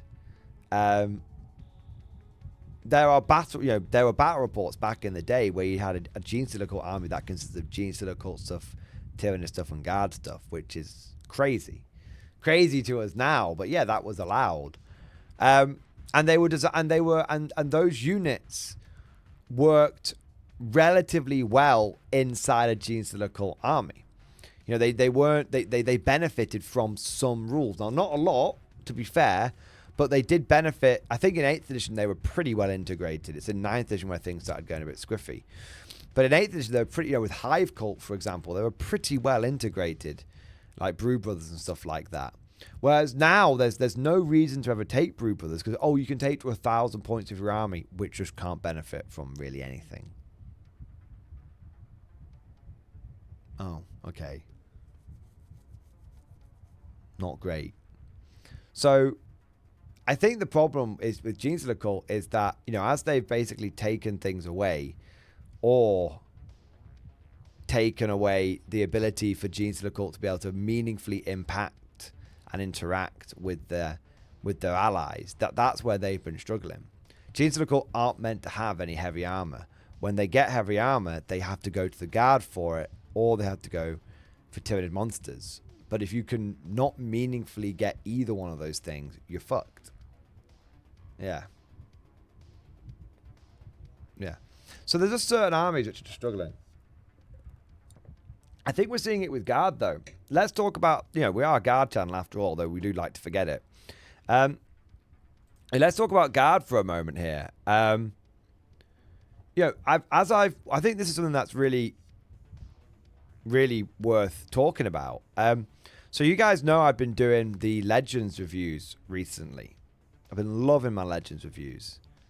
No, Tiki, he doesn't. As far as I'm aware, he doesn't. So I've been doing Legends reviews for the Guard, and I've been really, really, really enjoying it.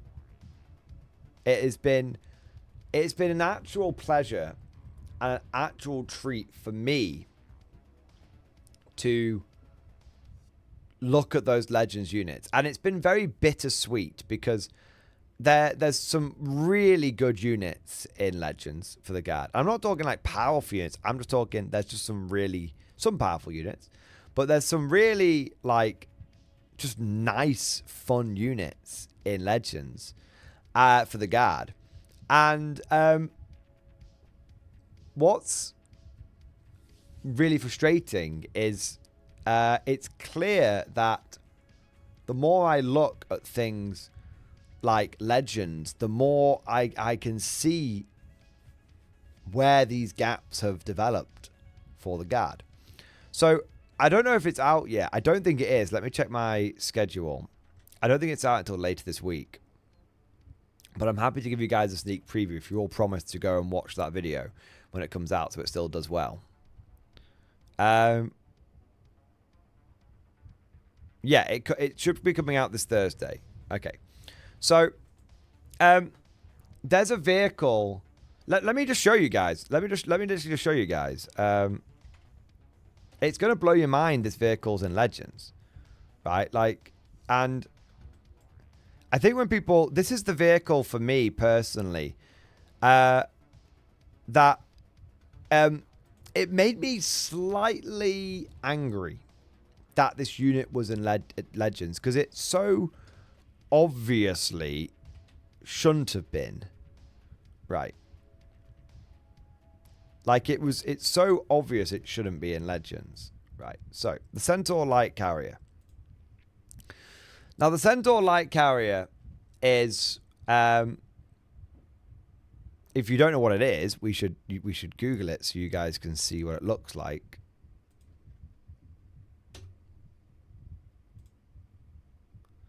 So, this was the Centaur Light Carrier. It's essentially like a little artillery tractor style vehicle for the Guard. Okay, it's not as big as a Chimera. It's nowhere near as big as a Chimera. You can see it next to one of the fucking little terrain pieces there and stuff.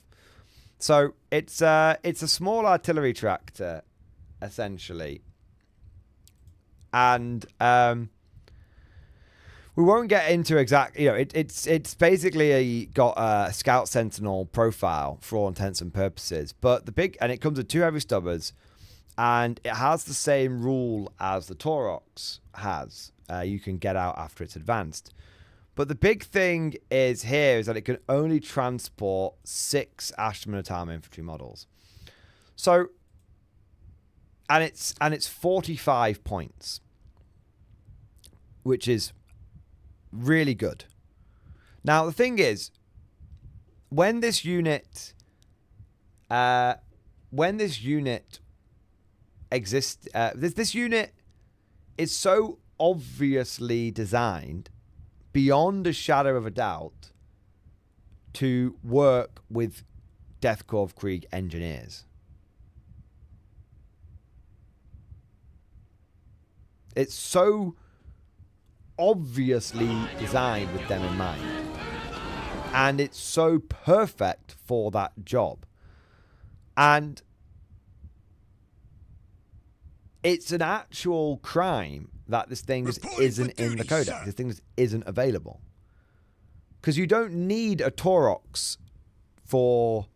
if you're transporting just 5 engineers, you just need a transport that is designed with engineers in mind.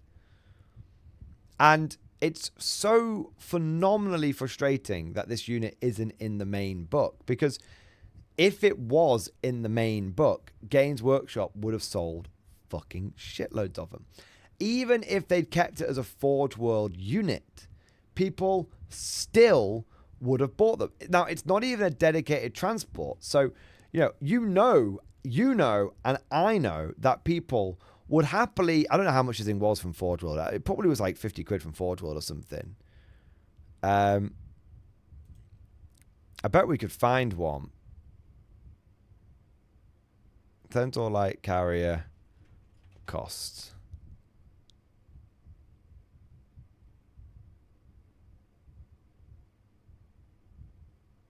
No, that's an Edtor. No.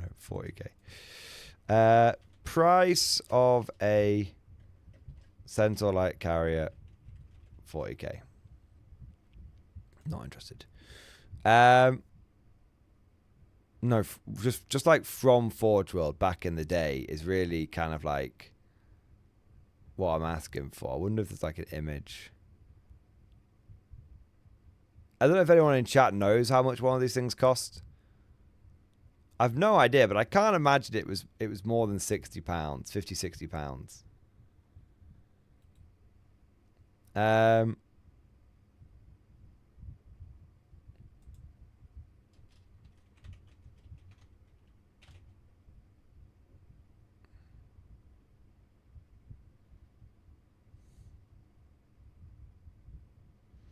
don't know if like Wayback Machine would be able to tell us or something. In ours, it was $58. That's not even expensive. I think it was maybe £35. I don't even think it was that expensive. I mean, it's more expensive now. I mean, it's £46. It's £46 for a fucking recast. I'm not going to go on this guy's thing, but it's £46 for a fucking recast. Do you know what I mean?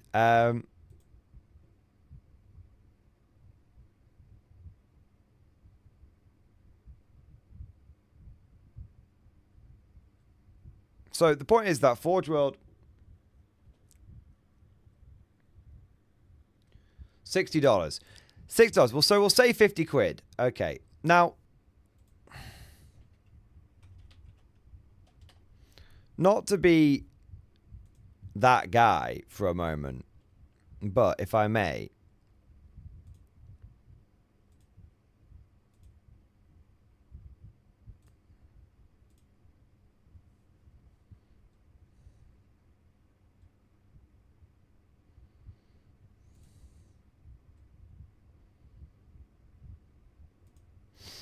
the current Taurox is £37. If we assume that the Centaur was about £45 to £50 for a Forge World model, now in the nicest possible way, that's not, being respectful to everyone's financial situation, that's not prohibitively expensive for a Forge World model. So if Games Workshop had released the plastic engineers, even if they hadn't released a plastic Centaur model to go along with it, they would have sold those resin ones like hotcakes. They would have sold those resin ones like hotcakes. Even if everyone just bought one of them off them and then they bought the rest of them from like China and used the assembly instructions to help them with all, you know, all three. You only need to buy 3 of them. And imagine people hoovering those things up. Yeah. So I guess, you know, we can hope. This thing is so obviously designed on a positive note. You know, on a positive note, this thing is so obviously designed with engineers in mind. It feels mad that they won't make a plastic one eventually. But if we're expecting second wave of plastic Krieg, I think we're looking... I mean, how long did Votan wait? How long did Votan wait for their second wave? 3 years? Yeah, I think we've still got 2.5 years to go. Might be 12. It might come. It depends on where Guard falls in 11th edition. If Guard, I would expect Guard. If I was a betting man, you will get a light transport with the Katachan, my brother, 11th. I doubt it, mate. Everyone's assuming Katachan's coming in 11th. I don't. Unless Valrak said they're getting a Katachan kill team, I would say no, they're not getting one. Truth be told. But yeah, everyone is trying to just outfield into existence. Everyone is trying to just outfield into existence new plastic Katachans, and I don't think it's there. I think if I was Games Workshop,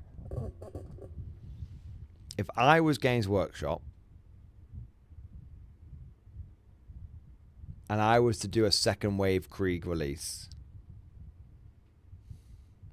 considering I've already done the artillery teams, the heavy weapon teams, the engineers, the plastic infantry, and the cavalry, I would bring back 4 units. I would bring back grenadiers, because everybody loves elite guard infantry. I would bring back grenadiers, and I'd give engineers something else. The grenadiers should get the free grenade, or engineers to do something else. So I'd bring back grenadiers. I would bring a plastic centaur for the engineers, and I would then have a 2-part kit, which could build 2 different things. And I would have a kit that built a plastic Macarius or a plastic Gorgon.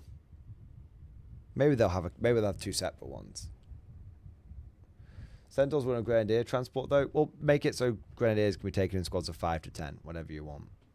Yeah, but now the big thing is that's your 4 kits right there. I don't know. I don't think they'd give us a new Lehman Russ. I think they're happy with the Lehman Russ kit that we've got.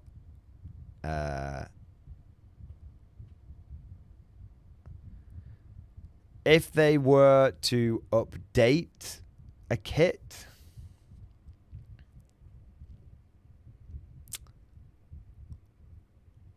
I think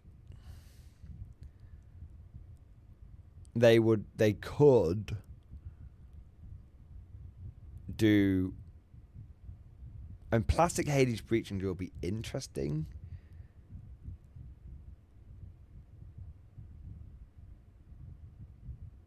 I wonder. I don't think they'd do a Storm Chimera. No, I think that would be it. I think they'd bring 4 kits back and a character. I think you'd see Grenadiers, because they know that people love elite infantry like Kazakin. They know Grenadiers. If Kazakin sell well, they know Deathcore Krieg Grenadiers will sell well. I think they know that people would buy a big tank, so they'll buy a Macarius / Gorgon. They may not bother with the Gorgon side of things. Be cool if they did, but I don't. No, I don't even think that. I think it'll be a plastic character, plastic Grenadiers, plastic Macarius, and a plastic Centaur. And the reason why I think they would do those is because none of those things are things that currently Guard players own, so Guard players would want to buy them. If you bring back a Storm Chimera, no one's going to buy it because they'll just use their existing Chimeras. If you bring, and there's too much, yeah, people just convert them. It wouldn't be good enough. I don't think it'd be good enough. No point in bringing back a plastic Gorgon because Gorgons are massive showpiece models, and you already have Baneblades that do that. You bring back the Macarius because even though Guard players have already got the Rogel Dawn, Guard players will buy 3 of every tank that you put out, so that's a no-brainer. And you don't have, and it's creatively easy. You don't have to come up with a new Guard tank design. You just take the old one that everyone loves and re-release it in plastic. And the Centaur is a new transport model, and now you couldn't make them rebuy their Chimeras because they already have them all. And you can't persuade them to buy super heavy transports because no one really used the Stormlord anyway, apart from for a meme. But you could absolutely get them to buy a new small transport because that's something which they'll put multiple of in their armies. And the Centaur would become perfect for 5-man squads of Scions, 5-man squads of Engineers, and if they allow Grenadiers to be taken in 5-man squads, then those as well. But you could have it where, what's the Guard doesn't have a transport that allows you to take 10 men and split them down to 2 5-man squads. So, and I think they're adding that to most factions. I mean, Sisters have fucking got it and all that kind of stuff. So I think it'd be interesting to see that with Centaurs. Yeah. Centaurs could really, could be a really cool unit to have in the Guard that you use to basically make like combat squads. Yeah. I don't think they'll revisit any existing transports. Yeah, and then you make up some bullshit character for them, to run. Maybe it's a generic character, maybe it's an epic hero. But yeah, that's what I think Games Workshop will do. That's what I have no idea if that's what Games Workshop will do. No idea. Not a sausage. But that's what I would do if I were them. Zipper Zapper, thank you so much. Zipper Zapper, thank you so much for the sub, mate. Thank you so much for subscribing on YouTube, my man. Thank you, bro. Chaos, thank you so much for the 5 gifted membership, baby. Yeah, buddy. Thank you so much, Chaos, for the support. Chaos 7, let's have a look. I think you said there was something in stream discussion you wanted me to take a look at. Let's have a look. Let's have a look. Result from my first game with Guard. 66 win to 50 against Death Guard. Yes, mate. Victory is assured. I got your comment the other day about getting more infantry. See below. I have them, just not finished any yet. Pile of Shame is big. Nice. Couple of highlights is 2 times, 1 timing a tank and Lord of Virulence on the first turn. Even got 2 vanking of 12 damage each in the game. It's vanking time, baby. Yes, mate. He ran out of stuff and I outscored him on the last turn. Nice. Yeah. Absolutely filthy. Absolutely fucking filthy artillery, mate, and tanks. Love that. Love that, man.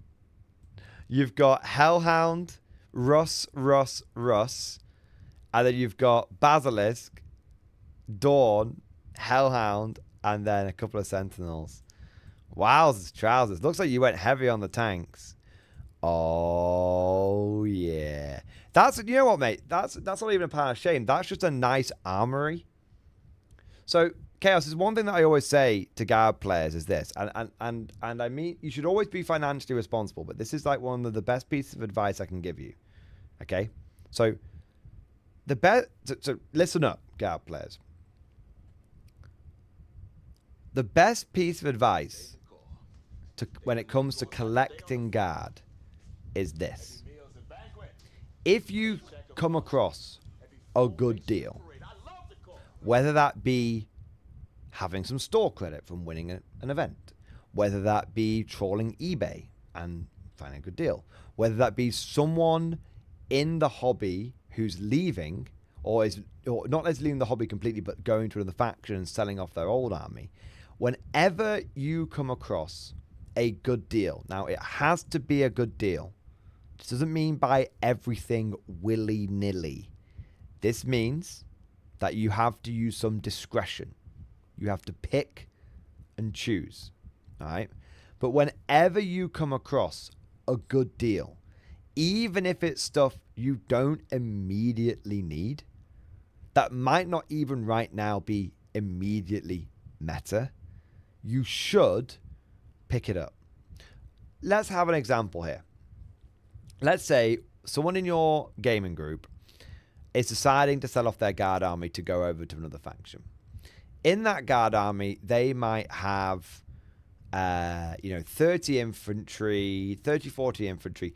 Let's say they're the old Cadians. You have new Cadians or new Kriegers, but let's say they're the old Cadians, and maybe they've got a couple of the old Sentinels and like an old Patton Lehman Russ. It's all stuff that's a little old and a little out of date. Okay, but maybe that old Lehman Russ has got heavy bolter sponsons and a las cannon in the front and a battle cannon, and that's not particularly meta right now. Maybe he's got a Chimera which has got a multi-lasers and a heavy flamer. That's not exactly ideal right now. Maybe those Cadians have got, they're fine, but the loadouts are fine, but they're the old Cadians rather than the new ones. Let's say if you can get that for a good deal. Let's say you can get that for a good deal. Maybe there's like a Hydra or two in there. Do you know what I mean? It's a few weird things in there. If you can get, and it's not, maybe it's stuff you don't immediately need right now. Maybe but Mordian, I've got my 80 infantry for my guard. I don't need any more of that right now. Mordian, I've got my, I've got the Lean Russes that I need. I've got the Chimeras that I need. I've got the Sentinels that I need. It's like, yeah, you've got what you need right now. But maybe in a new edition, maybe in 3 months' time, because the balance change could come in. We don't know how quickly things can shift. I mean, look at where Death Guard are now. They're an amazing army.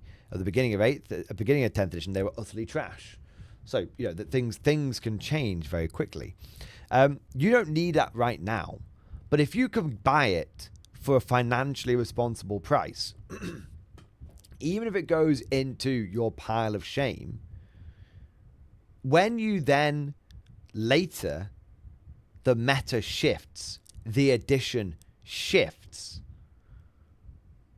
and everyone else is scrabbling around trying to get their hands on Sentinels because suddenly Sentinels have become must-have, they're all going to be paying above the odds. They're going to be paying above the odds on them for eBay. They're going to be paying above the odds for them if they're going to be buying them new in Games Workshop, because that's the only place they can get them from. And you're going to be like, fucking hell, when I work out, I got these Sentinels for like a tenner each. Maybe even like a $5 each, depending on how good you got it. Do you know what I mean? And everyone else is going to be running around. And you might be like, okay, well, these Sentinels got multi-lasers, but, a quick conversion job and a quick paint job. And, one lazy Sunday afternoon later, and you're fine. And you spent next to nothing on them. And you're not having to rush around, and you're not feeling the pressure. Like, it's... For a guard player, you shouldn't see your pile of shame as a pile of shame. You should genuinely think of it as like a storage yard, as an armory. You should think of it as like if those you that know your lore, what was Vrax? Vrax was an armory world. Its whole thing was it just stored weapons for the Imperium. And the Imperium never throws anything away. So some of those weapons were pretty brand new, but there have been things that have been pushed into that storage yard 100 years ago. And they were in perfectly reasonable order, just need a bit of maintenance, a bit of an overhaul and all that kind of stuff. So, and that's kind of how you want to see your bits box. It's how you want to see your pile of shame. what is not, you know, and it's all, but you have to do this in a very, like I said, you have to use discretion, and yet you have to be able to, you know, you can't, if you go on hoovering everything up, you'll spend a fortune and you'll end up with shit that you'll end up with shit. Okay. But whenever, and it always comes down to like bread and butter. If you see like some niche, obscure thing, it's probably not worth getting because Forge World's going to bin it off at some point, right? But, you know, someone's built their Rogel Dawn with double battle cannon and they've glued it in. And so they're like, oh, fucking hell, I'm selling this for like half price. Because they know, you know, and maybe they painted it a bit badly. You know, well, one man's trash is another man's treasure. You know, double battle cannon might not be all that right now. But who knows how it'll shift. Pick a Rogel Dawn up for half price, you'd be mad not to. Quick reprime. You can even imagine, you know, when I'm building and painting stuff, I do get into the role play. I do get into the role play of it. I don't, when I pull one of my models out of my pile of shame or from the wall Ario, I don't think of it like I'm building a model. I'm like, that's something that's being reactivated from the storage yard. You know, and it really, it is honestly the best advice. It's, if you ever want any, you know, any explanation for how I've been able to like pivot as a player who's been doing this for a long time, how I've been able to pivot. You know, pure infantry, always got enough infantry. Pure tanks, always got enough tanks. Pure transports, always got enough transports. Hellhounds got enough. I've never spent a huge amount of money on my guard army. Never, ever, ever spent a huge amount of money on it. But I just keep an eye on gaming, you know, people leaving. I keep an eye on gaming groups where I know people coming in and out of the hobby quite a lot. I keep an eye on Facebook Marketplace. I keep an eye on eBay and stuff like that. And, you know, and that's my advice to you as well. You know, you know, if you can get a good deal on bread and butter units, even if the loadouts aren't perfect, you should hoover it up, because at some point grenade launchers are going to come in. At some point battle cannons are going to come in. At some point punishers are going to come back. Do you know what I mean? You know, all of these things are going to happen.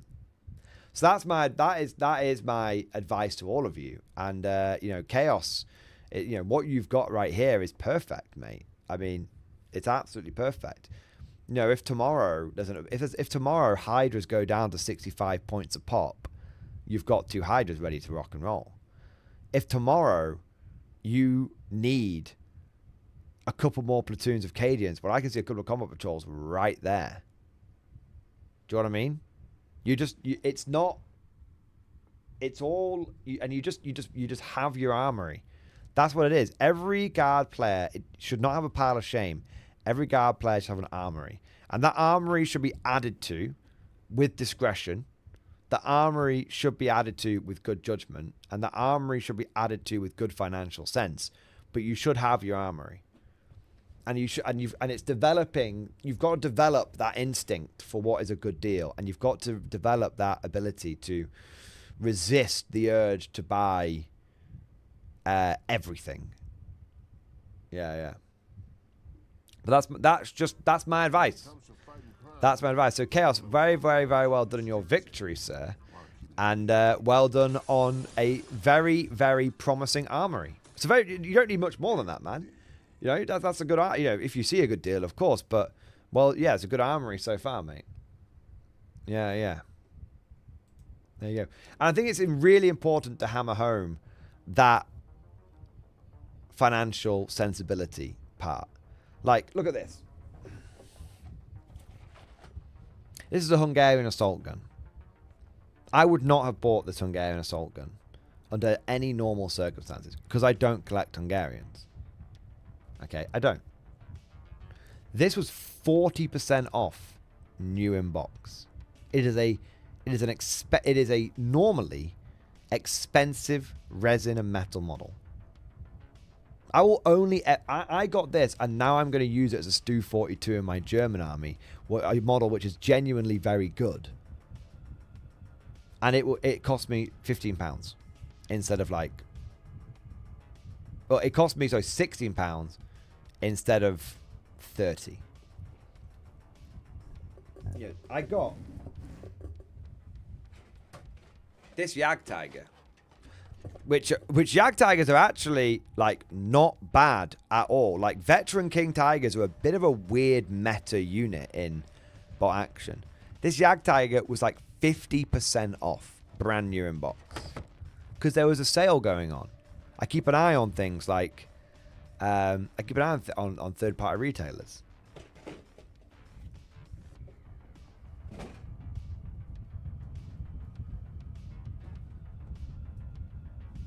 That's the way you do it. I got a Tiger 1 brand new in box for 0 because I did well at a tournament, got some store credit, saw that they had this was at Element Games. They had a Tiger.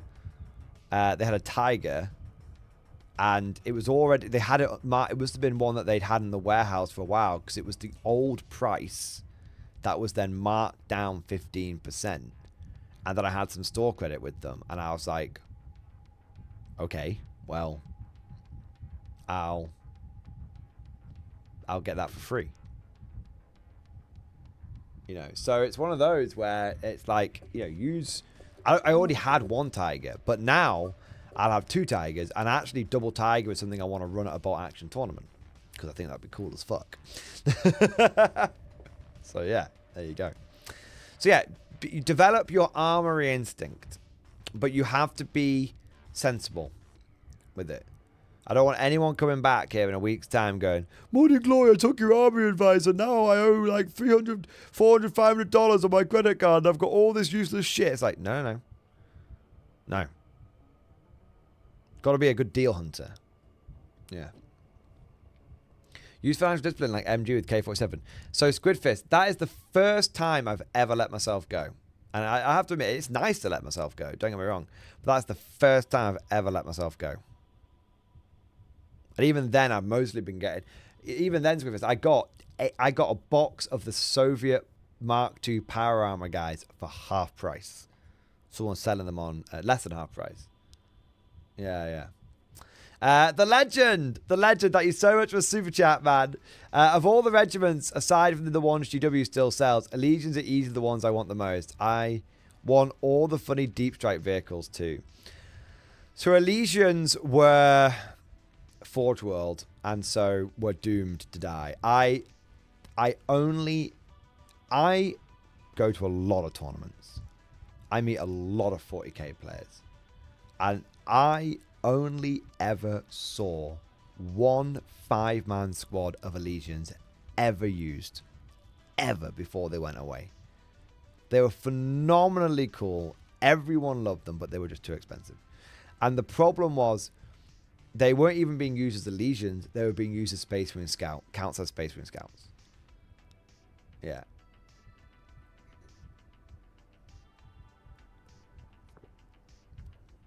Yeah. If you want plastic Allegiants, legend, then you need to buy Conflict 47 Fireflies. Ball washing. Yeah, I mean, there's a lot of... the thing is, Games Workshop...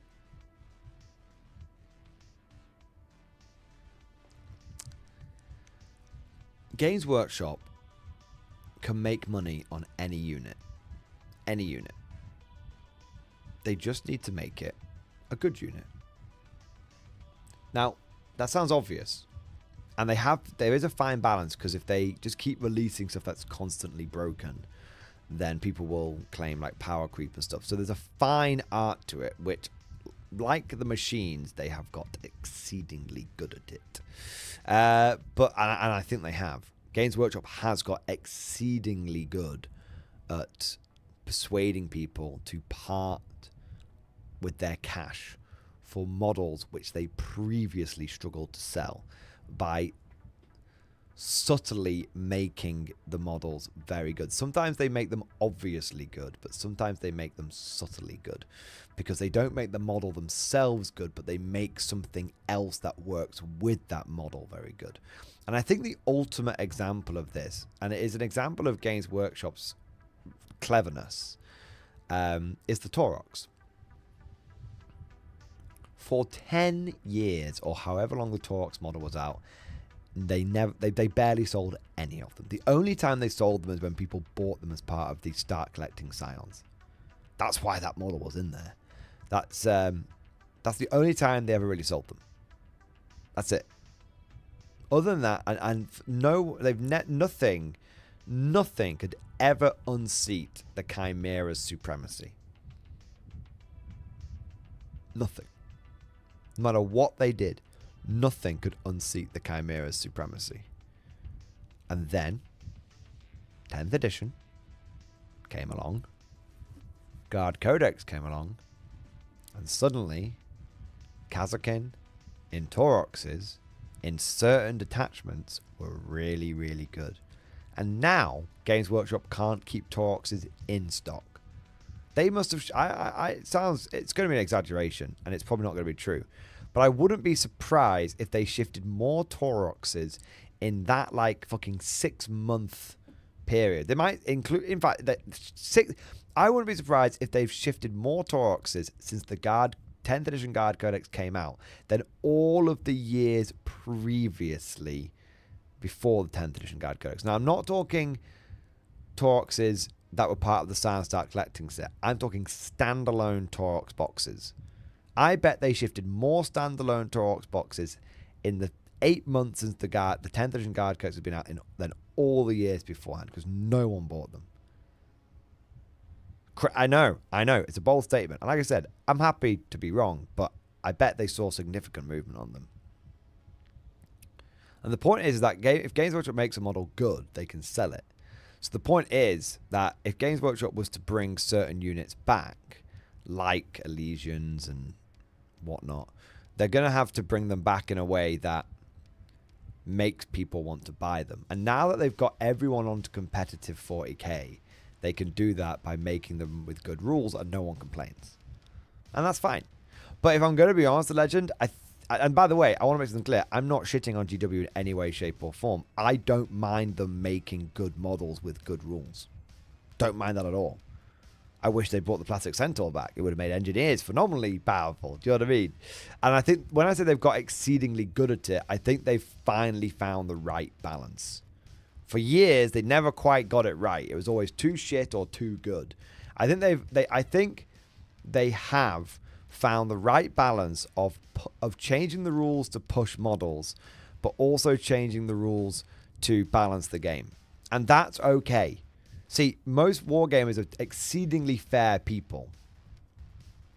We don't mind things being the way they are as long as it seems equals pequals. And I think that's where Games Workshop's done very well in 10th edition. They're not perfect, but I think they've done very well.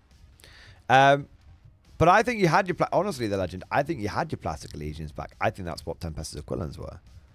I think Tempestus Aquilans were the redone plastic legions for all intents and purposes. And I wouldn't imagine Games Workshop bringing them back. I wouldn't imagine. Now, I think Games Workshop is going... If I was a betting man, I don't think Games Workshop is going to release any new bespoke guard regiments anytime soon.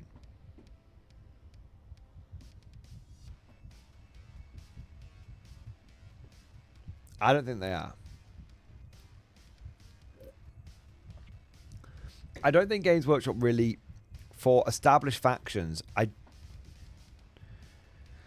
they occasionally release something new, but I think they typically release something reimagined or remastered. Like, artillery teams aren't new, they're remastered Earthshakers. Field ordnance batteries aren't new, they're remastered things like the old Krieg Thud guns and stuff like that. Although you could say they're now back as artillery teams, but yeah. The Rogal Dawn, I think, is truly the last... It's actually truly the last new thing we've had. But even then, they don't really release... The Rogal Dawn was very clearly designed with Cadians in mind. Wasn't designed with a new Guard regiment in mind. So if Games Workshop was going to redo a Guard regiment and re-release it, the big question is going to be, which one would they do? Out of all of them, you know, bear in mind you have to take into account that Games Workshop is particularly risk averse these days to, how should we say, they have political sensibility, shall we say. So, you know, female custodies and stuff like that are an example of them trying to go, you know, step into the new age, shall we say. And so they're going to want to avoid releasing that could potentially offend somebody. So on that note, I think there's going to be certain regiments they won't bring back. They won't bring back at all. Like, I think they'll probably avoid... I think they'd probably avoid Steel Legion. Although, New Armageddon book, they might not. I think they'd I don't think there's get any guarantees. I'm pretty sure they will not bring Praetorians back. I don't think they'll bring Praetorians back. Too much risk with some people thinking that Zulu's racist. So I don't think they'll bring Praetorians back. Steel Legion could be with the Fallschirmjäger helmets, could be too closely aligned to like German stuff. But they did bring back Krieg, and Krieg are pretty Germanic, even if they're World War One. Most people don't know the difference, so Talan I think would be a risky one. Because even though it's meant to be Lawrence of Arabia style, I think there's too many people like Narrow waiting in the wings to make a fucking jihadi army. So I don't think they'll bring those back.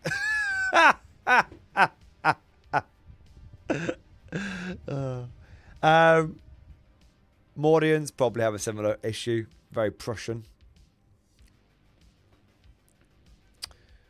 I don't think they'll make Valhallans.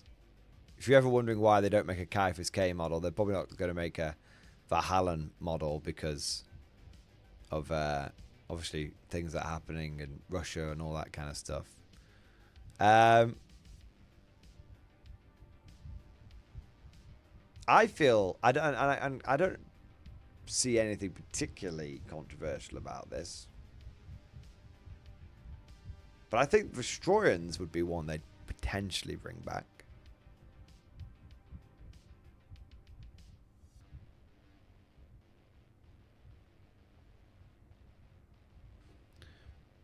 I don't think Destroyers are particularly controversial. Just sort of Hungarian style troops. Hungarian influenced. Bit of chainmail, bit of augmetics, bearskin hats. Maybe the bearskin hats would upset Peter, but I don't think that's a consideration from Games Workshop, considering Space Wolves wear fucking all the fur. So yeah, I think if any regiment was to come back, it would probably be Destroyers. And they were the last ones that Games Workshop made. But yeah, the last new Guard regiment that Games Workshop made. So there's that.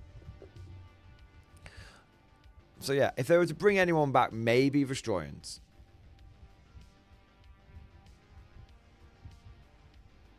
The only issue is that I think Destroyers are a little bit...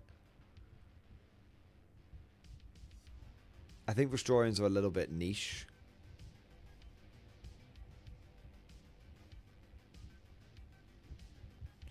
If they did anyone, I could see Tanith. I think that's a very good shout, Syriade. The two they might bring back. They might not bring back Katachan because Vietnam War and all the nasty shit that happened there. Maybe not, but it was a long enough time ago where I don't know if that would be a consideration. But if they were to bring someone back / make a new regiment, I think Tanith would be. I think Tanith could replace Katachan for sure. For sure. I'm not sure we'll see new Katachan Serie 8. I think too many people assume it's going to happen. I don't think it's going to happen. Yeah. But I think Tanith. Why would you make Tanith and Katachan? Okay. You only need one jungle regiment. Of those two, which are you going to make? The ones that are from a fucking movie, a movie reference, which no one in your new audience you're trying to cultivate is going to give a shit about. Or the regiment from your probably one of your all-time best-selling book series. It's mad that they haven't done Tanith already. It's mad they haven't done Tanith already. Actually, it's mad. It must be in the works. It's so easy. It's an easy sell. Yeah.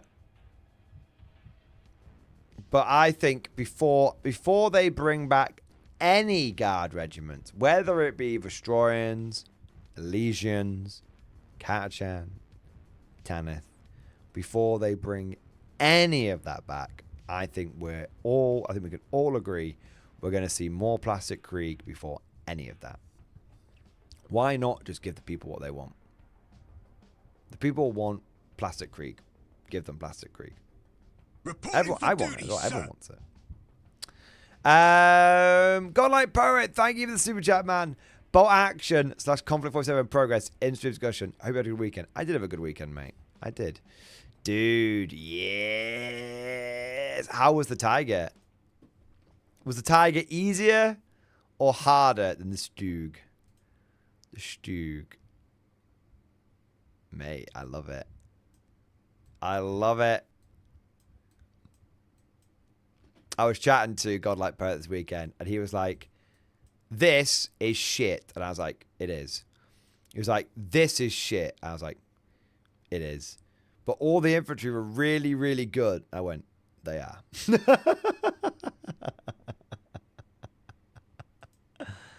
Nice. It's all in the message. Okay. So, I need to go over all of this to work out points for my VAT, but I think it was about 1500. Absolutely wild to me. You can still get that much in one box for the price of Combat Patrol.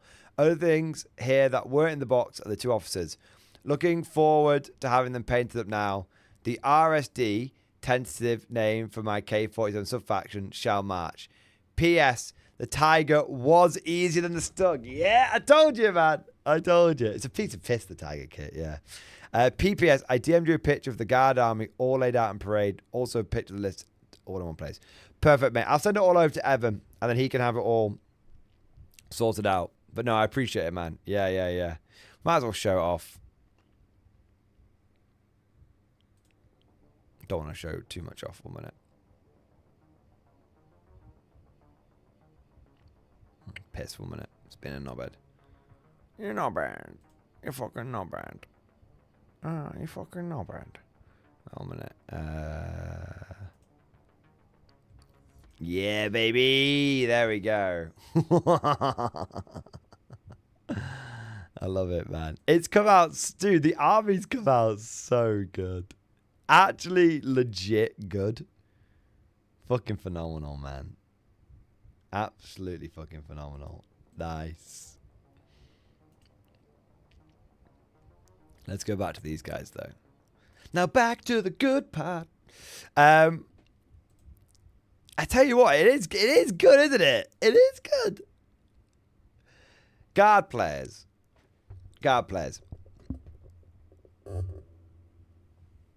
How would you react? How would you react if the combat patrol for Guard was one Rogel Dawn, one Lehman Russ, one artillery team, one heavy weapons squad, and 3 boxes of Cadians and a command squad?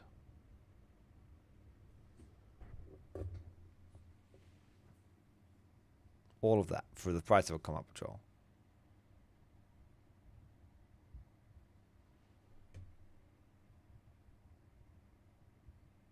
I'd buy 3. Well, welcome to the bolt action SS starter set. Yeah, I know, you gotta start with the SS, the naughty boys, but if you just paint them up as regular Germans, no one will know the difference. Even if it was $200, Squid Fist, even if it was, you'd still buy 3 of them. This is the thing. People actually don't mind a good deal. People would buy 3 of those, but they won't buy 1 of the new Combat Patrol. Yeah. Yeah. Is it bad you want 3 Panzer IIIs? No. It's bad you don't already have them.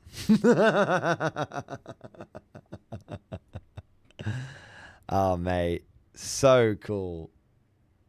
So cool. Now, we must paint them. You make me want to get working on my fucking Cromwells now, man. Yeah. Zap. Zap. Zap. Is it me? Or, 1 minute. Does the Tesla Cromwell actually just look better than the regular Cromwell? It's probably the bright colours, but I'm actually not talking the bright colours. I'm talking like the shape of the turret. I feel like I just prefer, like, it's slightly flatter, the shape, slightly less boxy. I mean, I know it's tradition for all British tanks to be square, but I think I actually prefer the Tesla Cromwell to the regular one. Yeah.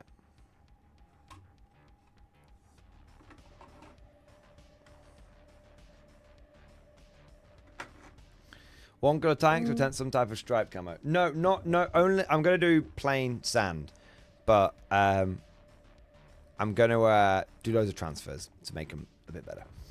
Like, it's what I'm gonna do what like I've done here, so you can see how it's basically like one color, but I've put quite a few transfers on it to make it a bit more saucy. I'm gonna do that basically. Yeah. Oh, there you go. I'm so excited. I am so excited to see so many people trying out bolt action and conflict. Oh, it's gonna be good. Oh, it's gonna be good. Russell W, thank you so much for super chat, man. Possible Ragnarok in Discord. My interpretation of the Ragnarok heavy tank, I like it. Now I'm gonna be real with you. That looks like a KV tank with 2 stubbers sticking out the front of it. And just it's a KV2 with 2 stubbers sticking out the front of it. I feel quite strongly like what you've done is you've got a KV and done that.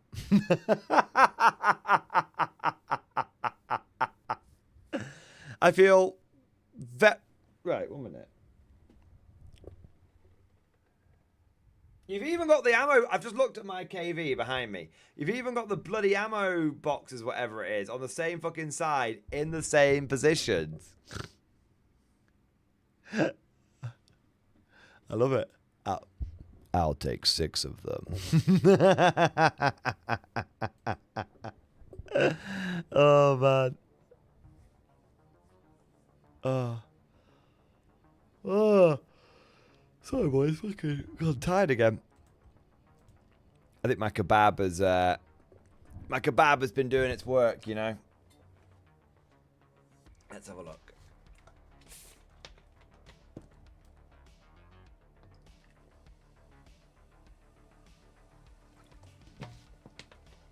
You just described the Ragnarok as well, lol. I mean, the Ragnarok. I know what the Ragnarok looks like. It looks like it basically looks like that. I think there's a picture of it, you know. I don't know if GW's ever done a picture of it.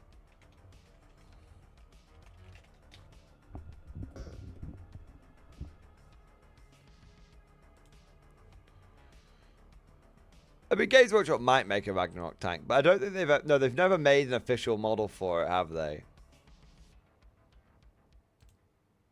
They've never made an official model for it. That's like some of the conversions that people have done. I think that's from the... I think that's from a video game.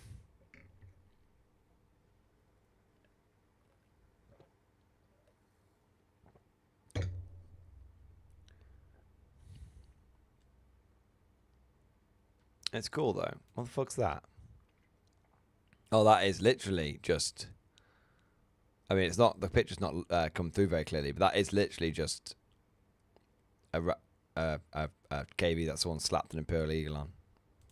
Nice. Nice! Oh, that's cool.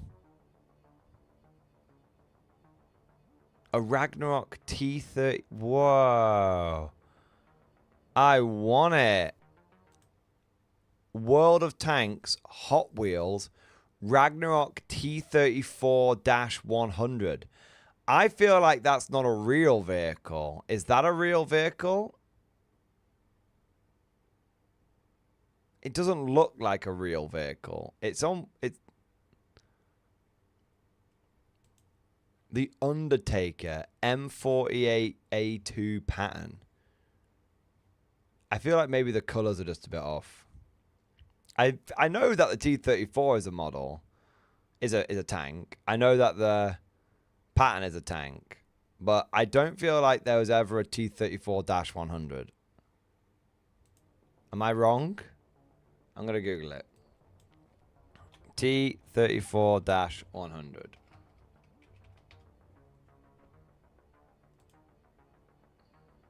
Oh, apparently it was. Oh, it was a Czechoslovakian development. And it was a prototype. I bet they made like none of them. I bet they made like... Oh no, it's Soviets. They would have made like 3,000 before they decided they didn't like it.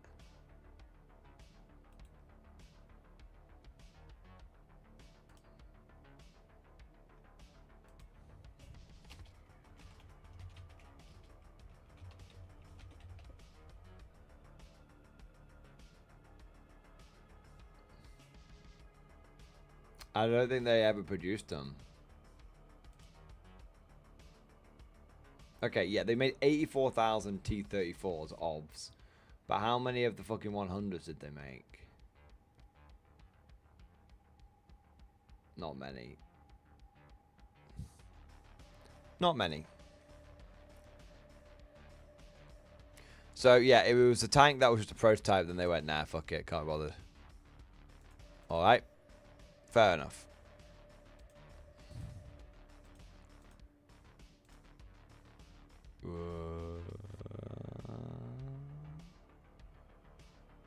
Nice.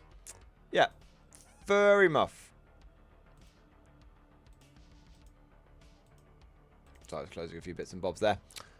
Nice. Soul Eater. Soul Eater 200k. Not just one Soul Eater, but many. Soul Eater 200k, thank you so much for subscribing on YouTube, mate. Appreciate it. Gunny Q, yeah, that's a KV with added numbers and rivets. You gotta add the rivets. Yeah, 100%. I was gonna say something. It was in my brain. I'm gonna end the poll. That's one thing I'm gonna do. Oh, we got.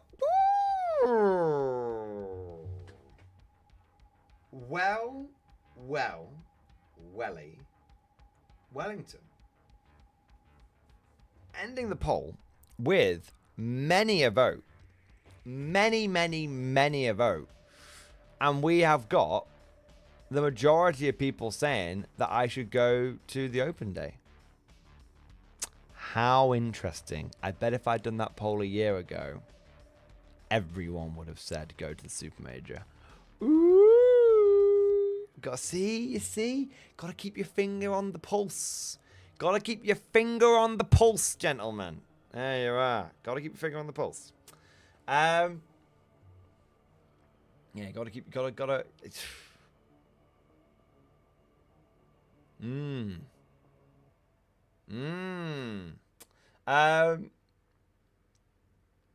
That's very interesting. I thought that when I started the poll, full disclosure,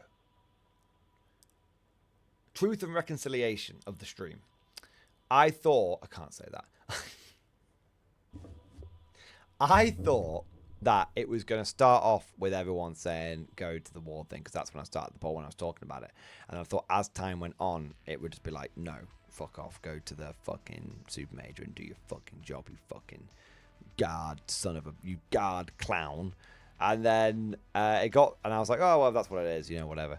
And then, but it turns out that even after leaving that poll running for several hours, getting close to 200 votes, close to, 60% of people were like, no. Go to the ward open day. I'll take it. I only voted for LGT for the suffering. Oh, man.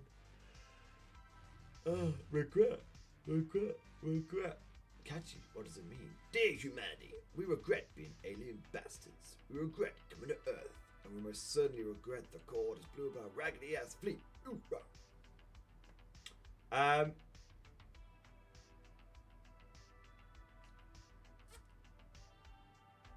That's the high quality content you come for. What was I gonna say? Oh, I was gonna say I've been playing Helldivers recently. And all it's made me want to do is play Halo again.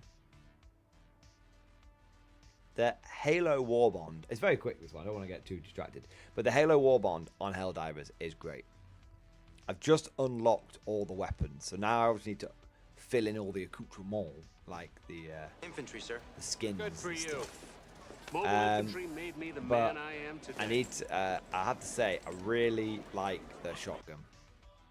The shotguns are really good. Don't get me wrong, I like I actually don't like the assault rifle all that much. But to be fair, I was always a battle rifle man. I was always a BR. Always a BR man. The assault rifle's fine. But it's got a big spread. It's got a big spread. It's got punch. It's got that medium pen. Love that medium pen. But it's got a big spread. The SMG is a fucking laser beam.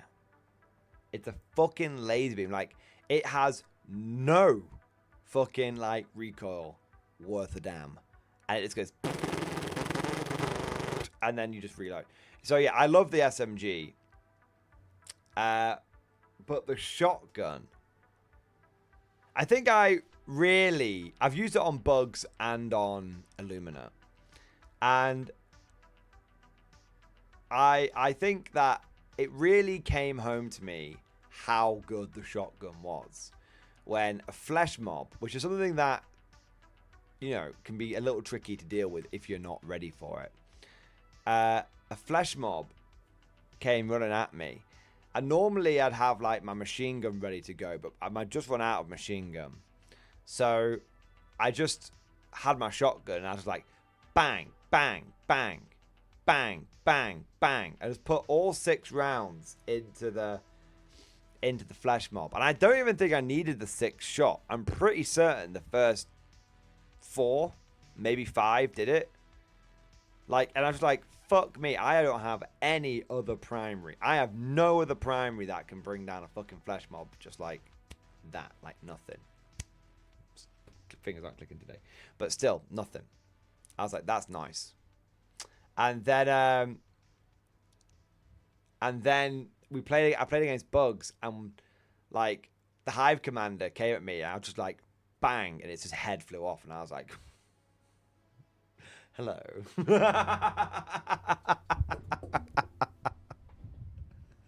It's only got 6 rounds, but it's all you know it's good when it only has 6 rounds, and yet you never really feel like you're low on ammo.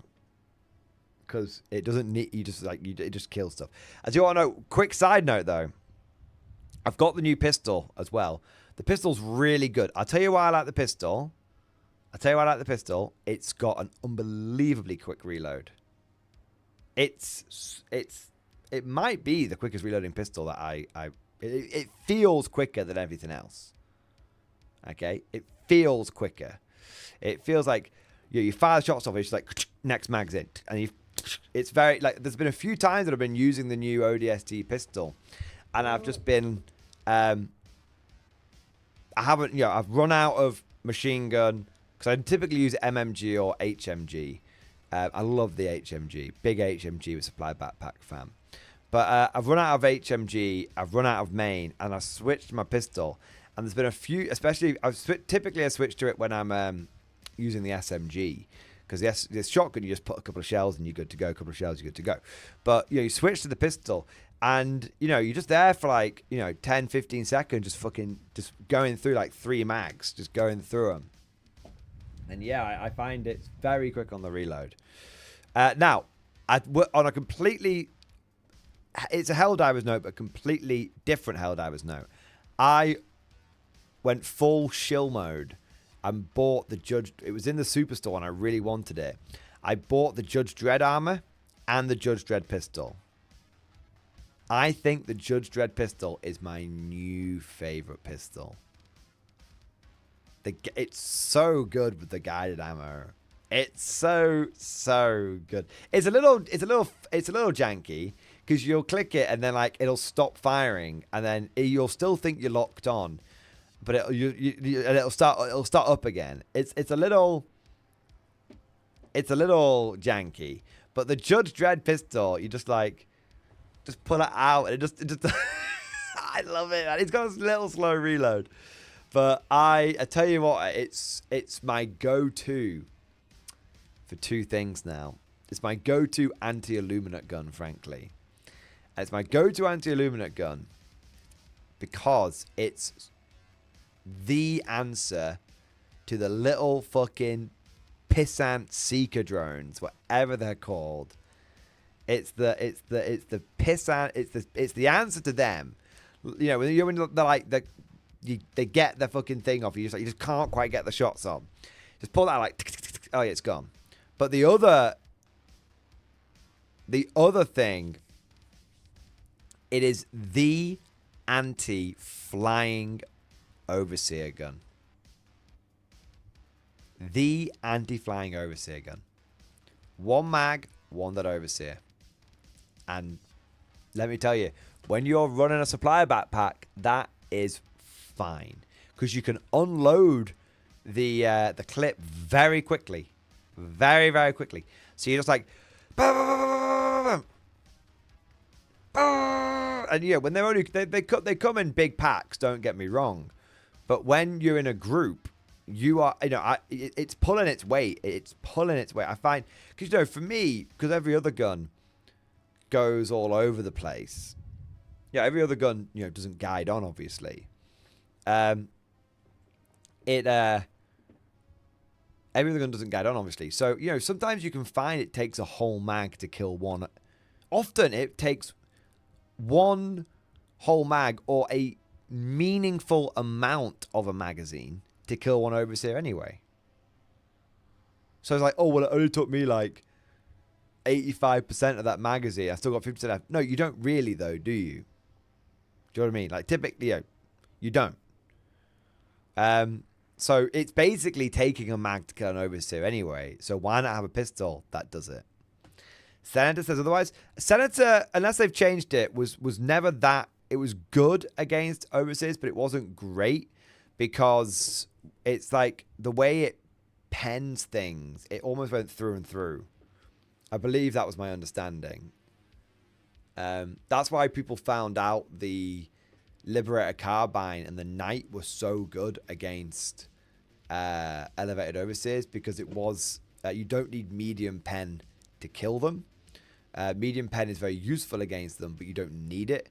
And so actually having a lot of light pen can do very well into overseers. They may have changed it, but that's why I for a time was running the Knight with a supply backpack because you're just like yeah. Knight and Libcarb's very good against Libcarb's very good against flying cunts. But yeah, I use the fucking Judge Dredd pistol for them now, and honestly, so good. Yeah, definitely recommend it. Commando HHL, thank you for the gift of membership. Thank you for your support. Thank you for doing your part. Good sir. Kind sir. Nice. Okie croaky. Okay, so going back to tabletop wargaming, because that's apparently what we talk about here. I'm not even a fucking guard channel anymore. I'm a fucking Helldiver channel, apparently.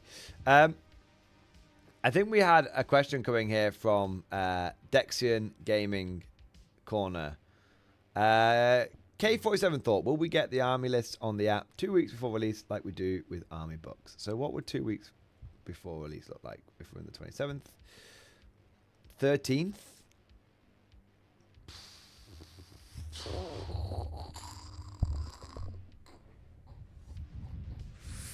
Okay.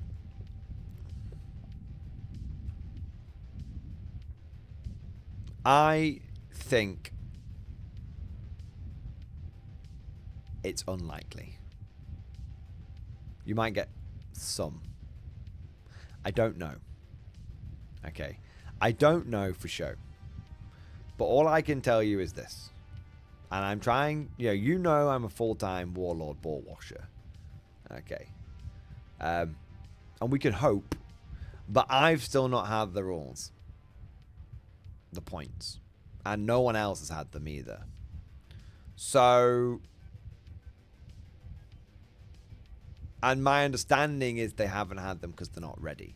Now, maybe that's because they're not aesthetically ready, but all the points are plugged in, so Warlord is putting all the pretty pictures on there. Maybe. That could be it. But I think they're going to be working on them up to the day. Yeah, I think there's a strong... If we get them tomorrow, I'll change my tune. Don't get me wrong. If we get them tomorrow... I'll change my tune, but I think they're working on them to the last possible moment. Would be my guess. Yeah. So yeah. I just want the rules. Give Warlord. Give them to me. Do it. Do it. Do it. Do it now!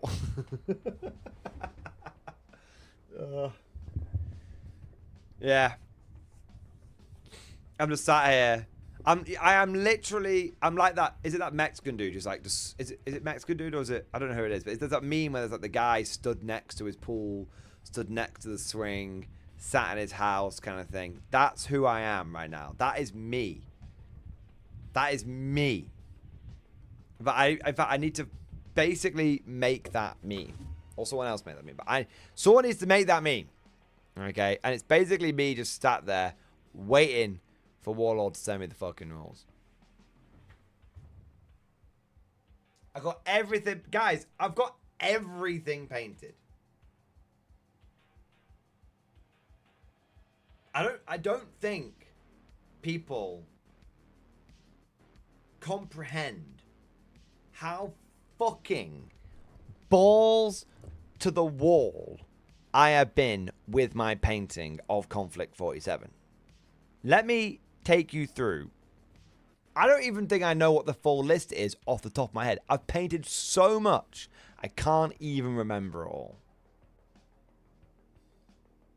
I've painted 8 German heavy infantry, 8 German Falcon troopers, 6 Stahl Truppen, 12 Totenkorps, a Spinner mech, a Vogelspinner, and a Zeus Panzer mech. And 10 Assault Grenadiers. 10 veteran Grenadiers with STG 44s. That's what I painted for my Germans alone in the last, 2-3 weeks. Then for my Soviets, I have painted a Cossack Light Walker, a T-34 ZP. I have painted 6 Ursus Bear Infantry, 6 Siberian Terror Troops, 5 Power Armored guys, and 10 Daughters of the Motherland. And I have another 8 Power Armored guys that just arrived.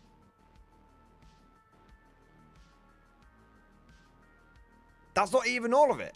For my Americans, I've painted a linebacker, a Bruin, and 12 Fireflies. Admittedly, I'm waiting on a little bit more. Oh, yeah. I'm waiting on... My Americans are the smallest amount. And for my Brits, I painted 8 Galahad Power Armored troops, 5 of the fucking motherfucking Tin Men, 3 Guardian Light Mechs, 1 Merlin, and 2 Tesla Cromwells. Literally, I've got everything. Any faction, they can send me the army rules apart from the Japanese. And the Japanese are right there, so they're not far off being done.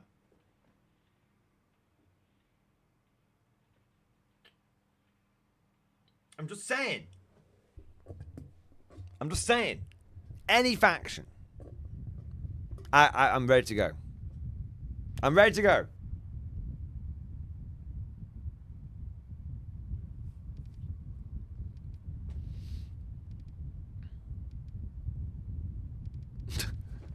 Give me the rules! Oh my god.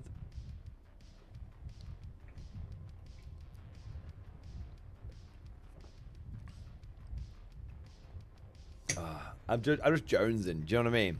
I'm just jonesing for him. I kind of wish. Do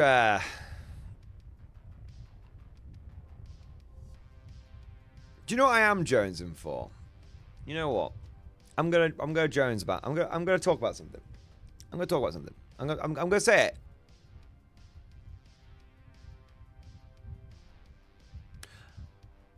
I'm jonesing for a big guard update.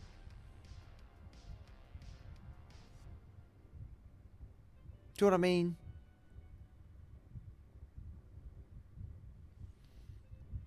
Like, I can't really remember the last time the guard got like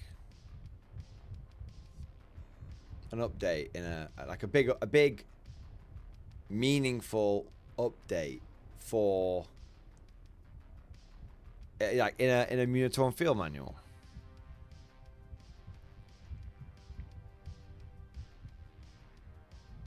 Do you know what I mean? Like, there's like a few little bits that get you know, like, oh, they put the Krieg up a bit, you know, and all that kind of stuff. But like, I think they are happy with where they are.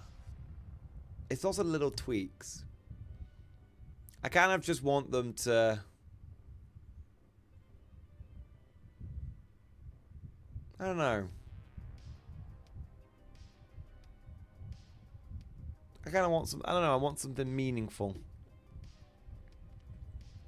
You know, I want something I can sink my teeth into. I want a meaningful guard update. I want to play my, you know, like,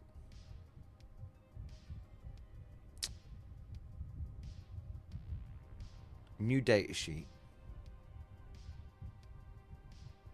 Conscripts. That's what I want. That's what I want. Just GW just to come in and just drop a conscript fucking data sheet. Do you know what's crazy?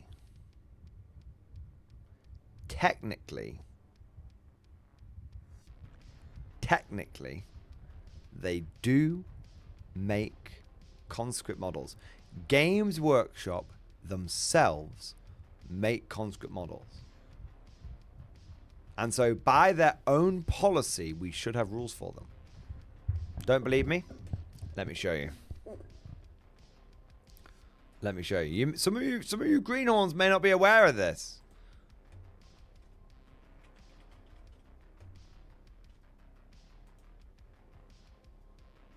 Here it is. Right. Okay. So this is the Caden upgrade sprue. It's actually a pretty popular upgrade sprue. People quite like it.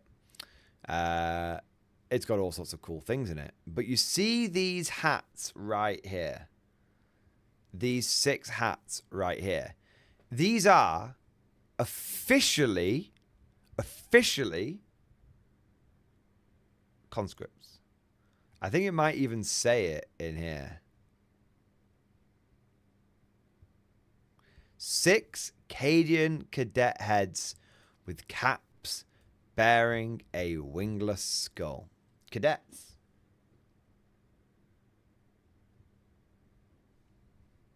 Right there. We got fucking cadets.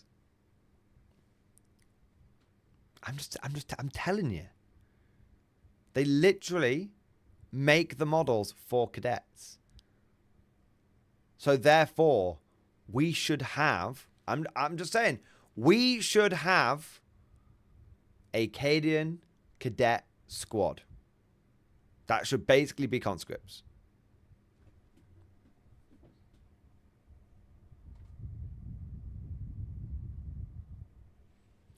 Nothing, and I cannot express this enough, nothing would buy my loyalty back like Games Workshop bringing out conscripts. I mean, you think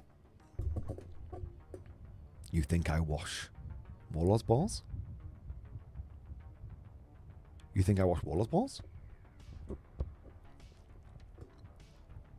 What you've seen from me so far would be just like a light splashing of tepid water from the sink onto the balls. If they brought conscripts back, and I mean really brought them back, like 50-man blobs, that'll never happen. 30-man blobs. I would accept 30s. But if they were like 20 to 50. Save 6+, because they've not got a helmet. Leadership 8. Objective control fucking 1. Wouldn't even need to make them battle line. I'm not even asking battle line. Toughness 3. 1 wound. Movement 6. Yeah. They only get lasguns. They only get lasguns. Ballistic skill 5+. Weapon skill 5+ with close combat weapons. What would the special rule be?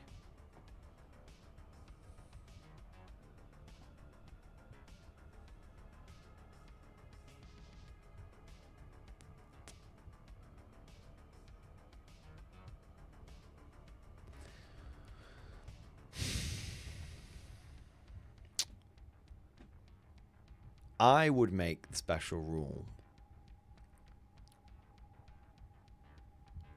that they can be targeted with the reinforcement stratagem for free. Yeah. Candy's Lord Kate. Same idea. Same idea. Yeah. It's only once per game anyway, so you only bring 1 blob with them.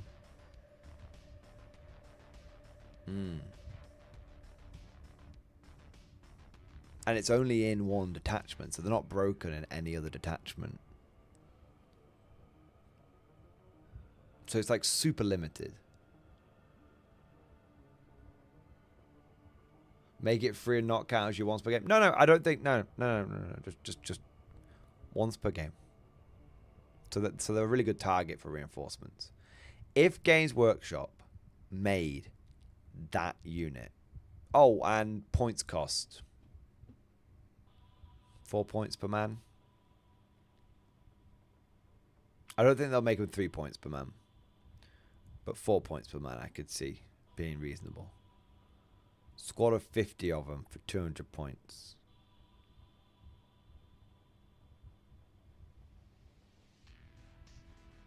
Or squad of 30 of them for 100. I could see them. You know what? I could see them. No, that's too much at Commando Shell. That's too much.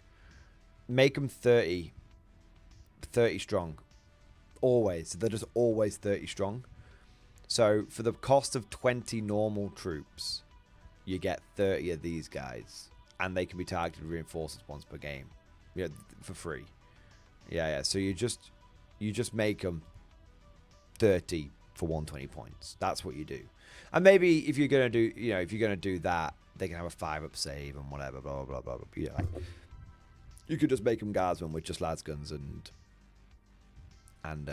bad ballistic skill, bad weapon skill, and bad leadership. Maybe something like that. And they can be joined by. You can have it where they could. You can have it where they could only be joined by commissars. This unit leader. This unit can be joined by commissars. They can receive orders from anyone, but they could only be joined by commissars. I could see that. Like a platoon command squad. You can't put a platoon command squad in there, for example. Or even a Caden Castellan or anything like that. I'm fine with that. I don't really mind. Maybe you make them so everyone can join them. If you're gonna make them 4 points per model, so you're only getting 10 more of a regular Cadians, you can't limit them too much, because they're not. You're trying to make a unit which is semi-reasonable. So you're getting 10 extra blokes, and they're just a bit shitter. That's fine. I mean, I would happily make them 3 points a model and make them truly shite, but bring them in blobs of fucking 50. And they can come back once. Make them like 200 points. Make them like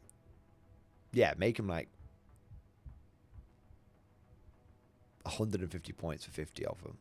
But they're proper shite. Like, proper shite. I think that would be... I mean, I would go out there. I would film myself buying new in box from Games Workshop. This 50 room models would fuck the meta up. That's true, but it is. That's why I think 30 makes sense. But if Games Workshop brought them back in all of their glory, I would make a video. I'd say, Mrs. Mordian, film me. I would walk into a genuine Games Workshop and I would buy there on camera from Games Workshop everything that I needed to make that blob. Yeah, it's going to be like 30 quid times 5. So that's like 150 quid there. And then I'm going to need like the fucking upgrade sprue times like 5 times as well, aren't I? Because I could use some like the injured guys and stuff. So I'd be spending like 250 quid on this brick of fucking conscripts, of 50 conscripts, but I'd do it right there. And I'd be like, Games Workshop, you have rebought my loyalty. Just to prove a point. Just to be like, I'm not going to a third party retailer. I'm giving you the full 400% profit margin, Games Workshop. There you go. That's what I'd do. Now, if we were to make a conscript data sheet, that'd be more likely you'd give them the exact same stat line as Guardsmen, except Objective Control 1 and Leadership 8+. And then you would... so they're not completely shit. They're like 6-up save or anything. Then you would give them access to... You could give them access to only lasguns. You could do that.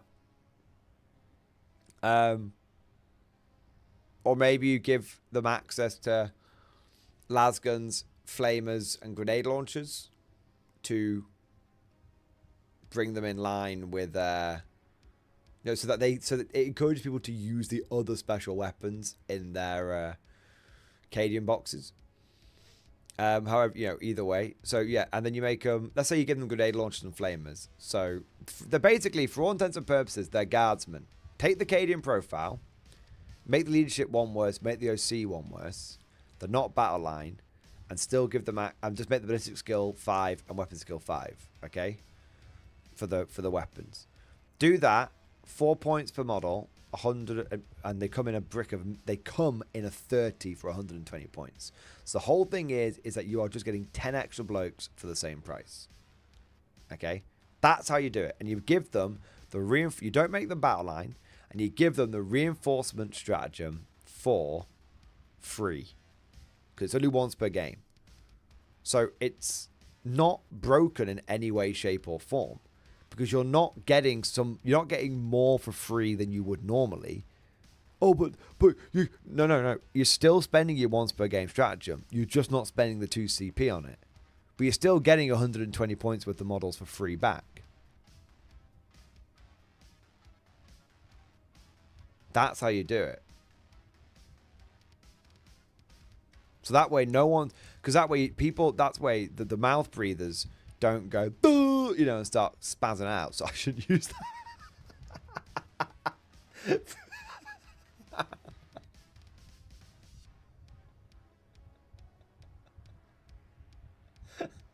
Whoops! Just got demonetized. My 90s all boys school, secondary school upbringing crept out there for a moment.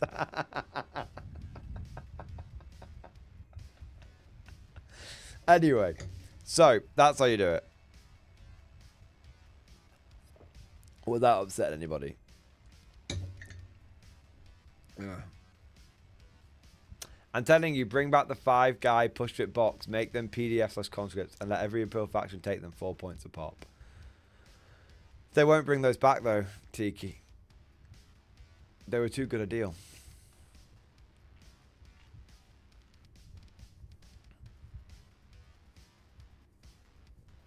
They will only bring those back when they are forced to bring them back. But they won't bring they won't bring any of that stuff back. You've got to look at the direction Games work again. No salt. I want to make something clear here. Look at the direction Games Workshop models have been going in. They are not going in a direction to give you a good deal. Even the combat patrols are not designed to give you a good deal. They're designed. They are designed to look like you're getting a discount when actually one of the units in there is going to be filler, and one of the units in there is going to be a character whose price is inflated. The people say, why are characters £20? They're that much so they can then say you're getting 33% off when you buy a combat patrol, but you're not, because if one of the models in there is a character that is 30 quid, then actually you're getting £120 worth of models. That's the thing. So everything that Games Workshop does at the moment is not designed to give you a good deal. For 40k. Now, if we talk about Old World, that's a very, very different story. It's a very different story for Old World. They're doing good things with Old World.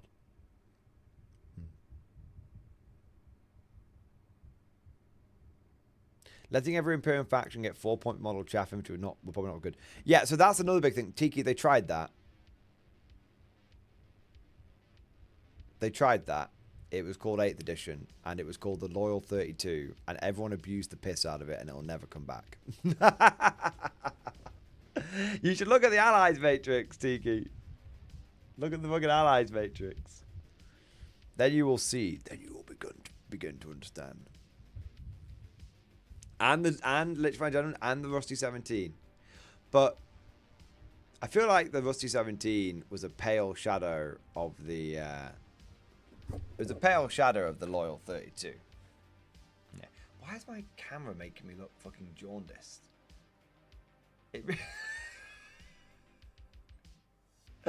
It's just, I just noticed it's just been like, it's just got like proper yellow. I think it's alright again now. I think it's adjusted itself.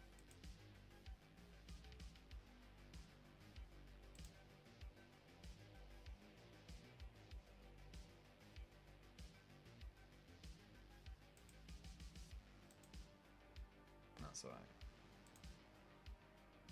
I was like, fucking hell, I look like I've got jaundice or scurvy or something. Fuck me. Yeah. Maybe I do. Who knows? If I recall correctly, the Rusty 17 was actually cheaper. They were always so much to buy and actually 30,000. So the Rusty 17 was like 5 points cheaper, but this was an edition where granular points existed, so it was less relevant. And it was more valuable to get an extra 15 bodies. Yeah. It's more valuable to get an extra 15 bodies. But the Loyal 32 wouldn't exist today. So the reality is, actually, Games Workshop could bring it back, because the reality is that the Loyal 32 wouldn't... So it used to give you more command points. That's why people took it. So the way that the game used to work in 8th edition is you took multiple detachments, and every detachment you took would give you some bonus CP. So there were detachments called like Patrol, Battalion, and Brigade, and they gave you a lot of command points, but they had a lot of requirements. And then you had more specialized detachments, like Vanguard Detachment, which was like fast attack choices and all this kind of stuff, which doesn't mean anything anymore because we don't have any detachment. We don't have like Force Org chart and stuff like that. But they would only give you like one, but you had hardly any attacks for them. So what people did is they took a battalion, which was like the middle-sized one that gave you access to a lot of command points, and then they took the minimum requirements for that, which would be 3 squads of guardsmen and 2 platoon commanders, because command squads and platoon commanders were separated for a time, and that gave you like 5 extra command points, which is pretty good. Which is why every Imperial, and you didn't regenerate command points once they were gone. They were gone. So that's why like every Imperial commander took it, so they could basically take the guardsmen to unlock the battalion, which gave them the command points, which they could then use on their stratagems that they actually wanted for their army. So that's why it was a thing. But now obviously none of that applies. So would the Loyal 32 come back? And it, in whatever capacity, if every Imperial army could get access to guardsmen, I think they would. I think if you made guardsmen an allied unit, I think every Imperial faction would include them as a choice, because they're so cheap for 10 OC bodies. Yeah, they're so cheap.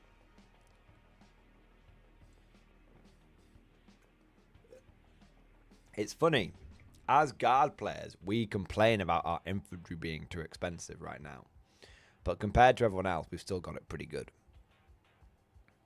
It's one of the things I struggle with going outside of the guard. It's one of the things that I found so appealing about Tau was they had actual, like, basically guard equivalent infantry that didn't suck dick at the job that I wanted it to do, which was, do objectives, be good at OC, screen.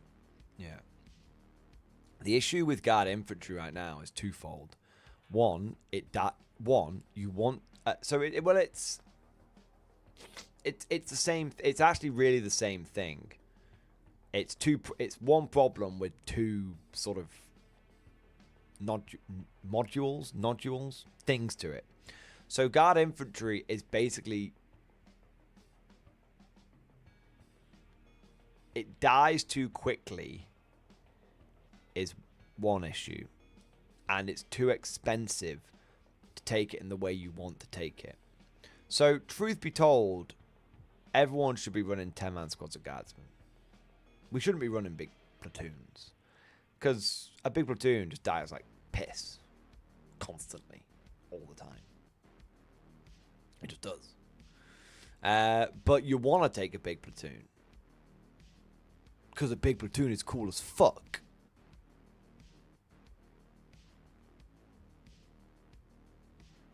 Like, if I don't want to take 10 guardsmen who are just like scuttling around like scuttly things.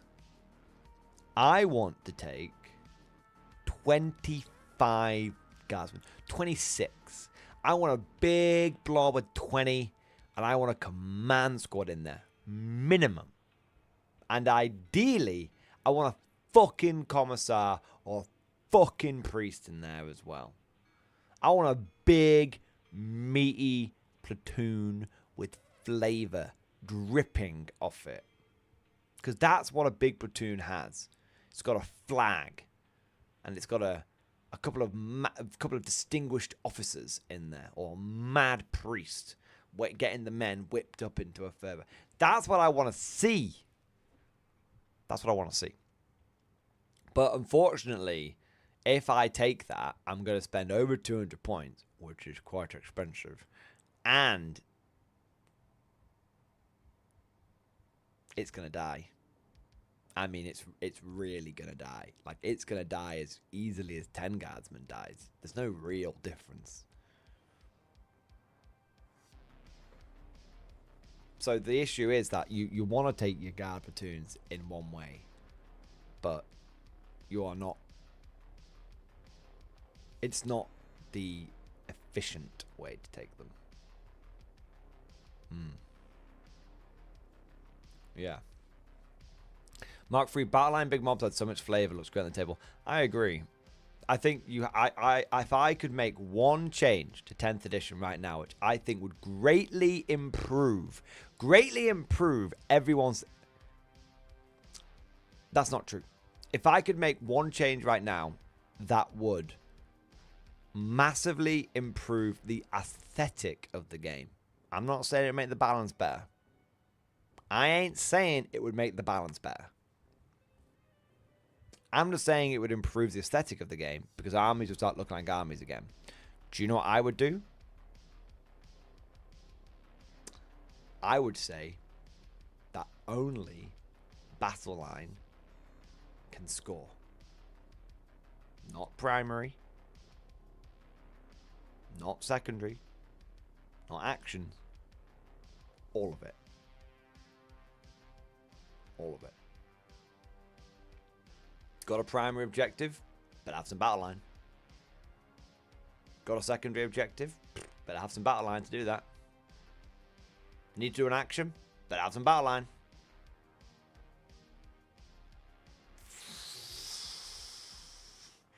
Now that would shake shit up. Now if they bring that into 11th edition, woo mama. Woo mama.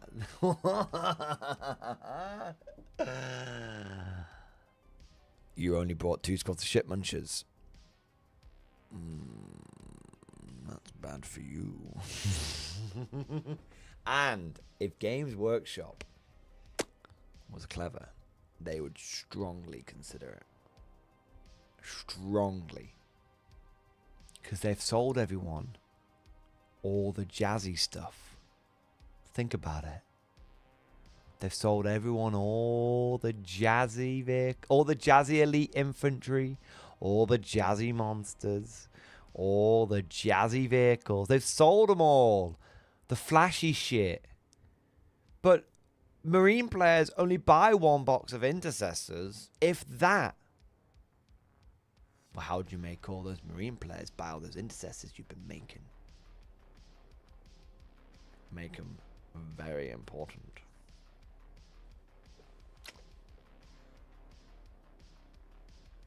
Games Workshop. I know in the past we haven't seen eye to eye. I know in the past, mayhaps you feel that your balls should have been washed more. It's a fair criticism. And I know I've been very salty recently, and you've been very annoyed with me being, well, you probably don't know that I even exist. But if you did know I existed, you've probably been very annoyed with how much salt I've been throwing at you. But let this be the hour that we draw pork swords together. Oh, yes. That's how I imagine it would go. And then you make only battle line able to score all points.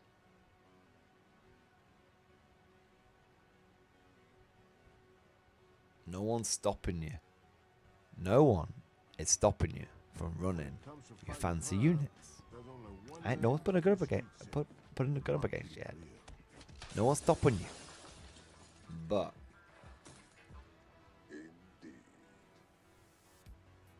But you might want to bring a little bit of battle line.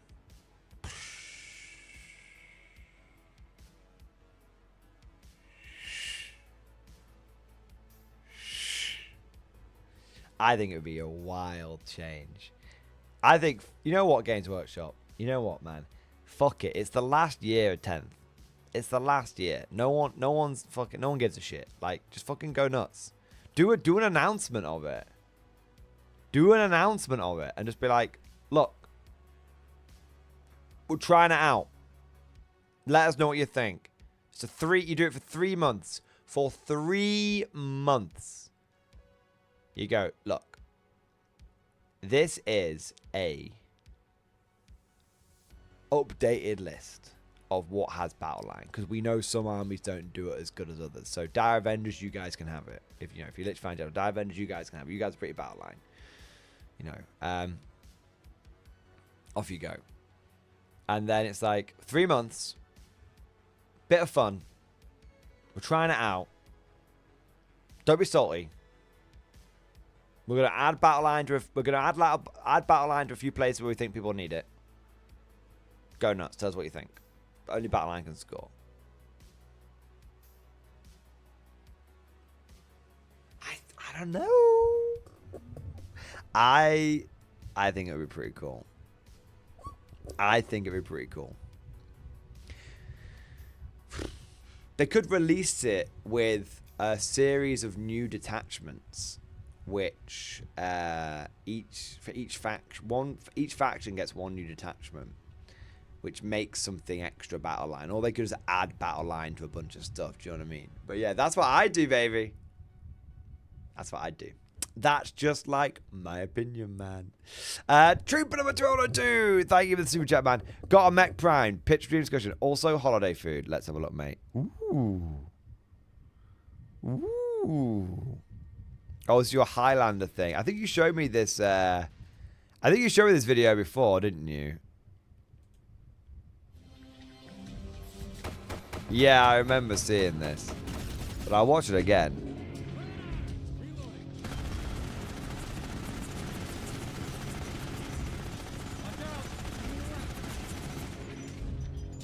Shoot it with the fucking... Oh, no. Don't shoot with the laser.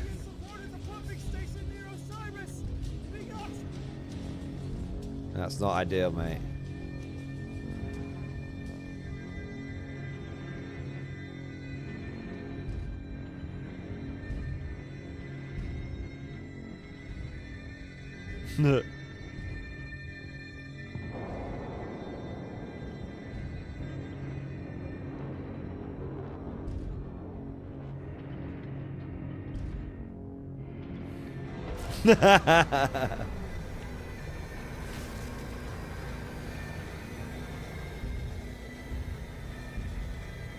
You thought you were all that.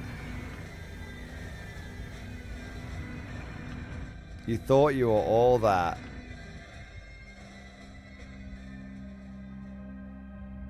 That's cool, man. You thought you were all that.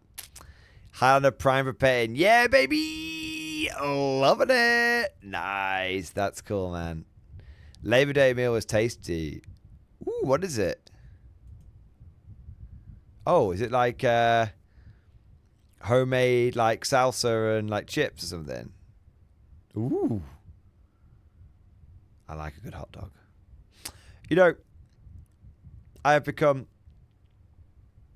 I didn't used to like hot dogs that much.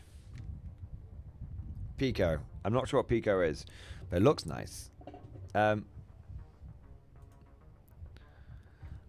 I didn't used to be a massive hot dog fan. Like, I wasn't against them, but I wasn't really up for them. And as I have grown older, I have become much more pro hot dog. To the point now where, like, if there's like hot dogs available at like a venue of some kind, it'll be my go-to. Can't go wrong with it. Hot dog, bun. It's very hard to fuck up. I now get why those hot dog stands in like New York make like $1 million. MG eats a hot dog. Look, like sideways. I mean, it'd be unusual. Or do you mean that way? Because I eat it. Everyone eats it that way, Cosme.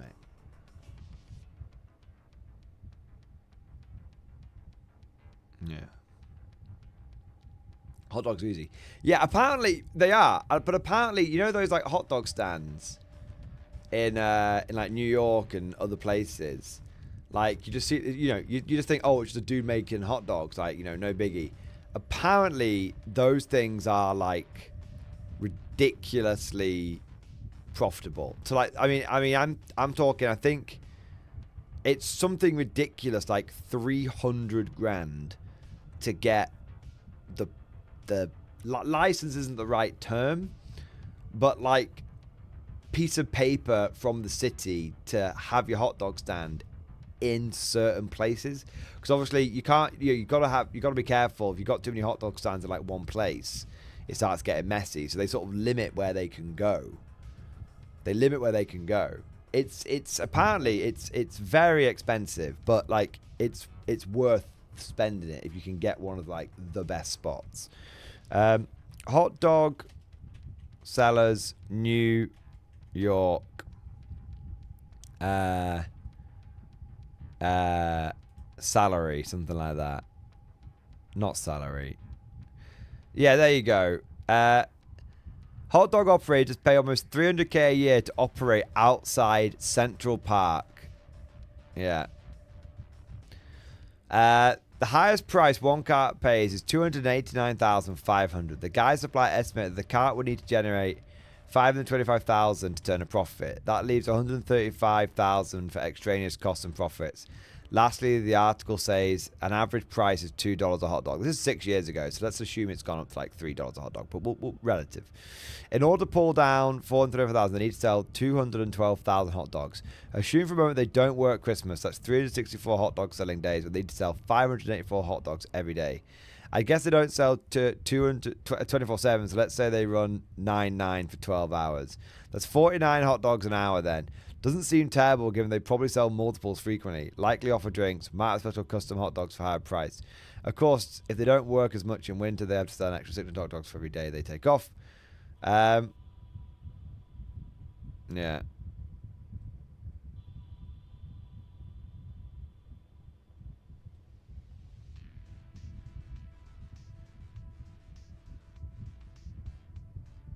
Yeah.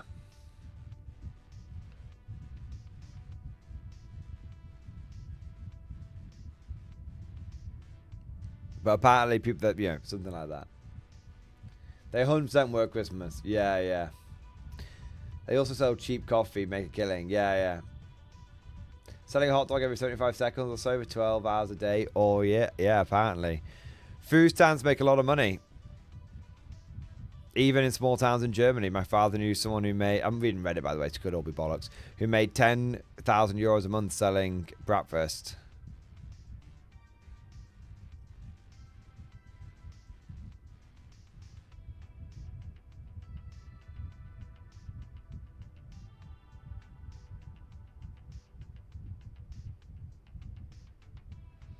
Yeah, it's funny. There's a lot of people on Reddit that are like, oh my god, how could you work like 12 hours a day? And like there's like someone who's replied here, and it's like, okay, something, and it's a really good comment. It's been upvoted well, which is good. It's like, okay, something that this is like the Reddit mentality. The problem is that this fucking mentality has got everywhere these days. But anyway, okay, something that needs to be understood by every comment here is that these vendors work hard. It's a fully working class existence, and many of them barely scrape by or are in debt. You'll often see them work 2 shifts, moving their cart in the afternoon or evening. They've also been up since the wee hours, specifically if it's a breakfast cart, stocking the cart and then towing to its location. Sometimes they're pushing these carts by hand. So yeah, basically, it is. Well, I don't agree that they're all going to be in debt. I don't think that's true. But the point is that you are going to be up selling hot dogs for 12 hours a day, every day, 365 days a year, because that's just what you do, because you're gonna make so much money that you can spend 300k a year to operate a fucking hot dog stand outside Central Park. Yeah, there's always money in the banana stand. Yeah, yeah. Yeah, yeah. You just, or it's the profitable, definitely not an easy living. Exactly. exactly. But, you know, to be fair, I doubt that. Let's be real here. Let us be real here for a moment. Anything that allows you to start off paying 300 grand a year for your license is... It shouldn't be easy. You know? Do you know what I mean? It shouldn't be easy. No, you know, it should be very, very hard, but very, very profitable. That's almost like fair. I'm never against anyone working hard. Ever. Ever. I'm never against anyone working hard. I'm never against anybody not working hard. Work as much as you want to work, but this may be very old-fashioned, so lambast me if it is. But I feel like if you work hard, you should be rewarded for working hard. And if you don't work hard, then you shouldn't be rewarded for not working hard. I think that's a very simplistic, childish view of the world. I don't think it takes into account people who start off with a lot of money, they get a good spawn, or people who can't work for whatever reason. Of course, there are people, but you know, let us not try and go on a tangent away from the argument, looking at the extremes of both ends. I think for the everyday person in the middle, the harder you work, the better you should do. That's it. That's it. Yeah. And we'd all love an OP spawn point. We'd all love an OP spawn point. But, I mean, to be fair, we've already had a pretty OP spawn point. You could get spawned somewhere that's really quite difficult. Cosmic Drew, we just started Banana Republic. You know what? I never really knew what that... I don't really know what that means. I hear it all the time. I'm going to Google it. I think I've looked at this before, but I can't remember what it is. Banana Republic meaning. Because I think there's a clothing brand in the UK called Banana Republic.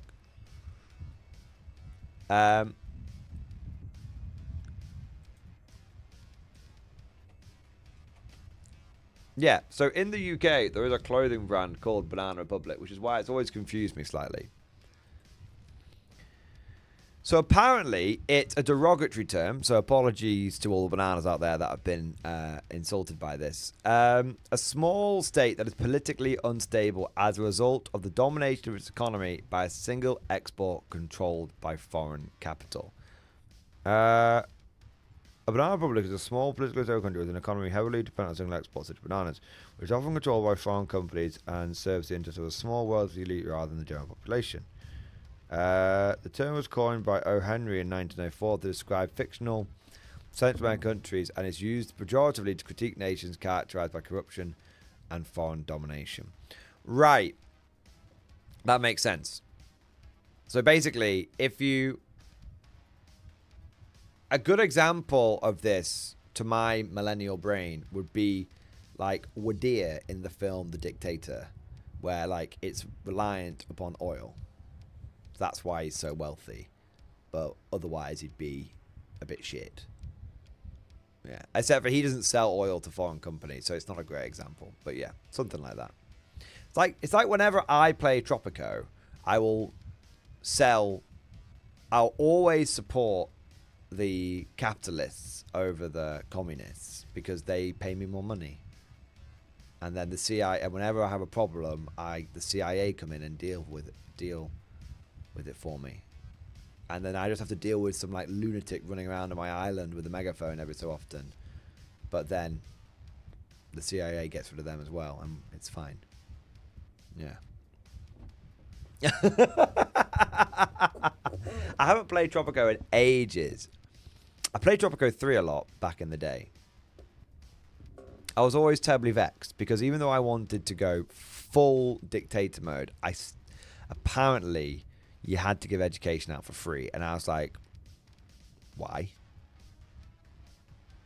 If the children want to learn, the children have to pay. If they don't want to learn, they can get in the mines. Children down in the mines. Children down in the mines. Children down in the mines. Everybody down in the mines. Yeah. So we should start. So Cosmic, you're saying we should start a banana republic.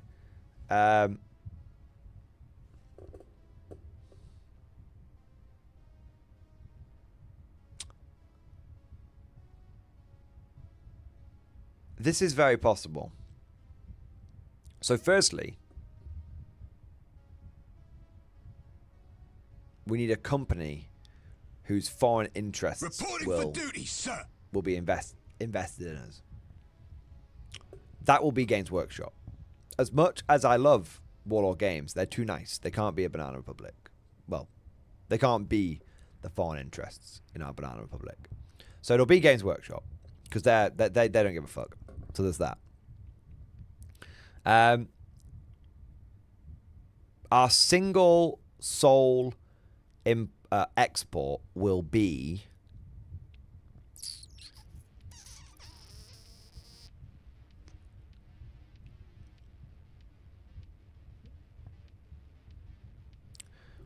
we will make all of our entire economy will be based on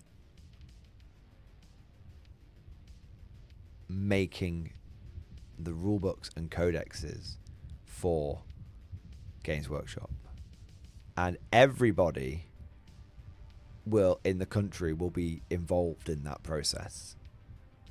They will all be like handwritten by children.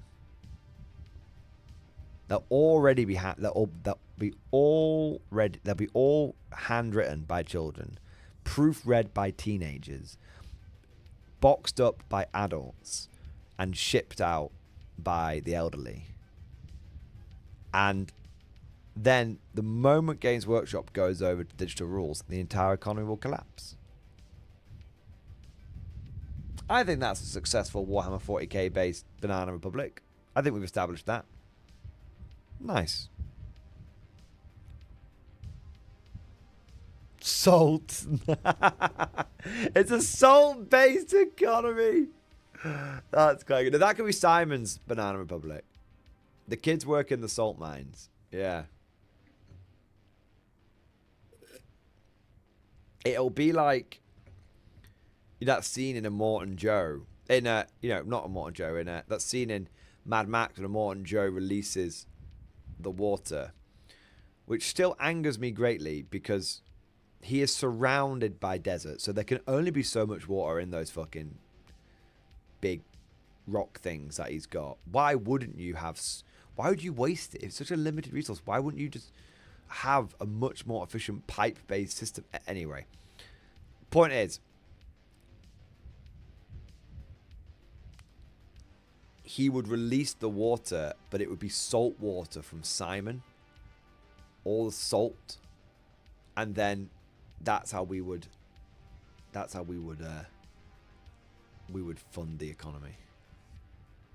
Doesn't he have a spring? He might have a spring, to be fair. I don't know if I don't remember the film that well. Yeah. But even if you had a spring, why would you release the water that way?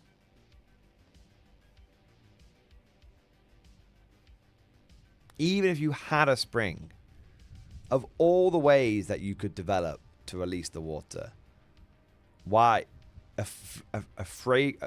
flagrant show of power? I suppose. I think all the guys with fucking guns running around, though, is a pretty big flagrant show of power.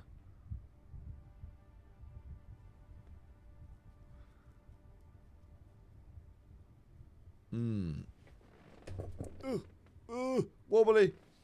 Yeah. I don't know. That's just me. I feel like all the motherfuckers with fucking guns with the big show of power. I mean, waste all the water, or, just like... I was going to say, like, shoot someone every so often, but maybe that would upset them. So maybe just, like, drenching them in water would be a better way. Water is life. He holds that over their heads, literally.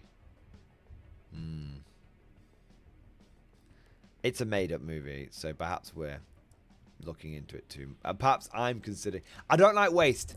I don't like waste. That's the problem. I couldn't be a Morton Joe. See, I wouldn't be a good dictator. I'd be like, that's wasteful. We shouldn't do that. See, this is going to be very on the nose. I couldn't work in government. I don't like waste.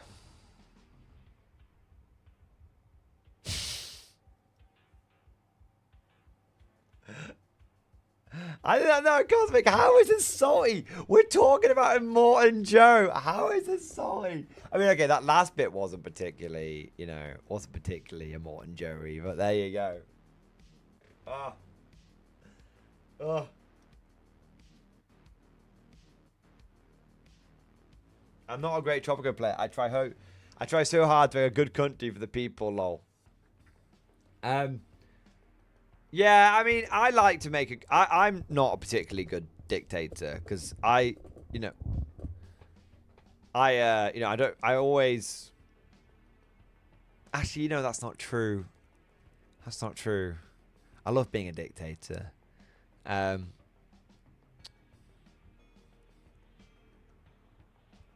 Stellaris. And Hearts of Iron. I fucking hate playing nations or empires or whatever it may be in those games where you can't declare war first. That's why we're here. I remember playing Hearts of Iron, and I always played as like the Soviet Union or one of the Baltic nations, but I was never like Billy Big Bollocks enough to play as the big Germany because I didn't know what I was doing. I was like, I'll play as Bulgaria or like Austria or something. Just don't interest me. Or Hungary. Yeah. I'll play as one of the minor Axis powers. Let the big boys play as the main Axis powers, all that kind of stuff.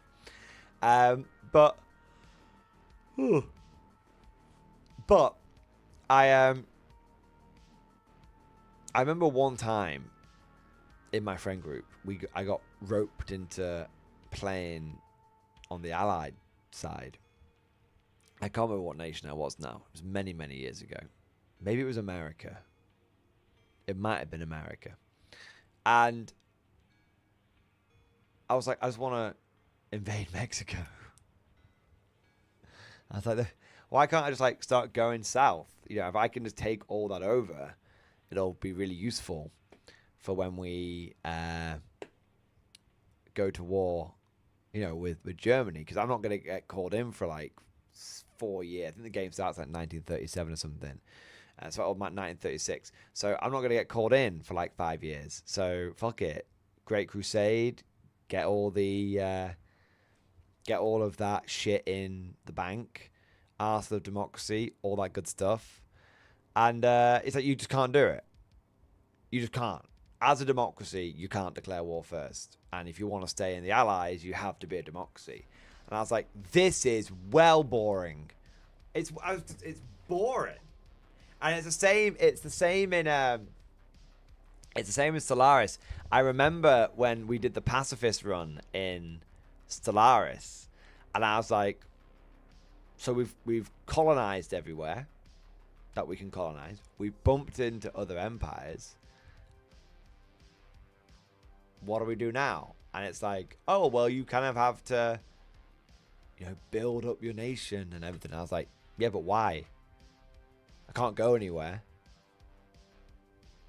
Everything's been taken. Everything's been taken. I'm getting on fabulously with everybody. So there's nothing I can do at this point. The game just stops. And, I was reading into it. It's meant to be, oh, well, you're meant to, form alliances and then, subsume people into your federation and all this kind of stuff. And I was like, yeah, this is, great.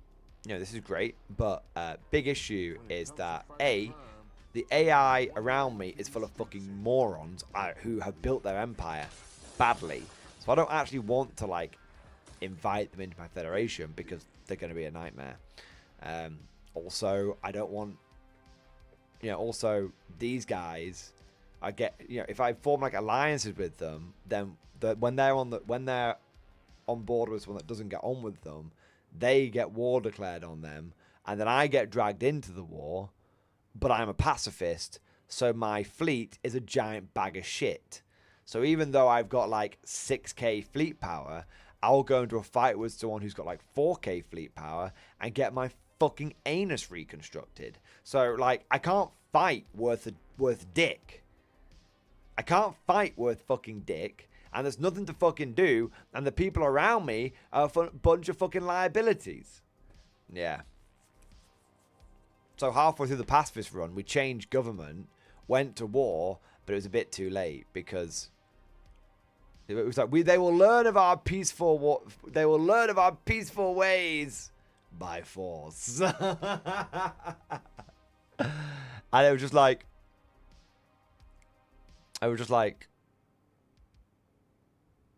yeah, I'm never doing a pacifist run. I would much rather go out in a blaze of glory, being the empire that goes around eating everyone and praising the will of the Flayer, than be the fucking pacifist. Yeah, fuck soft power. Do you know what beats soft power? Hard power.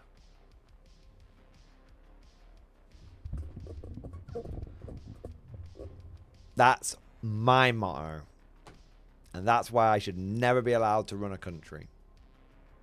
You know? Because I do not understand the complexities of international politics.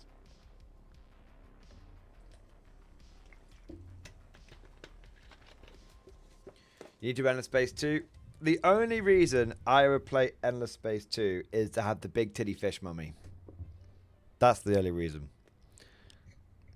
It's a good reason. She has massive tits. And she's a fish, and as a Tau sympathizer, that now appeals to me. But other than that, no. Cosmic Drew, thank you for the super chat, man. Should do a let's watch of our first Star game. I mean, it's been a long time. I mean, how long ago was it? The thing is, I feel like it's slightly, I don't know what the word is, uncultured to do a let's play of my own stream, or let's watch of my own stream, and laugh at my own jokes that I made like 3 years ago. It seems somewhat egotistical. Like, I'm just like them, just there stroking myself whilst watching my own fucking let's play. Literally, General, I have played Sins of Solar Empire 2. It is just like the first game, but better. It's just remastered Sins 1, better user interface and better graphics, but not a majorly different game. Yeah.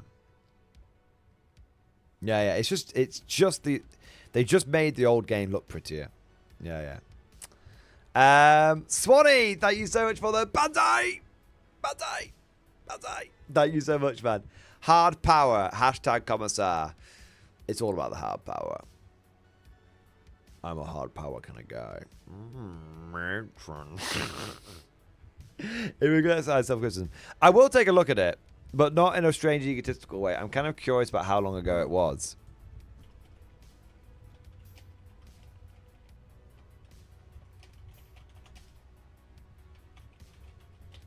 Oh. When it comes to fighting crime, there's only one man keeping the streets safe. While keeping 2 years ago.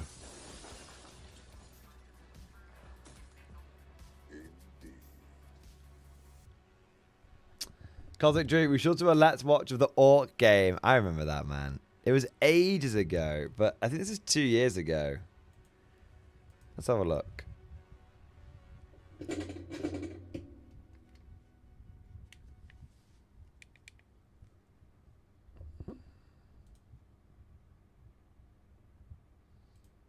There we go.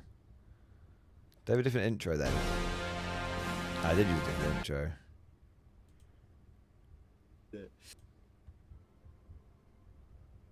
That's good. The old chair! I forgot about the old chair, man. The old chair. Toaster fuckers. Yeah, that was our name. You can tell Cosmic was in the chat, can't you? Oh man, I remember that. I'm talking about competitive play. He's the player, praise me! Praise me! Still unsure, feed them into the grind and make sausage people out of them. Oh man, that's what we've been doing. Still unsure, we have, I don't know if you've watched any of the streams, man. I feel like you were there. We've got an entire sentient race that we've kept around just as livestock. And the only reason that they haven't rebelled is every time they've got a bit rebellious, we've got another race, we've conquered them, and we've feasted on them. And they're like, well, it's better to be livestock than to be completely wiped out and, you know, eaten, our entire species eaten. So we shall turn them into sausage people, or we'll turn them into domesticated cattle. But one way or another, they shall be eaten. I don't know which edition. Damage to, like, the unbidden and stuff like that. How much of a threat are they right now? Are they doing anything that I give a shit about?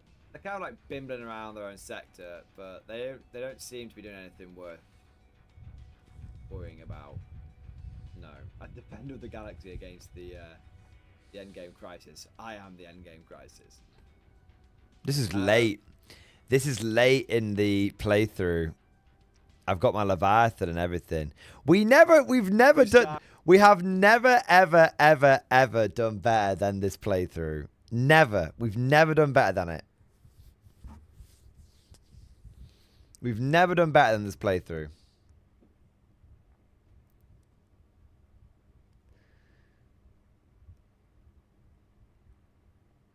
Yeah, I wonder if we've got any... We never... That's the best I've ever done in a version of Stellaris. I'd have to go...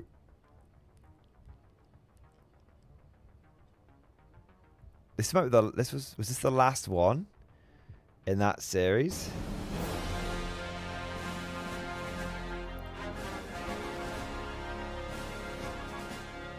Or was it a different one? Out of 5 contingency blocks spawned. Oh, it's a different one. Yeah, the Octorian cult. I remember that. Look how big our empire was, man. Look how big our empire was. 1 minute. Look, we were huge. This is the second playthrough. Look how big we ate so much. We ate so much, but I think we ate all of this quite early on, and then the whole galaxy united against us, and we just couldn't hold out. Like, it was like the Ancients versus the Wraith. You know, we took them on again and again and again and again and again and again. Look at the size of those fleet powers. I have never, ever had fleet power that good ever again. I've never had fleet capacity that good ever again. Honestly. I don't know what it is. I'm shit at Stellaris now. I used to be quite good. I used to be able to take the whole galaxy on and fight it to a standstill. Do you know what I mean? And now I don't know. A feast day! Come on, boys! What's this? 400. 1 second. Blorg's Bane. I remember Blorg's Bane. I think that's where it all went wrong. Got them. You right? Okay. I think there's only one choice. I think this is it. I think this is the big battle. But if we fight, we have one choice now. I think this was the big battle. Yeah. We either fight here, or we retreat back into our space. Yeah. And if we retreat back, there's nothing. It doesn't matter. It doesn't mean anything. Because oh yeah, that was it. No. I remember what happened. Look at the fleet power, right? Look at that. It's massive. I remember what happened here. We, the contingency were the end game crisis. And we just couldn't beat them.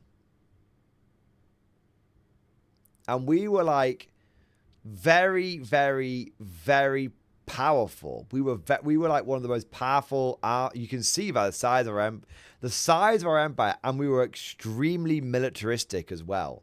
So we hadn't skimped on being able to do damage, and we just couldn't beat the contingency. And like every time we beat one of their fleets, they just spawned another one in that was more powerful than the last. So we tried to launch a crusade into their land, and it just didn't work. We'll just be sat in our little corner of the galaxy. Could be a clever play here. Could be a clever play here. Smash one force. 117k, man. I think the chair's going, you know. Double check. I've got my new chair here. I've got my new. You can see it's the second play because I got my new chair.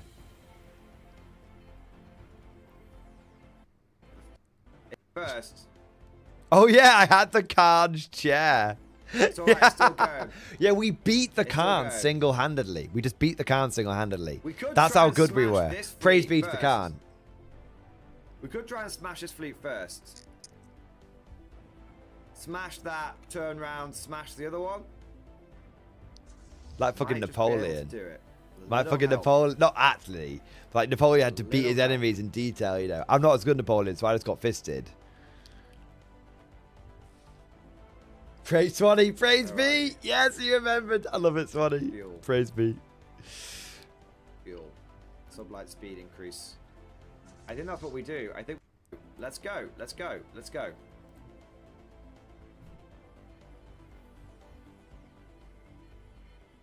Let's see if we can do that. Let's see if we can be quick. God. I don't know if we'll manage it in time. Ooh, they're turning round. They're turning round! We've got her on the turn! Oh, no, we haven't. Shit in hell. Blorg's Bane. Yeah, I remember. It all went... Blorg's Bane. I want to say this right now. Blorg's Bane is this channel's Wolf 359. Okay? It all went wrong at Blorg's Bane. I don't think we've got him on the turn, boys. Here we go. It's not over. It's not over. Let's fucking go. Come on. Come on. Do this. Go, go, go. We can crush them one at a time. Oh, man. Here we go. We were Corvette spamming. 9 ships. Everyone that dies is a huge drop in their fleet. We were Corvette spamming. Yes. I remember that. Yes. Look at the swarm. Look at the fleet, boys. Look at the fleet. Matchsticks. We can do this. We can do this. We can drive them. Come on. I remember this. Shield will be splintered. Spears will be broken. A sword day! A red day! A feast day! Come on, boys! We've got to keep an eye that we can keep the rare resource drain up, but we should be able to. This is it. We might just fucking do this. We might just fucking... See, this is the thing. I love doing the playthroughs. I love doing them. I love doing them. I did. But sadly, I've said this before. People tune in for the first one. They never tune in for the second one. Yeah, yeah. Do this. This is our time.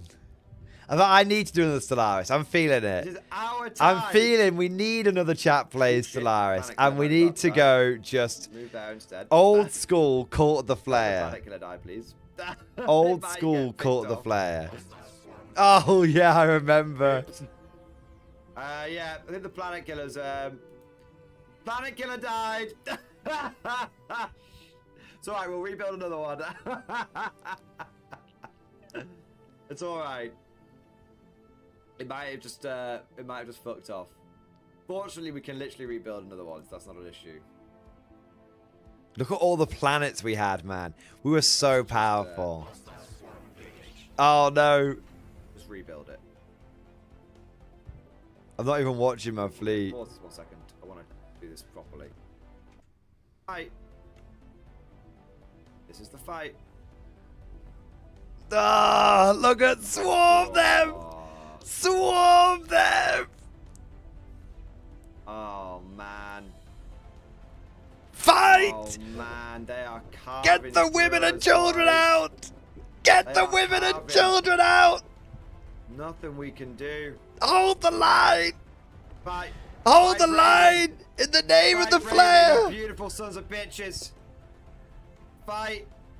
Get the women and children out! Get them out! Fight to the last man! I knew I was gonna say it. I knew I was gonna. You can't run, then walk. If you can't walk, then crawl. And if you can't crawl, then shiver me in the ankles, boys. Ah. Oh man, we've made them bleed today. We've made them bleed. We've hit them hard. We've given it everything we've got. But unfortunately, alone, against the greatest threat the galaxy has ever known, we cannot stand. We cannot hold. But we made him hurt.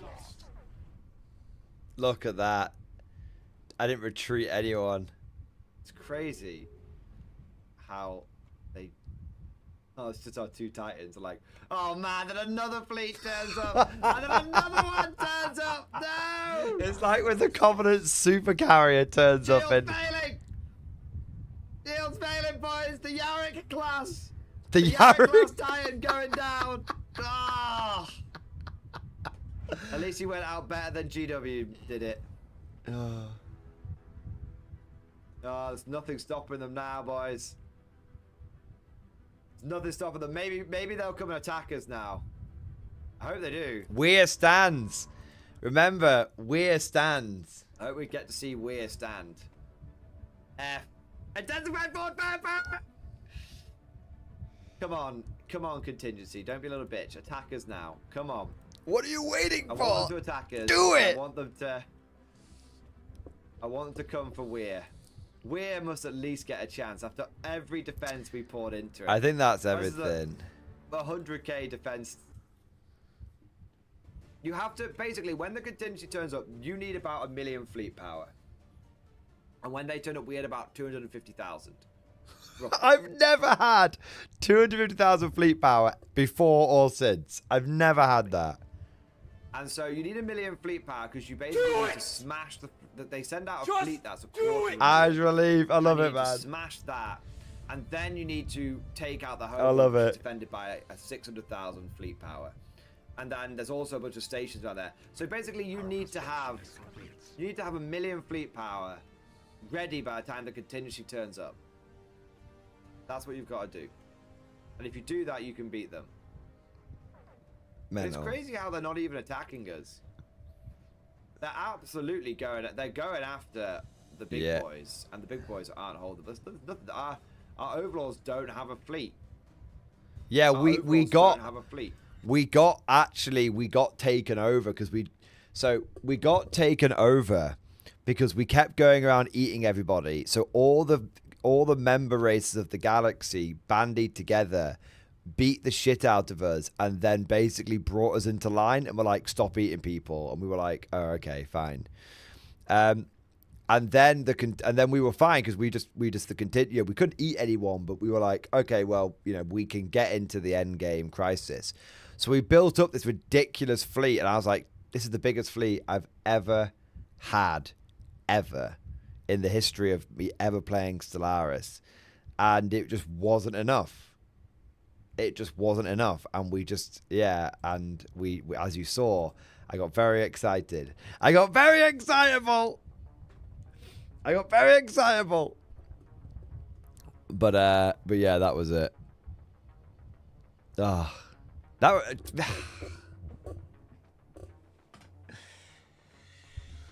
Cosmic, you got me reminiscing after all times. Yeah. Reminiscing. And then you say, Cosmic, thank you so much. Cosmic, 2 more super chats here. We should also watch the Orc game. I'll have a look at it, yeah, man. And then remember the highlights when the first one, like the Eldar God, the flares of Ascension, and we got to watch the blowing of the universe because of the flare. Yeah, I remember we cheated. So what happened, Cosmic, is we were like, oh, if we eat this many planets, it'll like, we conquered loads of worlds, and then we're like, if we eat all of our own empire, we'll blow up. But then it turned out that like you had to eat more than what we thought, so we were like, oh, we're fucked then. Just like, and we could have won it, but you know, obviously we went about it slightly the wrong way, so we just basically blew up the galaxy. But yeah, it still counted because we did it. We fulfilled we won based on the role-playing objectives that we set ourselves, and we were like, well, fuck you, game, you're not gonna we're not gonna get, you know, you're not gonna ruin it for us. Do you know what I mean? I have to find it, Cosmic. It's not easy. As someone who I've got to find it through over 1,000 videos. So from the last 3 years. So I'll look for it.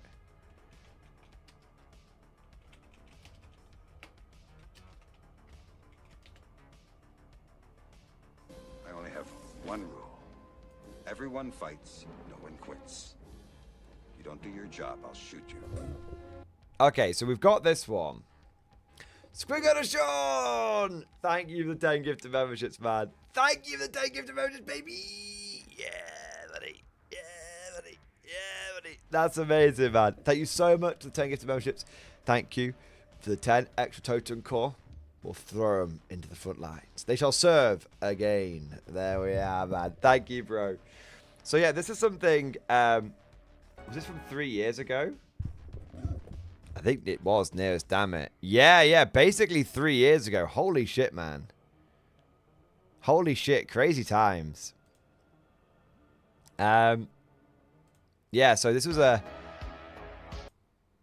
Dude, this is my setup 3 years ago. Oh my god, this is the setup 3 years ago, man. Look at how empty the shelves are. Look how full they are. And obviously, there's a few gaps here because I've got more on the table. But I've doubled the size of the shelf, doubled the capacity of the shelves. Look how empty. Look how empty the shelves are, and look how little lighting there is. And look how look how much dead space there is around here, man. Look at this. Crazy. They haven't traditionally. What's in my loading? I'm loaded too. There we go. I think, was Cosmic with us at this point? I don't know if Cosmic was with us at this point. Purge the unclean. It's one of them shouty boys. I think that was the Uber. Yeah, that was it. Yeah, it was me, Anarch Rise, and or Tal Tom. Me, Tal Tom's at Uber, and then Cosmic joined us later on, I think. Yeah. There he is. There he is. Oh no. Connection to server crash. Oh, Connection to server crash. Oh, you got kicked out. I think we're gonna go down. Yeah, man. On the platform. We stayed. I want to make something clear here. We stayed in character for 4 hours whilst playing this game.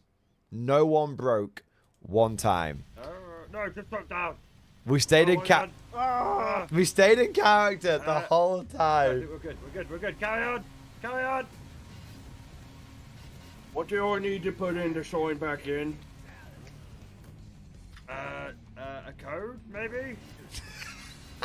What's the code? This. We gotta find. I'm a ship. I'm a ship. I'm a ship. I'm a ship. I'm a ship. I'm a ship. I'm a ship. I'm a ship. I'm a ship. It's your room code. Get up this one. I'm coming, Obi Git. Gotta go down here. And you Sneaky. How you go, Morty? I feel like a sneaky broad axe. I have many chiefs now. I feel so sneaky I should pay my myself. You hold it too long.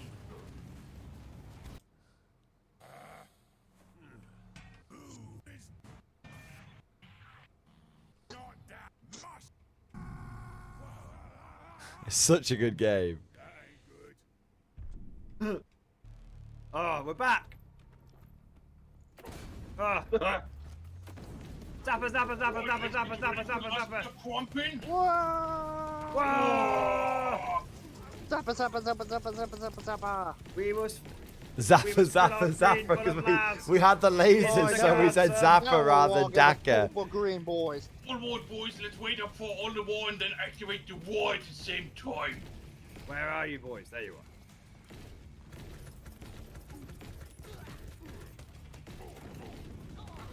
Boy's dead now. Wait. Oh. 1, 2, 3, 4. Oh, there's a 44. I ain't got the war. I got the war ready when you do. I got my wall ready as well. Fire! Oh, there's so much. Zappa, zappa, zappa, zappa, zappa, zappa, zappa, zappa, zappa. Isn't a very susceptible to zapper, it appears.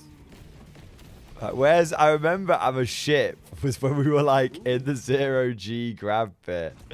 Have you gone to the mech? Or green. I'm ready now. I've missed my Snazka. Wah! Whoa! See you later, Green fuck is you, the Google. best. Thank you for joining. Get up. And then you run up the ramp. Ah, this hurts my brain. Don't stop the violence. Laz! Laz! We got a dog. Wah! Just the amount of lasers. I do like the fact that we killed Ruddle Knobs with the zapper. And a little bit of BB zapper too. All the lasers, man. Oh, a squigosaur. Oh, I like this. He's huge. That is a nice squig. Nice quick you got there. Nice squig. Zapper, zapper, zapper, zapper, zapper, zapper, zapper, zapper, zapper, zapper, zapper. I can't remember the zero green. I think it was this bit. Ooh. Ah. Oh, it didn't work. Where is this boss then? Good for garbage. Should we go down?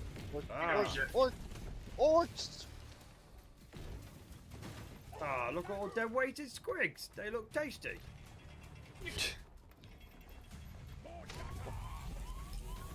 Uh-oh. I don't know if we ever. All the key boys. Maybe it was later. I feel like we must have missed it. But I'm a ship was around here. Boys. I'm a ship was around here. I'm a ship was around. It wasn't quite that bit, I don't think, Cosmic. Get. It's burning. Because after that, we were out of the ship. Do you know what I mean? Wah. Dr. Squig. Yeah. It must have. There was a 0G grab bit. 1 minute. Is that it? That might have been it. Zogging Oh, grot. boy. You're a zogging grot if you don't get this. Oh, Oh, that's it. this way, boys. I'm a ship. I'm a ship, I'm a ship, I'm a ship, I'm a ship, I'm a ship. No, I'm a ship. I'm a ship. I'm a ship. Oh, I'm a ship. Yeah, I'm a ship. I'm a I'm a ship, I'm a ship.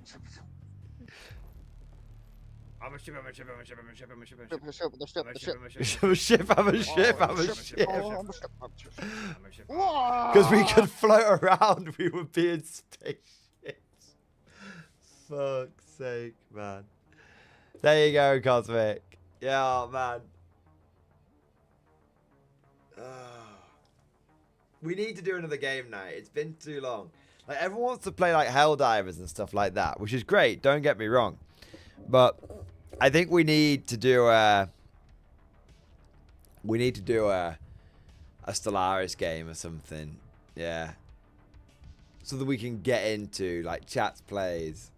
Yeah. Great days, boys. Great days. Yeah, mental. How times have changed. But the thing is, we did some. Don't get me wrong. We always cover new Warhammer games when they come out. Like we covered Dawn of War the other day. Do you know what I mean? We covered Dawn of War. So we always cover Warhammer games when they come out. That's fair. But it's just been back 3 years ago, just throwing shit at the walls, man. It's crazy. And now we've kind of got nailed down, sort of, I suppose. Sort of. Speed Freaks, Dagger Squadron. We never really got into those games, unfortunately. I think they're meant to be quite good, but we never got into them. Yeah. Crazy times, boys. Crazy times. I'm gonna have to go. I've got to end the stream in a moment. We're streaming for like 7 hours. Reporting for duty, sir. Yeah. So much change, so much stayed the same. Well, yeah, exactly. We've not changed the heart of the channel in any way, shape, or form. We've not changed the heart of the channel. But what we have done is refined the formula. Formula's not even the right word, because I don't really have a formula or anything like that. We've just sort of... We have refined the...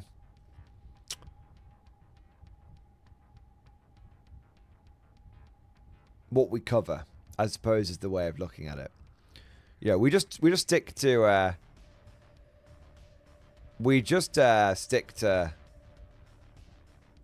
we don't really cover games all that we don't really cover games all that much anymore. So the thing is,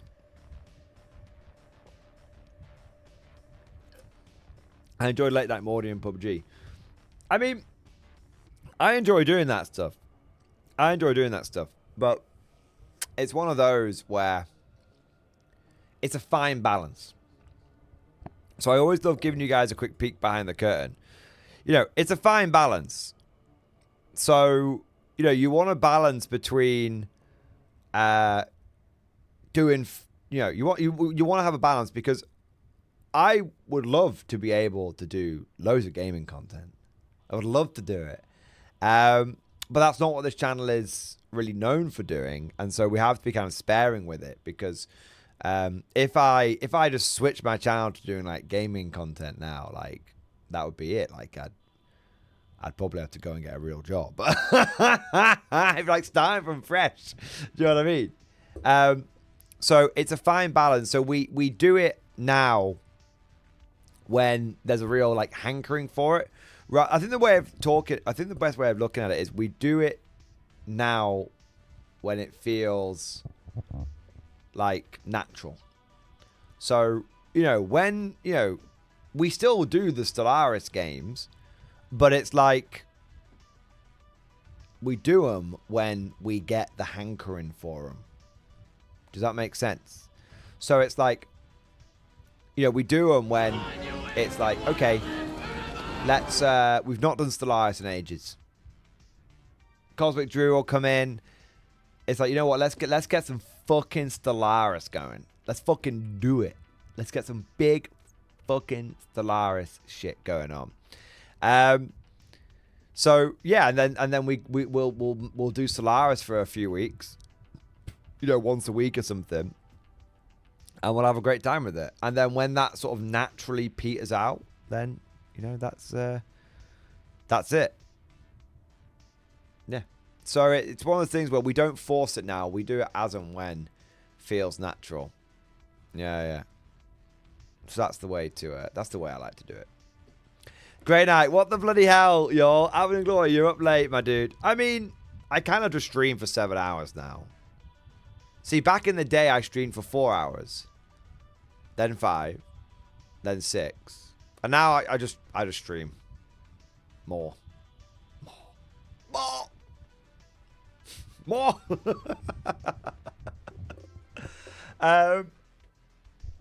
Tiki, thank you so much. Tiki, thank you so much for the 5 gift emoji, baby. Thank you so much, man.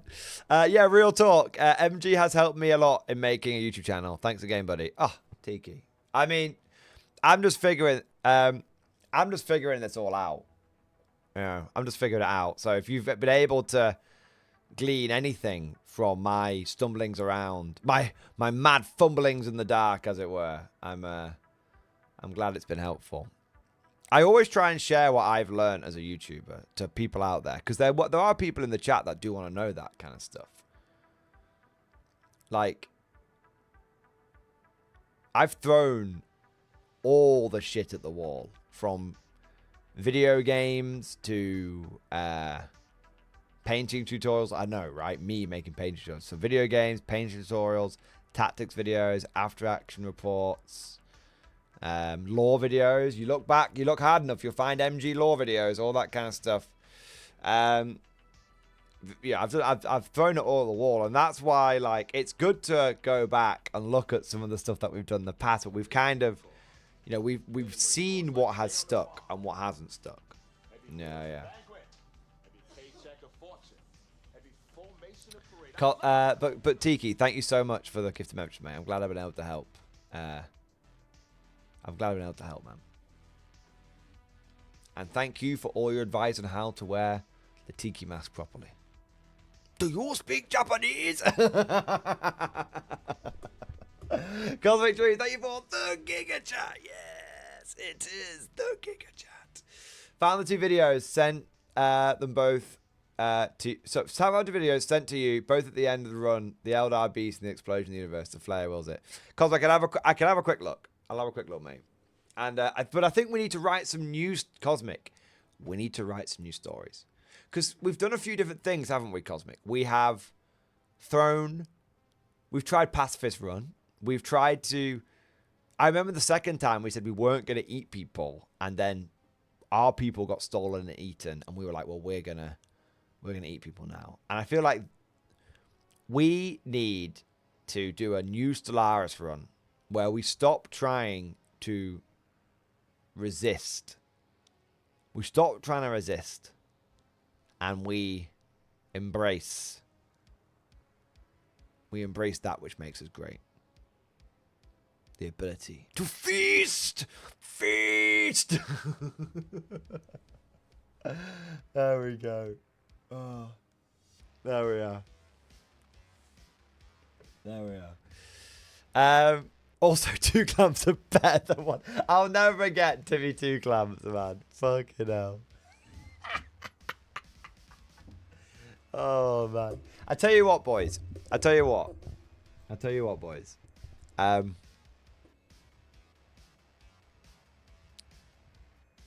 There's a couple of things there's a couple of things that I've been going through my mind recently.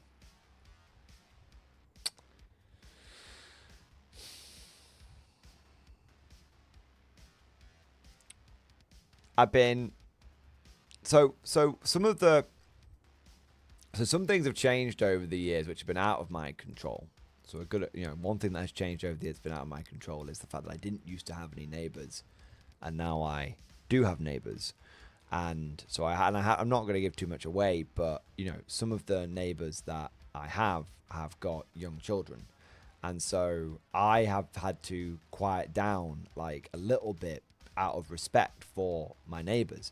They haven't said anything to me, but I know that they, I don't want to be a knobhead, and I know when they first moved in, I didn't realize that they moved in, that they could hear me and I was keeping them up at night. And then I realized what the situation was, and I was like, okay, I need to like tone down a little bit out of respect, because also I don't want anyone like complaining.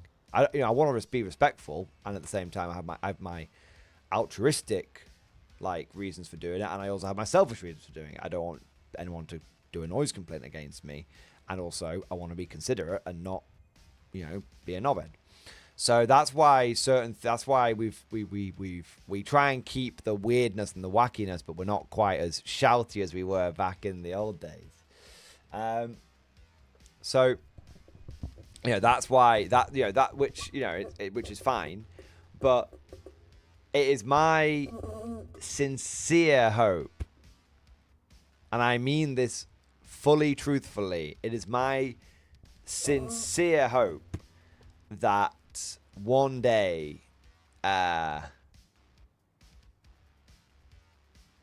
hopefully not that far away, but one day, not like in the near future, but one day we'll be able to be loud again. Properly loud. No holds bars. Blowing out fucking microphones kind of loud. Giga chads, all of it. All of it. All of it. Now I am in the background doing what I need to do and saving my pennies and everything, but it will require a new location. One of the reasons why I didn't end, one of the reasons why I didn't end up at the beginning of this year, you guys know I was looking at like doing Mordian Glory 3.0 and like offices and all that kind of stuff. But the problem was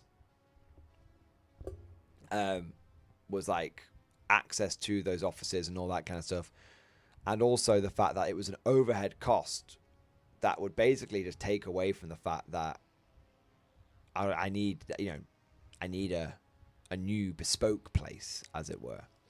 So, you know, hopefully it would be great.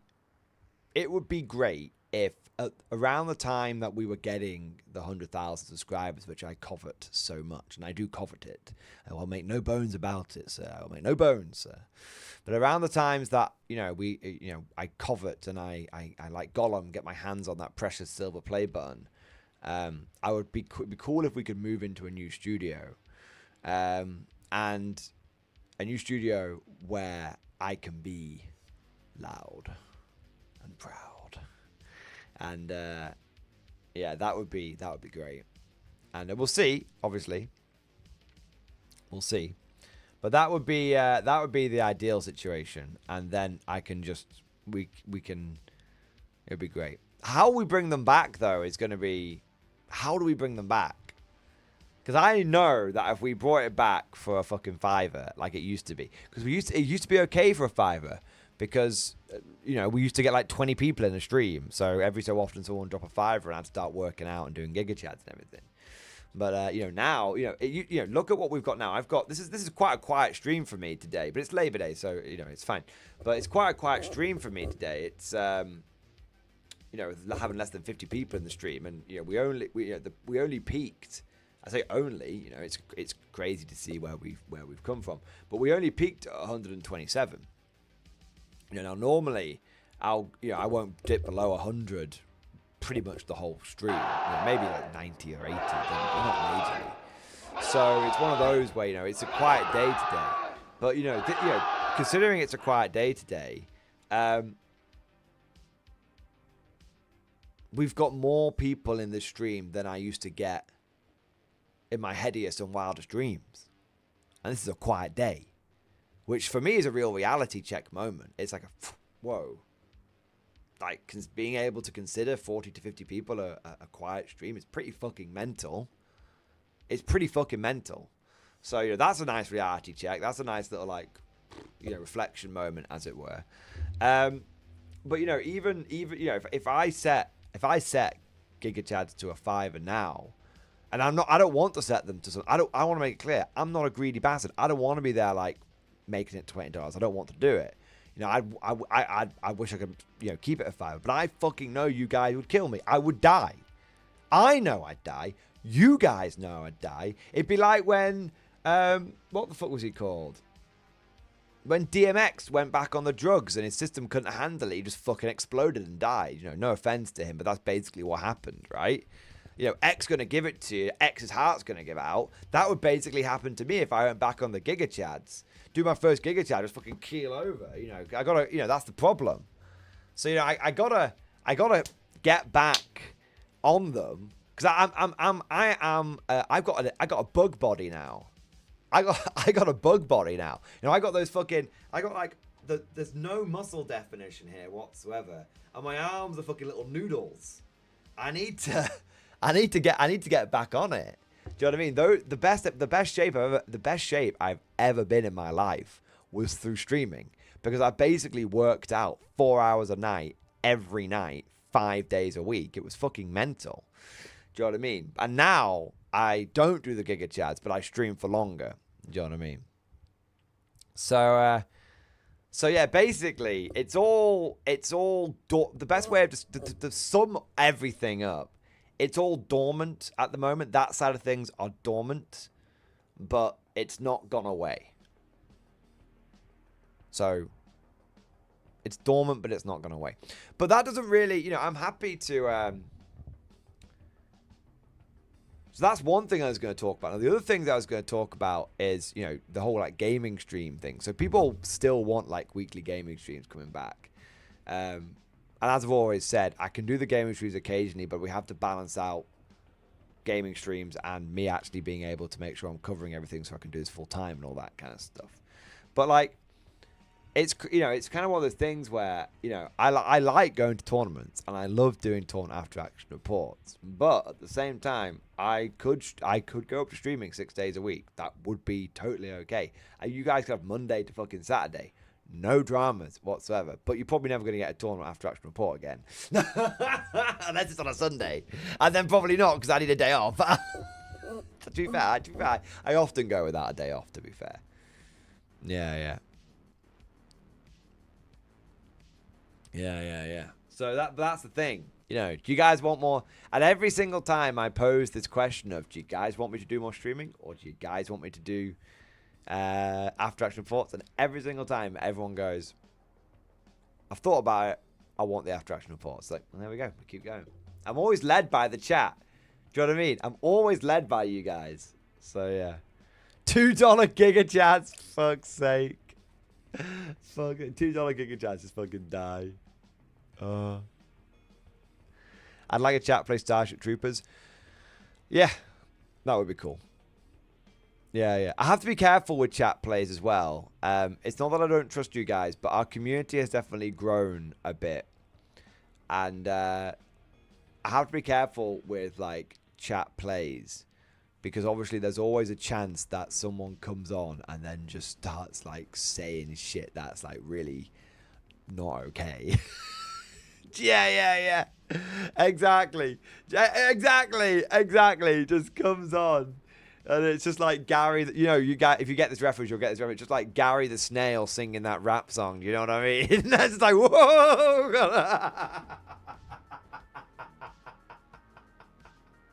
I'm 100% Snail.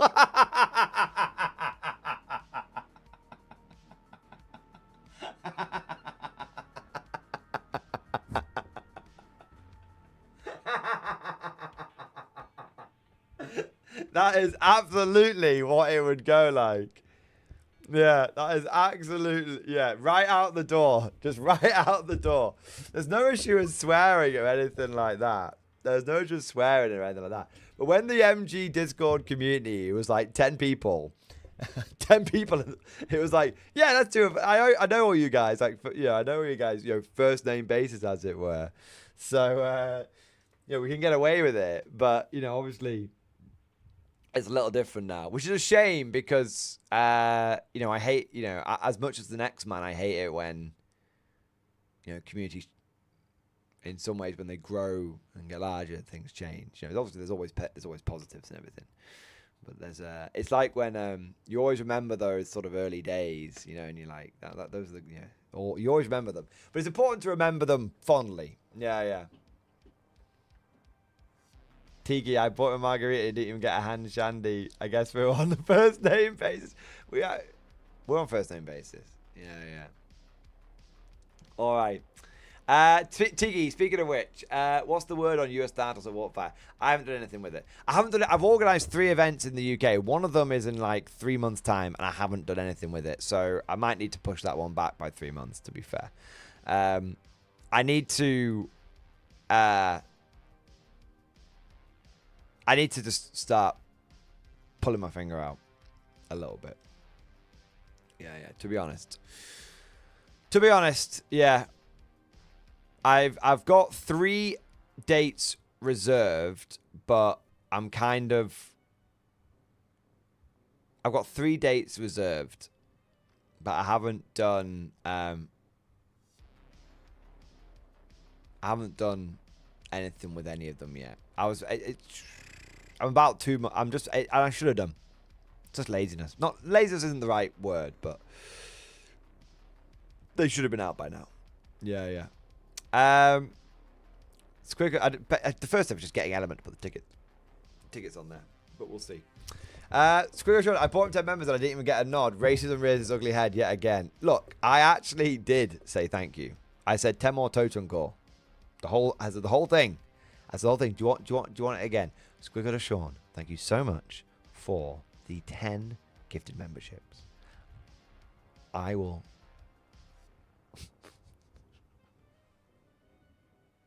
I'm going to turn it down slightly. I will make sweet. I can't even say that either. Thank you so much for the 10 totem core, and I hope you enjoyed the battle. No, on a serious note, I hope you enjoyed the battle port this weekend, man. The one that just came out, the Orc and Goblin one. There's slightly more orcs than normal, but not as many as there could have been, but slightly more orcs than normal. I need to do the all orc game now, just to fuck with Simon. All right. I want to do a introduction. That's fair enough. But no, seriously, man. Thank you for 10 memberships. Cosmic, you're not gonna let it go, are you? Thank you for the super chat. All right, Cosmic. I'm having a look, but let me. Cosmic's like, yeah. So you don't need sleep, and you're doing an 8-hour stream to start the week off, and it's like, okay. I imagine the recording is going to be slightly less productive this week if we're doing all of the 8-hour stream madness. To be fair, I didn't do any recording today, so I can stream a bit long because I'm not as tired.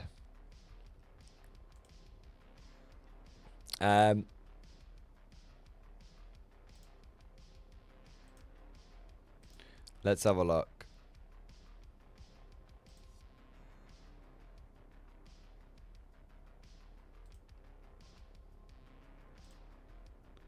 That was June. That was August. Okay. All right. So this was, oh yeah, long stream, 5 hours 30. Power of our cloak! Our cloak of righteous imperiumness. Available I have to say, the stream quality. What was it? The stream quality is not bad. It's quite clean. It's quite clean. I have to say. I'm surprised by the quality of my own stream. I don't think they're this good now. I need to look into my settings. Make him an industrialist. What do you reckon, guys? So what are we watching on this one, our Cosmic? Governor a pioneer, an industrialist, or a visionary? Vision is scary. I don't remember. Oh, I do remember. We were getting butt fucked by the Carnate, weren't we? Yeah. Fucking minerals, right? Let's buy some minerals because we've got the money to fucking do it. The end part.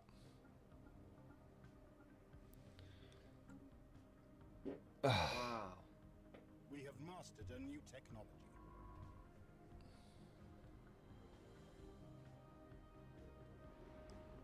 I don't know if we'll get... We might not get to capture these 2 places, but it's not the end of the world. We've already conquered a bit of territory. Alright. Okay, Oh yeah, it's casually there. splitting the empire We're going to across. end the stream there, boys. Well, we're going to wrap the stream up. The mission unknown. Until now.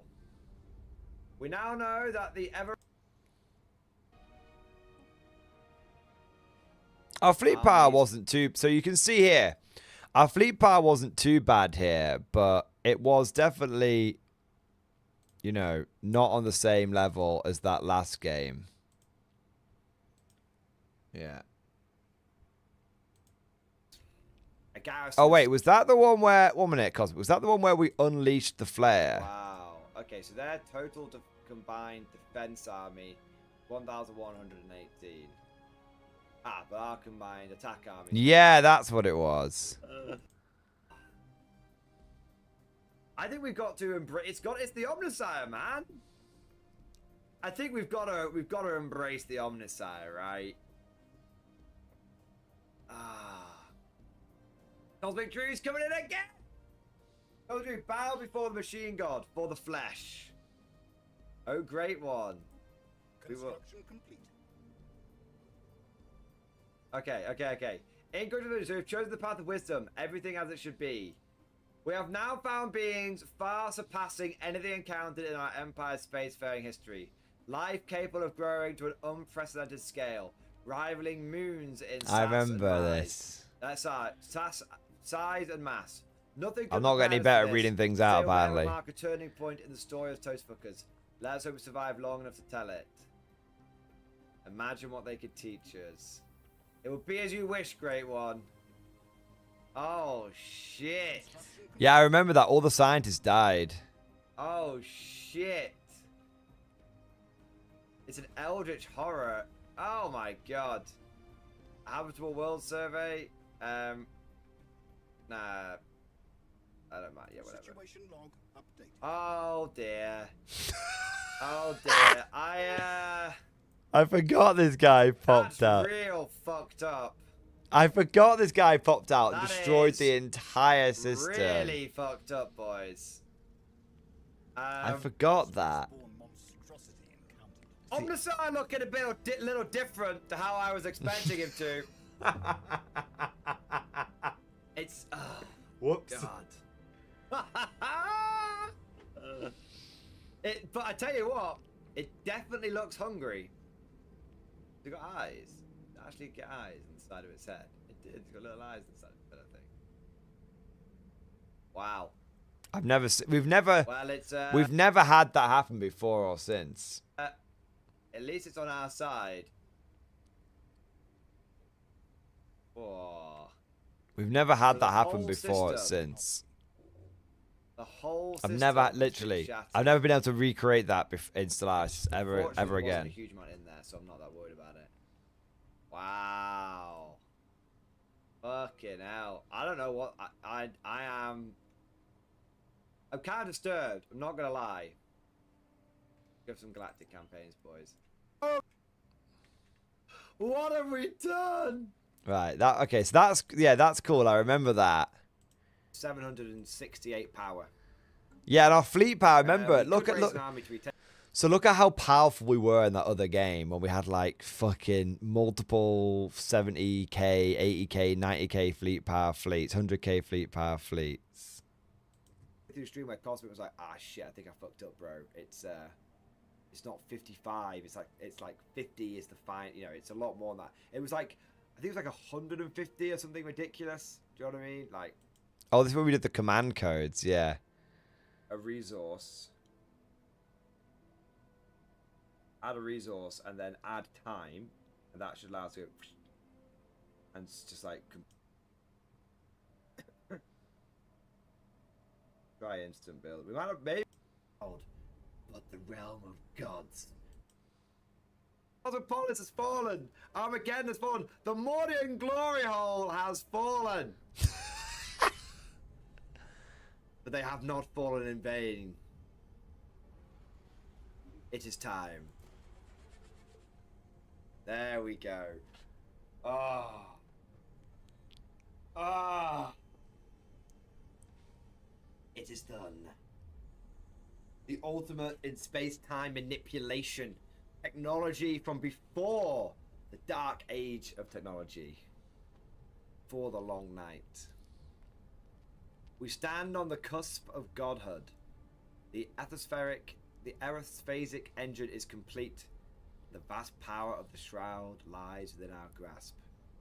The engine is activated. I think we just gave ourselves the resources to do it, didn't we? Every single star in the galaxy. We will feed on every single star in the galaxy. The great feast is upon us. Cosmic will feast on every solar entity, every celestial body, and he will transcend And then he will feast upon the heavens themselves. For what is the shroud but the realm of gods and demons? When the engine is activated, the resulting subspace barracks will detonate every single star in the galaxy. All life will be erased, will be consumed. But by then we will have safely left this reality behind for a higher plane of existence, where time has no meaning, the very fabric of the universe is ours to do with as we please. Shit, Cosmic. I remember you doing the Destiny awaits. Death Strike coming Shall in. we activate the engine? Oh my god, it's bubbling up! Oh my god, it's bubbling up! Cosmic the Flare! Cosmic the Flare coming in with the Death Strike chat! It is the Death Strike, yes! Thank you for the Death Strike, Holy Cosmic. shit, Thank you for the Cosmic. Thank you for the Death Strike. All praise be to the hungry Different Karl. Death Strike, but still Everyone thanking you chat for it. now, say 07. Big 07, favourite emojis. It's time, boys. We're going out with a bang. We're going out with a fucking bang, boys. Oh, my days. Oh, my days. Yes, 07. Octopus emojis. Octopus emojis, of course. Octopuses as well. Of course, of course. The cog that first found the stars and wound its way into the heavens, we claimed. And it was those who stand against us who have damned the galaxy. It's true. At the great feast, I, Cosmic the Flare, your leader, have led you into the great feast. I love the it. hungry cog, the machine god, beast, my Lord Cosmic. Your mind for the longest time was trapped in a web of viruses. Now, first time in millennia, you can see clearly. It was. Time the voices are quiet. Cosmic, the Octopus song and the Flare song were all made. Yeah. You know what must be done. 8-armed emperor awaits. Our octopus god lies in the shroud. I love it. There. We need to do a Stellaris game, man. We need to do a Stellaris game. We've been chasing this high Let's for go, years. boys. We've That's never for quite Cosmic, by the way. recaptured it. Fucking unreal, man. Thank you so much for the Death Strike chat, for the Cosmic chat, man. I raise my glass to you, my lord. It's been one hell of a journey. It's time to go, though. Hell of a journey. People saying we should zoom out. Should we zoom out? Zoom out onto, like, should we see the galaxy map? Alright, let's see what happens.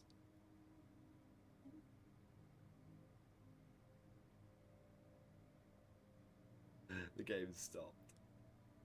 Oh, yeah, I think my computer crashed. Yeah, my computer. I think the computer crashed. I don't know But if the game's crashed. No, there you go, man.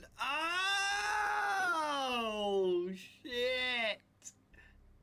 Oh, my God. All of the nations were dead. All of the nations it's crazy, died. man. Oh, Yeah, it's true, Cosmic. wow. So much of what Chance Become came from this playthrough, yeah. Holy fuck. It even got the L gate, the L cluster. Holy fuck, boys. Everything is dead. It got everything. Wow. Fucking hell. Soul itself. There we are, boys. World engine. Shattered. But not broken. Not. God, look at all the planet exploding. Oh. Oh my god. I feel kind of bad. Like we fucking just ended the galaxy. I think there's someone survived. I think the Tyranids survived. Everyone tried to stop us.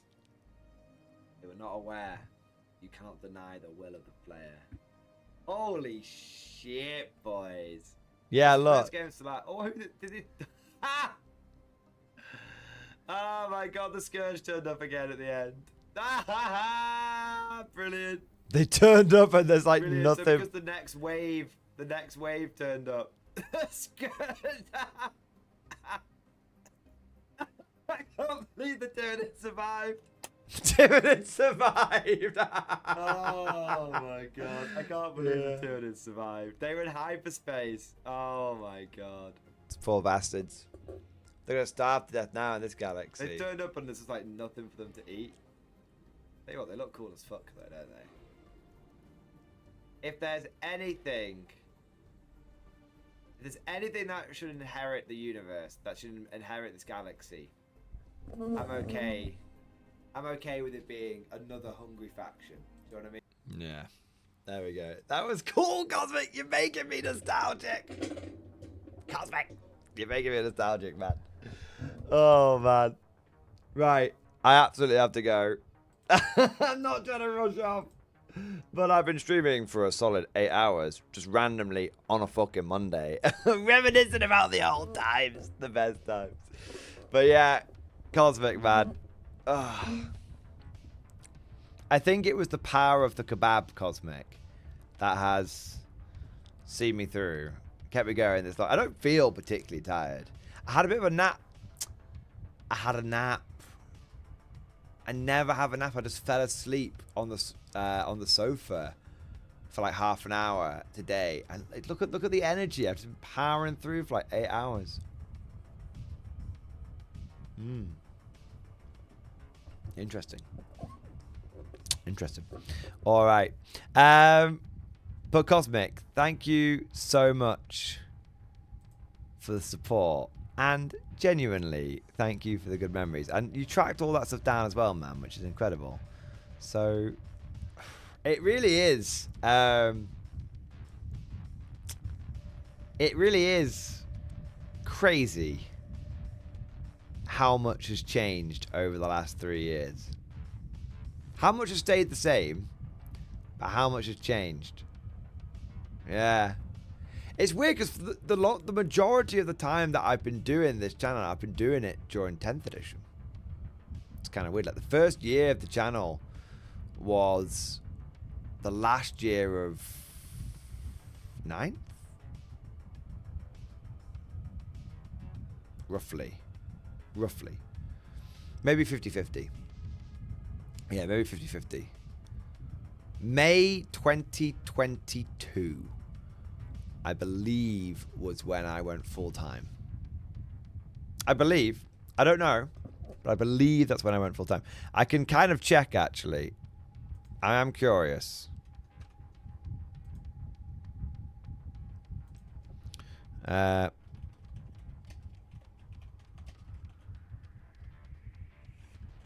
It might have been 2021, but I feel like it was 2022.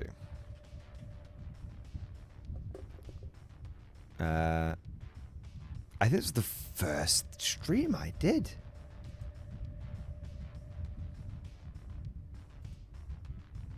I think this was it.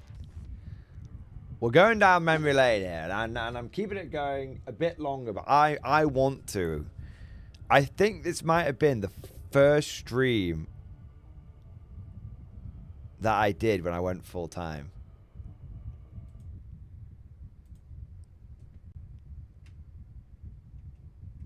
I didn't have a fucking intro song, man. Look how the background's lagging loads. 3 hours last night for nothing. Jesus Christ. Anyway, we've already been derailed. Let's get back on with the actual thing. So, has volume turned off? Yo, you muted. So, what I want to do today, guys, is I want to test, hopefully test of things that have been fixed yesterday. So you should be able to hear different things as we go into the different screens and all that kind of stuff. It looks like we've transitioned from second stream to the main view, which is great. But what I want to do first is just go through very quickly what the heck. What the heck we're actually going to be doing with these streams. Okay. So yeah, I had a test stream. I had a test stream, and then this was the first real stream. Goddamn, some Dark Tide streams, and it doesn't, it could be different people every time, different Patreon members every time. Just so it's important. So, do you guys want to know something crazy? I did this, I did my first few days of streaming off a mobile hotspot because my internet that I had at home wasn't good enough to stream from. But my internet, my internet from home like wasn't good enough or wasn't working. It wasn't reliable enough. I had a different internet provider. So I used my mobile hotspot on a Wi-Fi connection and a Wi-Fi adapter to do the first few streams until I changed internet provider and the new modem turned up, and then I was able to We'll figure out some way. Stream a bit. So I apologize that I missed it. I like Jon Snow. I don't want it. I don't want. Yeah, so that was the first stream I ever did, I think. And that was May 27, 2022. So that's kind of interesting. So when was release of 10th edition? Warhammer 40k 10th edition release date. That was June 2023. So yeah, I started my full-time YouTubing career in the last year of 9th edition. And then, which is actually when you think about like 10th edition right now and how people are feeling a little burned out on 10th edition and looking for other stuff, it's kind of mental. It's kind of mental that I did it when I did it. But the thing is, the Guard Codex hadn't come out, so my plan, it was a vague outline of a plan. It wasn't much of a plan, but my plan was to go full time, which I hoped would generate enough interest on its own. And then I knew the Guard Codex was going to be coming out at some point. So I was like, okay, well, when the Guard Codex comes out, that'll, as the momentum will slow down, hopefully the Guard Codex will come out and then it'll start coming back again. And then 10th edition, and that was basically the initial plan. And then I was like, well, 10th edition isn't going to be that far away. So then that kept it going a little bit. And it was sort of those three little bumps, like just the novelty of me going full time, Guard Codex coming out, 10th edition coming out, and then, yeah, and then now we've just kept going through 10th edition. Yeah. So it's interesting. So I've actually done, I have covered 10th edition on this channel more than I covered 9th edition. No wonder I'm fucking sick of 10th edition. When you think about it, it actually makes sense. Like, the reason why this is a whole another topic, and I really, really need to go to bed. But fuck it, we'll do a nice round 8 hours. It makes sense that I feel like I've completed 10th edition, because 10th edition isn't all that deep. When you think about how much has been lost, it's got shallower and shallower in many ways. It's become more and more streamlined and everything. There's been less and less to cover each. There's been less and less to cover as each month has kind of gone on, because more and more stuff's been removed from the game because I've been doing this, following this policy and everything. So no wonder I feel like I've had enough of 10th edition, because I've covered it for 2 years, every day, non-stop, and it's not like the deepest rule set. It's not the deepest rule set to begin with. Do you know what I mean? So it's kind of crazy. Yeah. So yeah. No wonder it feels like I'm looking for the next thing. Yeah. And when 11th edition comes along, it'll we'll be back to just feasting on that, as it were. Yeah, in a good way, like feasting on a personal way, not just like feasting on it for the channel. I mean, like, I'm going to be feasting on 11th edition personally, because I want to play my fucking guard like mad. Yeah. Bad Rabbit tried to message on here, but he thinks he's blacklisted again. I haven't blacklisted him, so I'll have a look into it, but I haven't blacklisted him again. Yeah. Summer lad, you've outgrown 10th? I don't know if outgrown is the right term. There are much bigger channels than mine that that still cover 40k. I just think you know, I put a video out every single day, and I stream for 6 to 8 hours every single day. There's only so much 10th edition to fucking talk about. And 10th edition, you know, it's kind of just been ticking over. It's funny. I feel like since the new year, it's weird. 2025, I feel like 10th edition's just been ticking over. Just been doing lots of little changes, which is not a bad thing. I like them to do lots of little tweaks, but it definitely feels like 10th edition's just been ticking over. It kind of, the first 18 months, it was just non-stop, and then the last 8 months, it's been, or 9 months now. No, 8 months. The last 8 months, it's been more steady Eddie. I think GW. I think GW blew the load. I think they blew their whole load with Grotmus. And I think that was... I think they've... Yeah, I think they blew the whole load with Grotmus. But we'll see. Looking back on it, what they should have done is dropped all that Grotmus shit, like... throughout the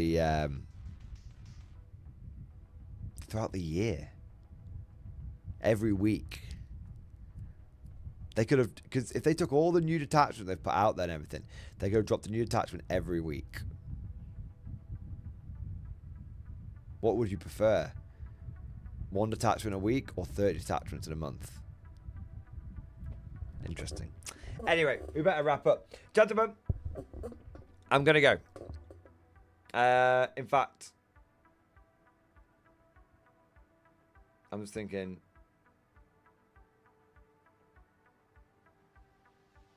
Let's have a look. I don't really have an outro song at the moment. I know what I'm going to do.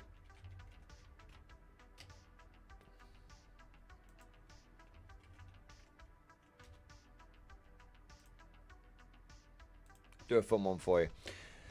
Gentlemen, I'm going to rush off because it's quite late and I'm quite tired and I need to get some sleep. But let me tell you this. Thank you. Thank you to all of you beautiful, crazy bastards. Thank you to all of you who joined. Thank you to all of you who supported, who went above and beyond the Call of Duty, who came in with super chats and memo flexes and gifted memberships and all of that good stuff. And thank you to all of you who have enjoyed this trip down memory lane. And to all the Americans, I hope you enjoyed your Labor Day goodness. And I look forward to chatting to all of you mad motherfuckers. Tomorrow. Cosmic Juice. Stay another hour. Joey Dead. Fuck off, Cosmic. Thank you for the support. I got one for you, Cosmic. I got one for you. Don't worry. You'll like the side up. Cosmic. And to everyone, thank you to all of you that have supported over the last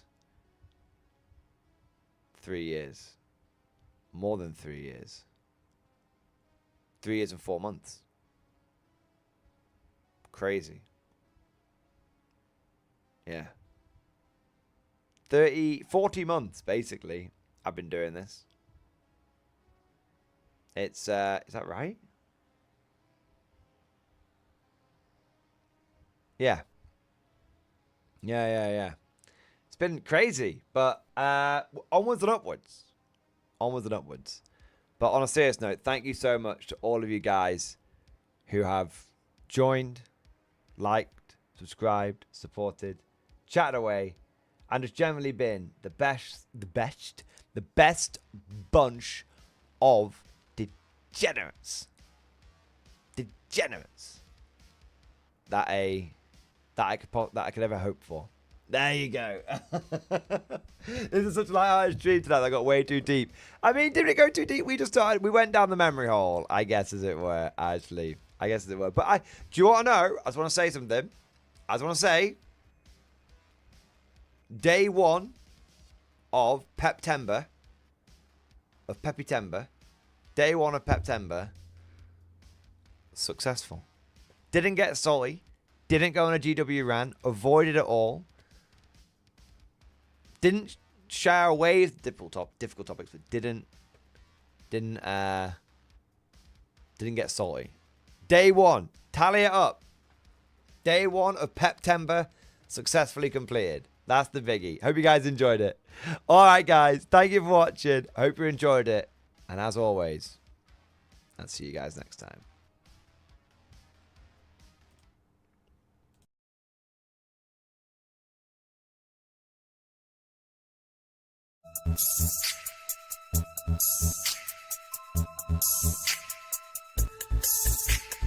Octopus, I want to be an octopus, dwelling deep beneath the sea. Flexible and graceful, tentacles so strong, an underwater fantasy.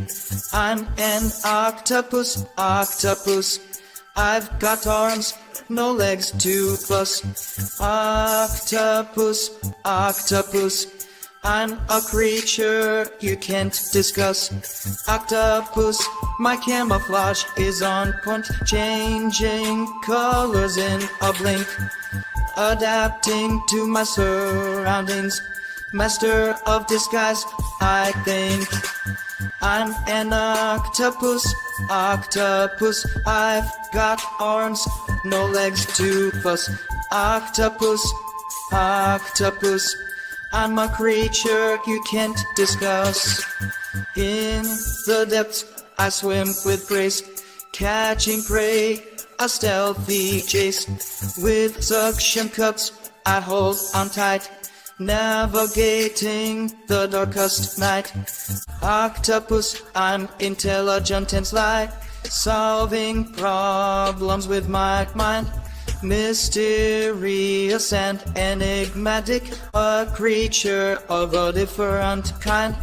I'm an octopus, octopus. I've got arms, no legs to fuss. Octopus, octopus. I'm a creature you can't discuss. Octopus, I'm a marvel of the sea, a majestic cephalopod. So unique, I'll never be undone. Octopus, I'm a true natural god.